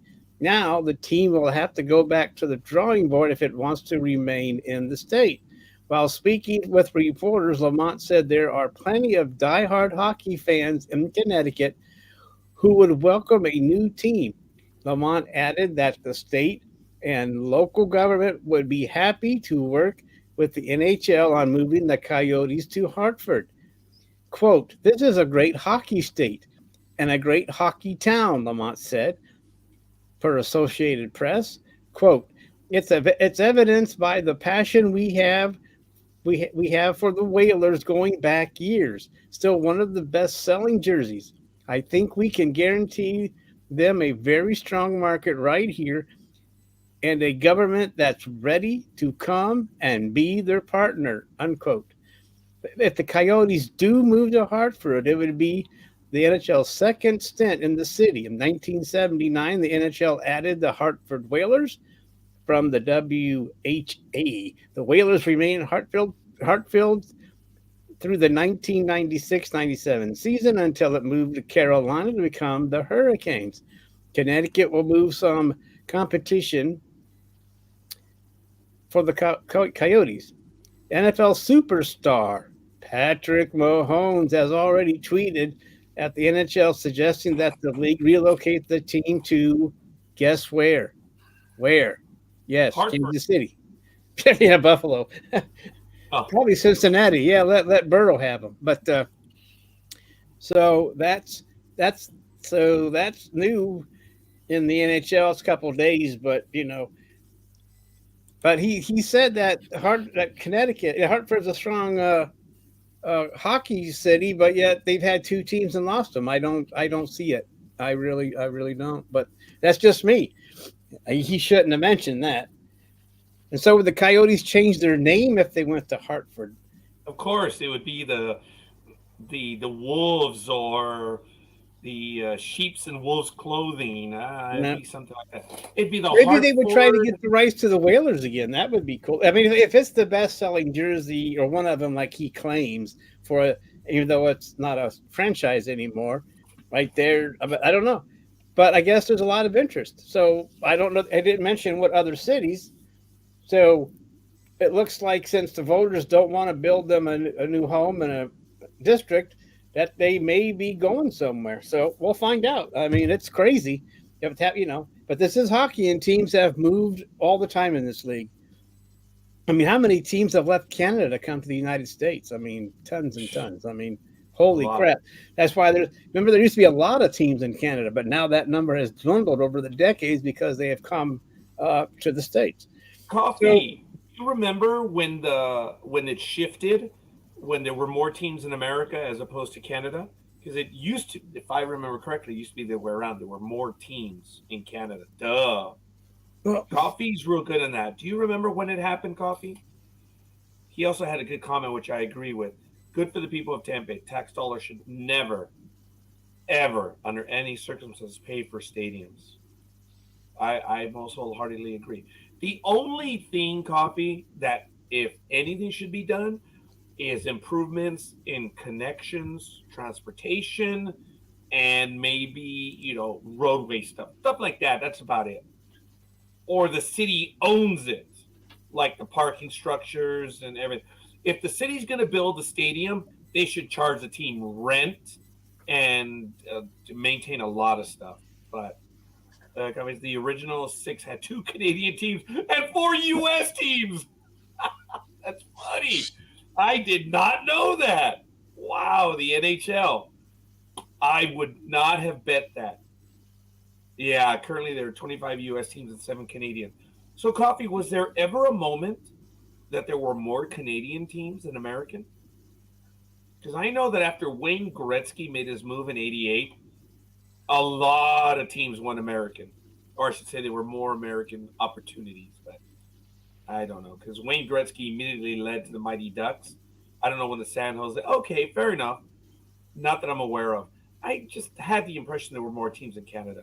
Probably there were more teams, but not more than the American side. China. And that's fair. And again, I appreciate your comment, not that you're aware of. So that's cool. All right. That's fair. So I think I did it correctly. Did it, Aisha? Yeah. Getting to stop swearing is like telling a Titanic to stop sinking. Doesn't work. Oh, wait. Oh, stop sinking. It doesn't work. Okay, I have to add that. It says that the new arena was set to be included as a part of a new $2.1 billion entertainment district in Tempe, with at least $1.9 billion of the project slated to be privately funded. But voters had to vote in favor of Propositions 301, 302, and 303 in a special election ballot that was mailed out in April and included in-person voting on Tuesday. So if that doesn't sound like there's very much to fund if 1.2 billion were going to be privately funded, right, Roger? Am I reading that right? I heard something about that. How much was it again? Supposedly that they were going to private. They wanted 2.1 billion, but 1.9 was going to be privately funded. So it seemed like the state. I mean, still, that's a lot of money. I mean, don't get me wrong, that's still a lot of money, but it seemed like that was quite a bit of money to be privately funded. Right. You know what I mean? Usually they want to, but anyway, they turned it down, and I'm trying to wrap my head around that. It was they mailed out the ballots, and then Tuesday they had them walk in. It seemed like that doesn't sound. I mean, I don't know. It just seems a little weird having a mail in like that. I mean, I don't know. I don't know. I don't know. It just seems like you can't really get an accurate thing with mail-in ballots, but that's fine. But I also saw that they think that 56 to 57% of the Whoa! Stop there. What was that What? comment about? There's no accuracy with mail. Clarify your statement, lad. I'm just curious. I misunderstood what you said. Mail, what was that? Come on, dude. My neck hurts. Come on. You're making it hurt. No, Come on. I'm just that's for another time. I don't. Oh, did you read that or did you say it? Say what? I mean, read what? I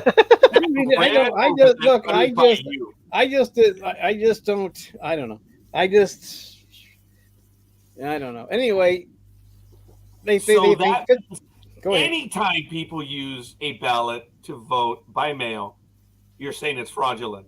Wow, I guess Oregon hasn't done anything right for years. I'm not saying it's all fraudulent. It just seems, I don't know. You can never get. I don't know. I don't never get an accurate.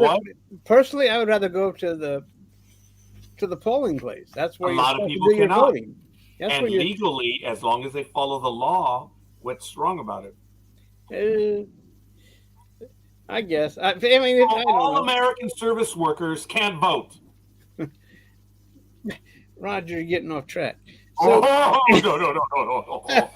They mail in their stuff, which can be up to weeks after. But we're talking about the military and them having to do stuff. It's the same thing. They're voting by mail. Yep. And they don't even put a stamp on it. They just say, from where they're from, military voter, and it gets processed. What do I know? I don't know anything. See, that's right. See, Coffee, that's right. I mean, if these cities that want to get teams can't support hockey. It's desperate to change the top. And yes, seriously, Almighty, do you think Hartford could?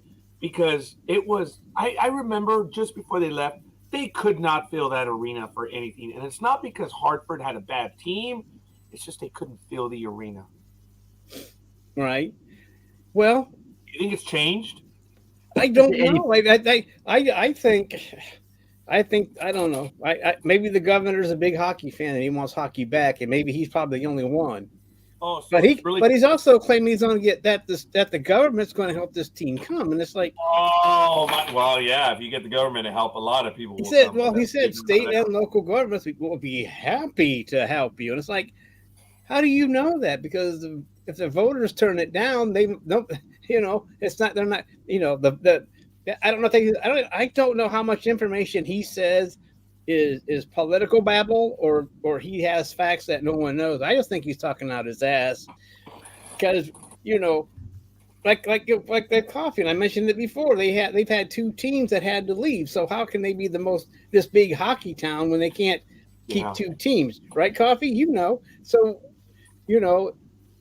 I mean, Cleveland tried to have a hockey team decades ago, and it didn't last long. And the Cleveland Barons, and they left. So and then they were trying again, and they have a minor league or whatever hockey team up there now. But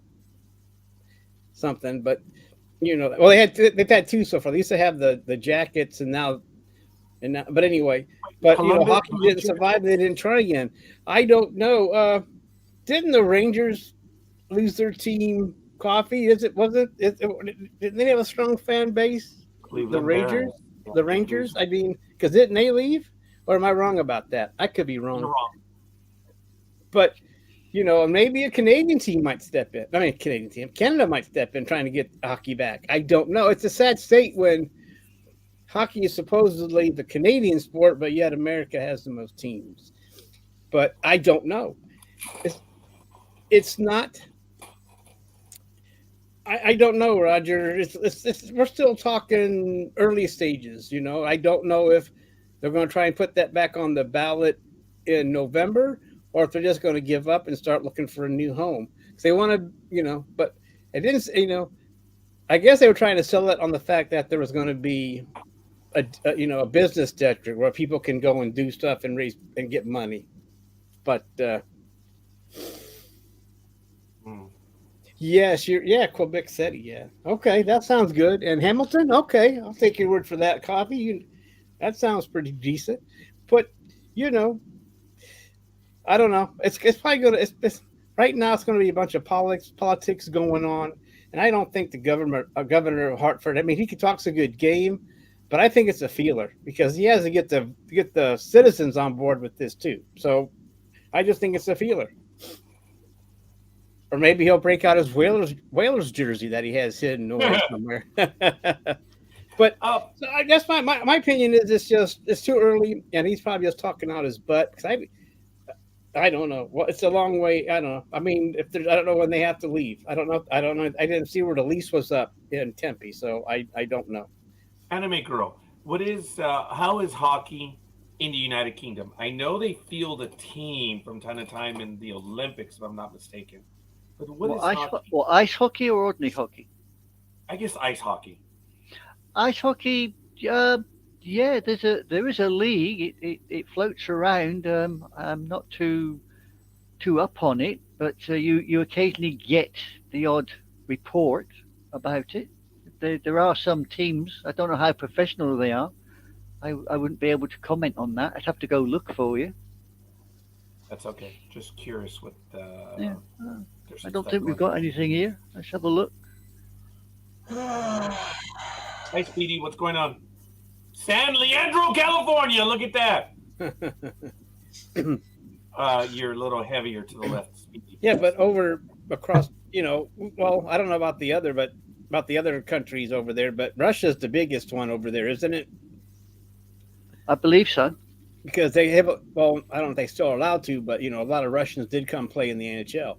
I don't know if Putin lets them come out anymore, but Well, I think they're still here. When all that went down, they were playing everywhere else. Well, I'm thinking about new players coming in, fresh faces crossing over the Bering Strait, coming through Alaska to get to the Oh United my States. God, is that the new frontier? Hockey players crossing the Bering Strait to play Yep. in America. They jump And on one of Canada. those. They do a season of the deadliest catch, and then they come back and to port in Alaska, and they run off. You know that if they rushed CBP up in Alaska, it'd be easy. How many miles across is it? I think it's like 30 some miles, right? That's it. Yeah, it's very close. I mean, And when it's frozen over, it is frozen over. yeah. Yeah, we have something called the English Channel that does the same sort of thing, but never mind. That's 26 miles, right, from Dover to Calais. Something of that ilk. Yeah, it's not that far. It's not that far at all. And you get these idiots in little rubber boats floating across the busiest channel in the world, and they think, "Yeah, we got no problems." You ever seen one of those super tankers close to from the water? Well, They are scary.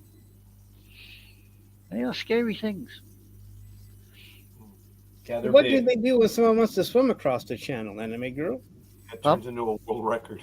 Well, say someone wants to swim across the channel, you have all that traffic. How does that work? Do they have to clear a path for the swimmer?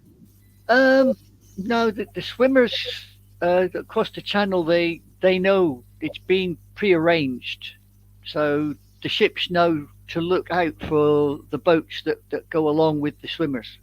Okay, so everybody It's not just the swimmers; you've got support boats around them, and the Coast Guard on both sides of the channel will relay to the ships that they may see these people to, give them a wide but berth. It's hard to steer a tanker.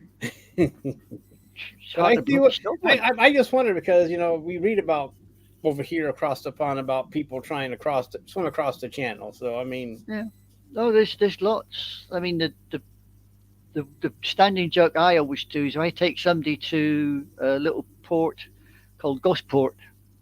You can actually look across the Solent to the Isle of Wight, and they go, "Oh, that's not very far." And I go, "Yeah, well, don't try to swim it because it's further than it looks." And it is, because the Solent is an extremely busy bit of water. And it's like the channel, it's extremely busy, and you get some bloody big ships in there. I mean, they've had the New Jersey in there, they've had some American carriers in there, and they are big ships, and they can sit in the Solent, and they look little in the middle of the Solent. So you don't want to be playing around in the water. Not really. No, just a quick question, historically speaking. When the British closed Scapa Flow for the home fleet, did they move to Southampton? Is that where they went? Or did they go somewhere else in between? I think that's where they're at now, right? Yeah, I think they got broken up and moved. I mean, some went to Portsmouth, some went to Plymouth. Oh, that's right. Okay. Of course. Yeah, some went to Rosyth. It just depends where they put them. Okay. You see, because at one time we did have a lot of Navy ships. Now we've got more rubber dinghies, land-based ports than we have ships to put in them. So, Yeah. That's happening to everyone except for China. But that's neither here nor there. And I stand by my comment, Almighty. So, I'm not worried about obfuscating and going off another direction. Yes, I'm trying to work that word in. I don't know. I guess that's the word of the day. So, I don't know why. Oh. What does it mean? Obfuscate? Yeah. Ooh. Come on. You're using the word. Now, tell me what it means, please. I really want to know.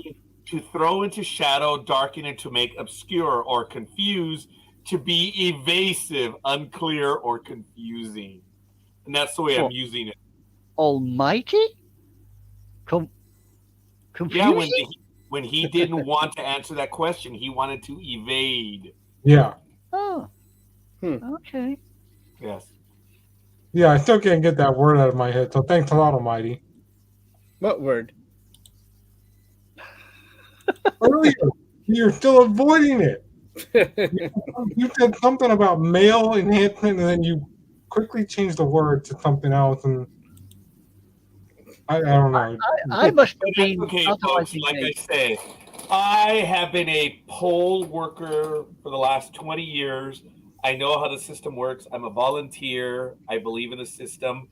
And it's funny that people usually who do not or have ever worked as a poll worker are the first ones to say that there is fraud or that it is unsecure. So I'm just putting that as a challenge. Shut up and go work a poll, and then we'll have a conversation. Otherwise, I have to keep reminding me that you don't mean pole as in P-O-L-E. P-O-L-L. Yeah. It's just when you said, I've been a poll worker for 20 years, my mind went elsewhere. I did a big dog on you. I'm sorry. See what Coffee said? Yeah, I did. I put it up there right now. Yeah, I mean, I went there too, so it's your own fault. All right. So what other story? Now I'm obfuscated. Yeah, we already saw that already. No, Jay. No, Jay. It's P-O-L-L. So whatever. But I will Why don't you say election worker, Roger? Okay, now here's the thing. I will, but the illiteracy of America, they don't understand what an election worker is. So you heard it here first. Roger's a stripper. I will say that I was asked to strip on another program, Trekking Across the Universe. I think it was last Thursday. I was asked to strip, which really surprised the shit out of me. I was like, "Are you guys that desperate? Damn, I'll break the camera." So, but I was asked twice, so much so that I saved that image. It's not every day that I'm asked for that. Actually, I think I'm going to embarrass that lady. Dare I ask who asked you to strip? Let it go. Doesn't matter. Oh, no, you got my curiosity piqued now, young sir. I demand an answer. Demands an answer. Here we go. Oh, yeah. Never mind, Speedy. I ain't going to get one because he's gone deaf in his left leg again. I don't know what that means. But here we go. You're ignoring me on purpose, Roger. I am not. Oh, okay. I had to save a picture of that. And she was in earlier, the very same one. She's just stripped. I was like, oh, wow, that's the first time I've ever had that happen. So I'm made my millennium.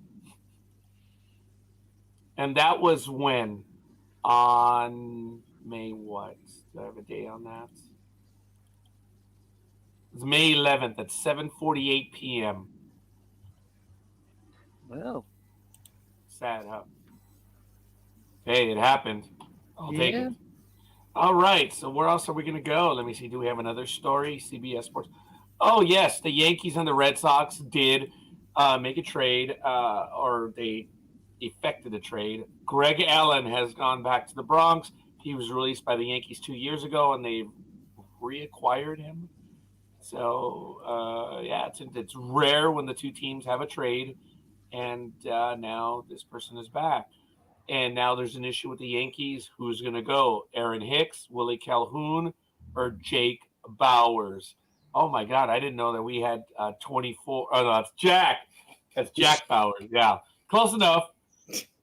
But Oswaldo Cabrera might be sent down. So the last time the Yankees had a trade was in 2021 when they traded Adam Ottavino in January of 2021. And prior to that, it was 2014. And then prior to that, 1997. So they've had 3 trades amongst them since 1997. These teams do not trade. It's a rarity. So thank you for that, Almighty. And then it looks like the NBA is considering changing All-Star game format back to East versus West. The NFL All-Star game, the NBA All-Star game, whatever. Well, they're considering it, and it could take effect as soon as next season. The fans are not happy that that there's a lack of competition during the All-Star game, so they're thinking about it. To go back to the East versus West format instead of doing the draft. They need to give the players some money on that to play the game, to be nominated. That's the first thing. And then they have, look, in Major League Baseball, it's easy to play a real game. It's just easy. They just lessen up a little bit.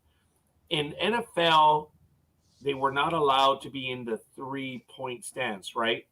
Right. Other than that, it was a nice game of flag football. It was actually Wait, kind of fun watching yeah, it. I mean, really, and the defense couldn't really do much. They couldn't really Right. blitz all the time. I mean, it was, I mean, it's that. I mean, no one did anything. They just were on the field.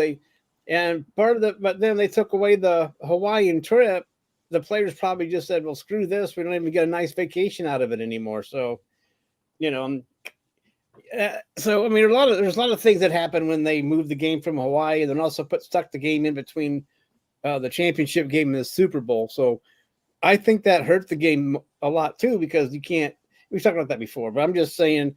But I don't know, you know. And I guess if Big Dog was here, he could give us a real lowdown on what this could mean, or if this makes sense, or if he likes it or not. I don't know, but maybe next week we can ask the Big Dog how he feels about, or if he even does care about the All-Star game. I don't know if he does. The NBA now, the hockey NBA All-Star game, that's a little different, right? They have a series of, right, where they're like East, West, North, whatever. Do they compete in an All-Star format? If I'm not mistaken, Coffee will make that clear, but that's all right, clear. But they try. I don't know how it is in the NFL now, but I think they're still giving effort. In Major League Baseball, it's still effort. But in NBA, there's no effort whatsoever to. They are in it for themselves, and that's it. It's a shame because it used to be a game that was competitive, East versus West. They don't have that anymore. Just don't. No. Why did they stop the East versus West games? Because ratings were going down and the players weren't doing anything. They weren't trying. So they tried to change it up a little bit. But one of the things Anime Girl is that players don't want to get hurt in an All-Star game either. I mean, and it's for us, you know, you don't want to tear up your knee. That's why they don't do anything in the All-Star game or the Pro Bowl for the NFL players. I mean, even if it's just, you know, you don't want to in your career in an All-Star game. So they have all these rules to protect the players. And now since it's flag football, I guess everybody's safe until someone pulls a hamstring running down the field. So yeah.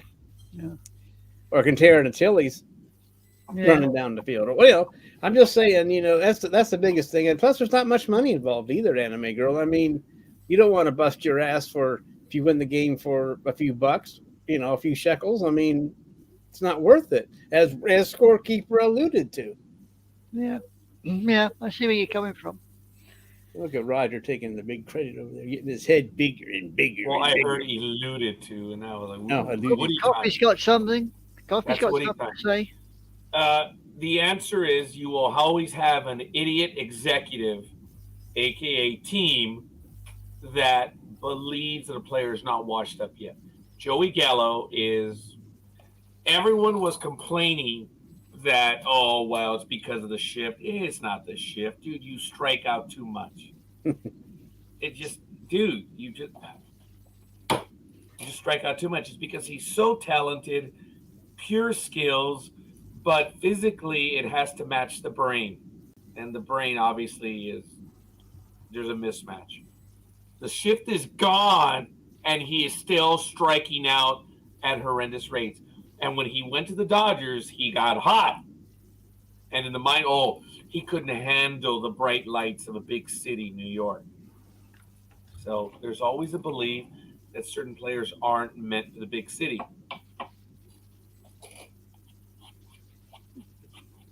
I see. I look, folks, New York for me would not destroy me any more than any other city. I suck. It's just all there is to it.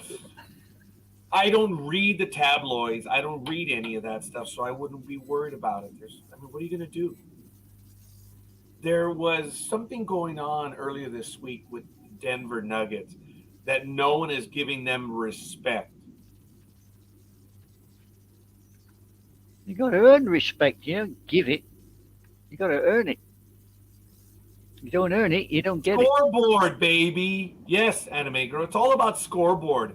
Who cares? It's what you do on the field. Yeah. That's where you earn your respect. When you go out and you kick 7 barrels of crap out the other side, you earn the respect because you've done it. Yeah. He can't handle the bright lights in Minneapolis either. It is. He just Does can't. Minneapolis have bright lights? Yeah. Hey. Oh, hang on. They might have some traffic lights in the center. They're bright. Yes, but he cannot handle those as well. So it's just some people, untapped talent. You know, are they contenders or pretenders? It's look. The reality is, hitters have an advantage until Major League Baseball figures out their weakness. And in the case of Gallo, is just keep feeding him curveballs. That's his weakness. Strikes out a lot. Just it's not that difficult. Once they figure out they can burn you in, up, down, wherever, yeah, you're done. Once they will myrtleize you. But if I were Doc Rivers, that would have been my record of the most blown wins. Thank God he has it now. So, wow, 20 times he gave up a chance to do it. Wow. Yeah, sorry, Doc. You're not that good after all. So it looks like Coffee got one right with the Greater Toronto area. Got Quebec City and all, didn't he? Yep. Mm-hmm. Yeah, I did. But here, but the thing is, but Phoenix is in the same state. If the voters, it's the same state. I don't see how moving from Tempe to Phoenix is going to solve your problem if the state voters turned it down. But if they move back to Phoenix because it's so, yeah, the metropolitan area is huge. And like Coffee said, Atlanta doesn't, and then there's Houston. But they're saying this comment says Salt Lake City, if the league's aim is to move on as quickly as possible, this is your best bet. So I guess hockey among the Mormons. So that's kind of cool. But I mean, I know I stopped, but I just wanted to see if there was actually how many cities were involved because it wasn't mentioned in the article. But that's 7 cities at least that are looking into it. And there's probably only a few real contenders. Do you think Houston could handle having a hockey team? Well, they got one in Dallas. So. Yep. Do they? Yep. The Dallas, is it still the Stars? The Dallas Stars? Yeah, Dallas Stars. Yeah, but then in Houston, I mean, they have 3 sports, so maybe. But I guess I don't know how. But I don't know by reading that. I don't know if Salt Lake City is ready, has an arena ready for them because they say it's the fastest road. I don't know what is in place. They can play where I forget the team. Is it the Jazz? Does that play there? I think they could play the same. Yeah. Oh, I see what you're saying. They already have that Coliseum built. Yeah. Yeah.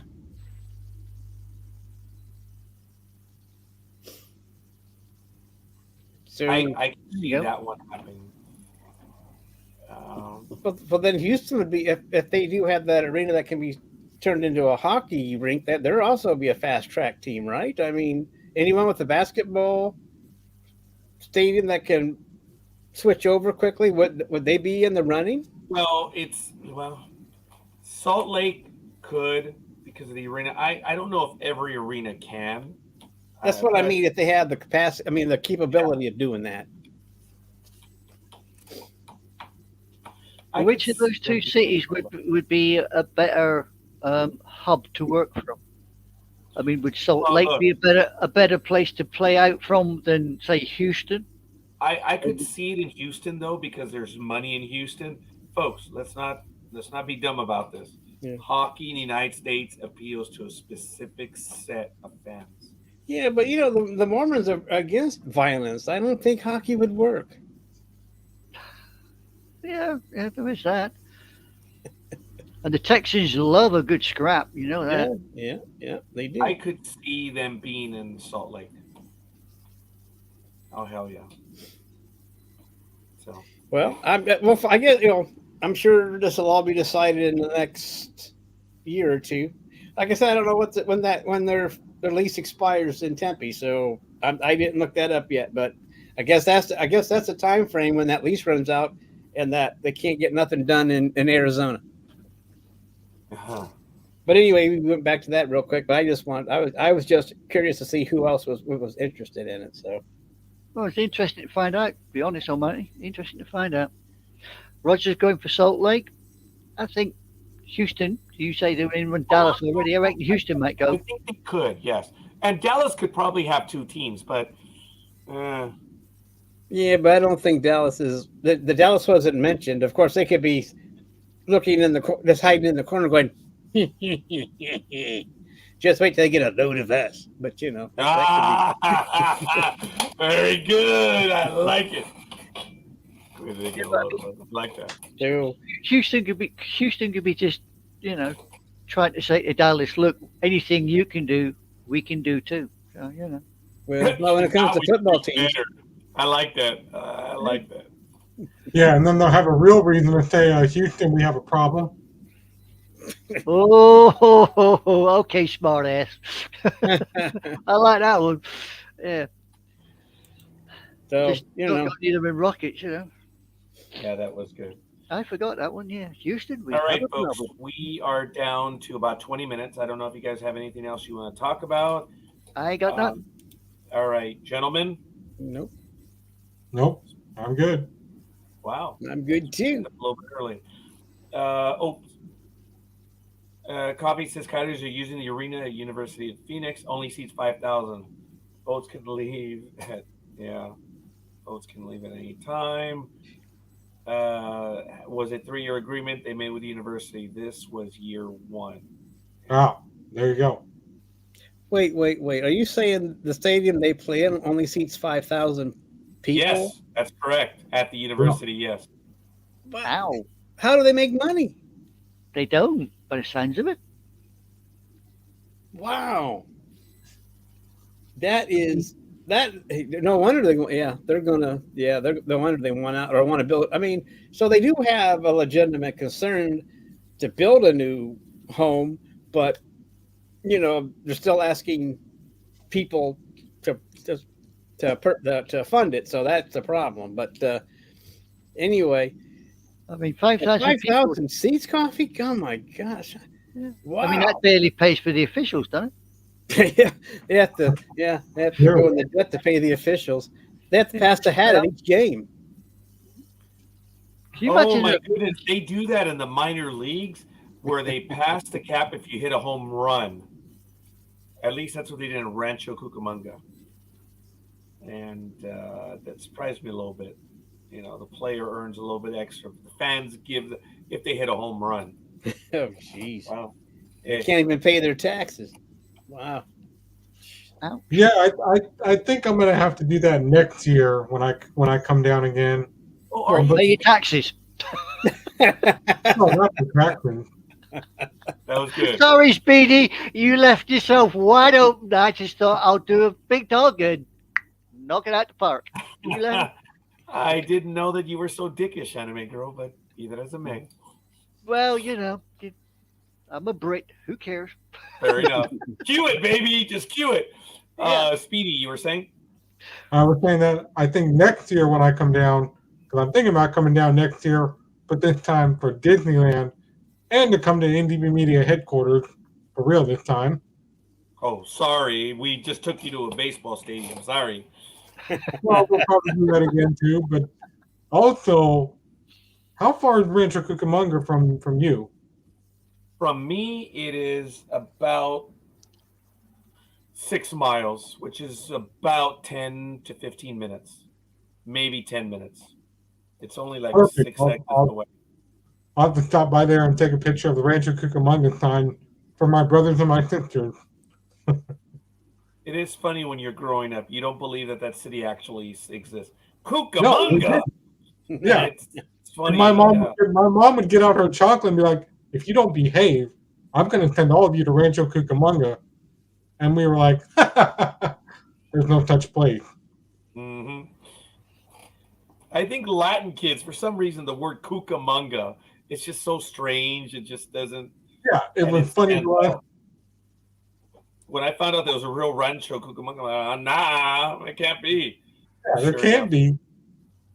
Until I saw an episode of Cop there, and they were like, and on the bottom of the screen it said Rancho Cucamonga Police Department. I was like, wait, what?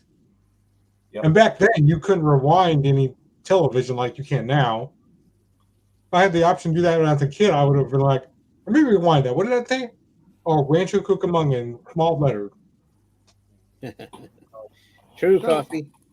Who founded it? What was I'll look it up. But Somebody that had too much tequila. In California, it was the name of the owner, the rancho. California has property laws dating back to the Spanish Empire, so a lot of the property are along the rancho lines. So it's kind of odd because they cross county borders and stuff, but the ranches out here were huge. There's Rancho San Fernando, Rancho Bonita. There's Rancho, Cucamonga. Somewhere along the line was a smaller one, but it's kind of unique taking a look at it. And there's like in LA City proper, I think there's like 3 or 4 ranches that owned it. In LA City, what we know as the Basin, there were like only 4 ranches. So 4 people owned at one time the entire Southern California Basin. And from there, it was bought, sold off, and bought. It's crazy. Absolutely crazy. But I thank you, Gridiron Girl, for your comment, which is already a little bit up there about the program. Thank you. Rancho Roger on poll. What the hell's the matter with you, Coffee? What the hell is the matter with you? Hey, this is your blood brother. What do you think's the matter with him? What's the matter with you? His next line probably going to be, we're not brothers. We're AB brothers. Always has been. AB positive. So, folks, that's going to be it. Again, say hi to Janet for us. Anime Girl, thank you. Almighty, Speedy, don't forget we are on tomorrow at 11 a.m. Pacific time, and then at 3, and then again at 8. We have a lot of stuff going on. Keep on trucking. Yeah, there I remember that. Michael. Tell Janet that I said hi, and I'll try not to cuss so much. Michael, we need a follow. Subscribe. You too, Speedy. We need you to subscribe on YouTube. Anime Girl, please. We're on our way to 1 million subscribers on YouTube. We need your help, folks. 1 million. See what I can do. Yes. Get your friends, get your family. We need the subscriptions on YouTube. Did I say Yahoo? Damn it. Yeah. YouTube. I thought you were going to say Yelp, and I was going to be like, wait, Yelp. Yeah. YouTube. And please follow us on MySpace. Yeah, right. I think we have a page on there. I mean, what's next? AOL Online? Yep. Okay, now we're going to chat rooms on AOL. Still there, folks. AOL. MySpace still exists. No, does it? Yep. Okay. Wow. All right. Well, folks, beyond that, we are out of here. We'll see you guys on the other side. And as always, good day. Peace. Take care, everyone.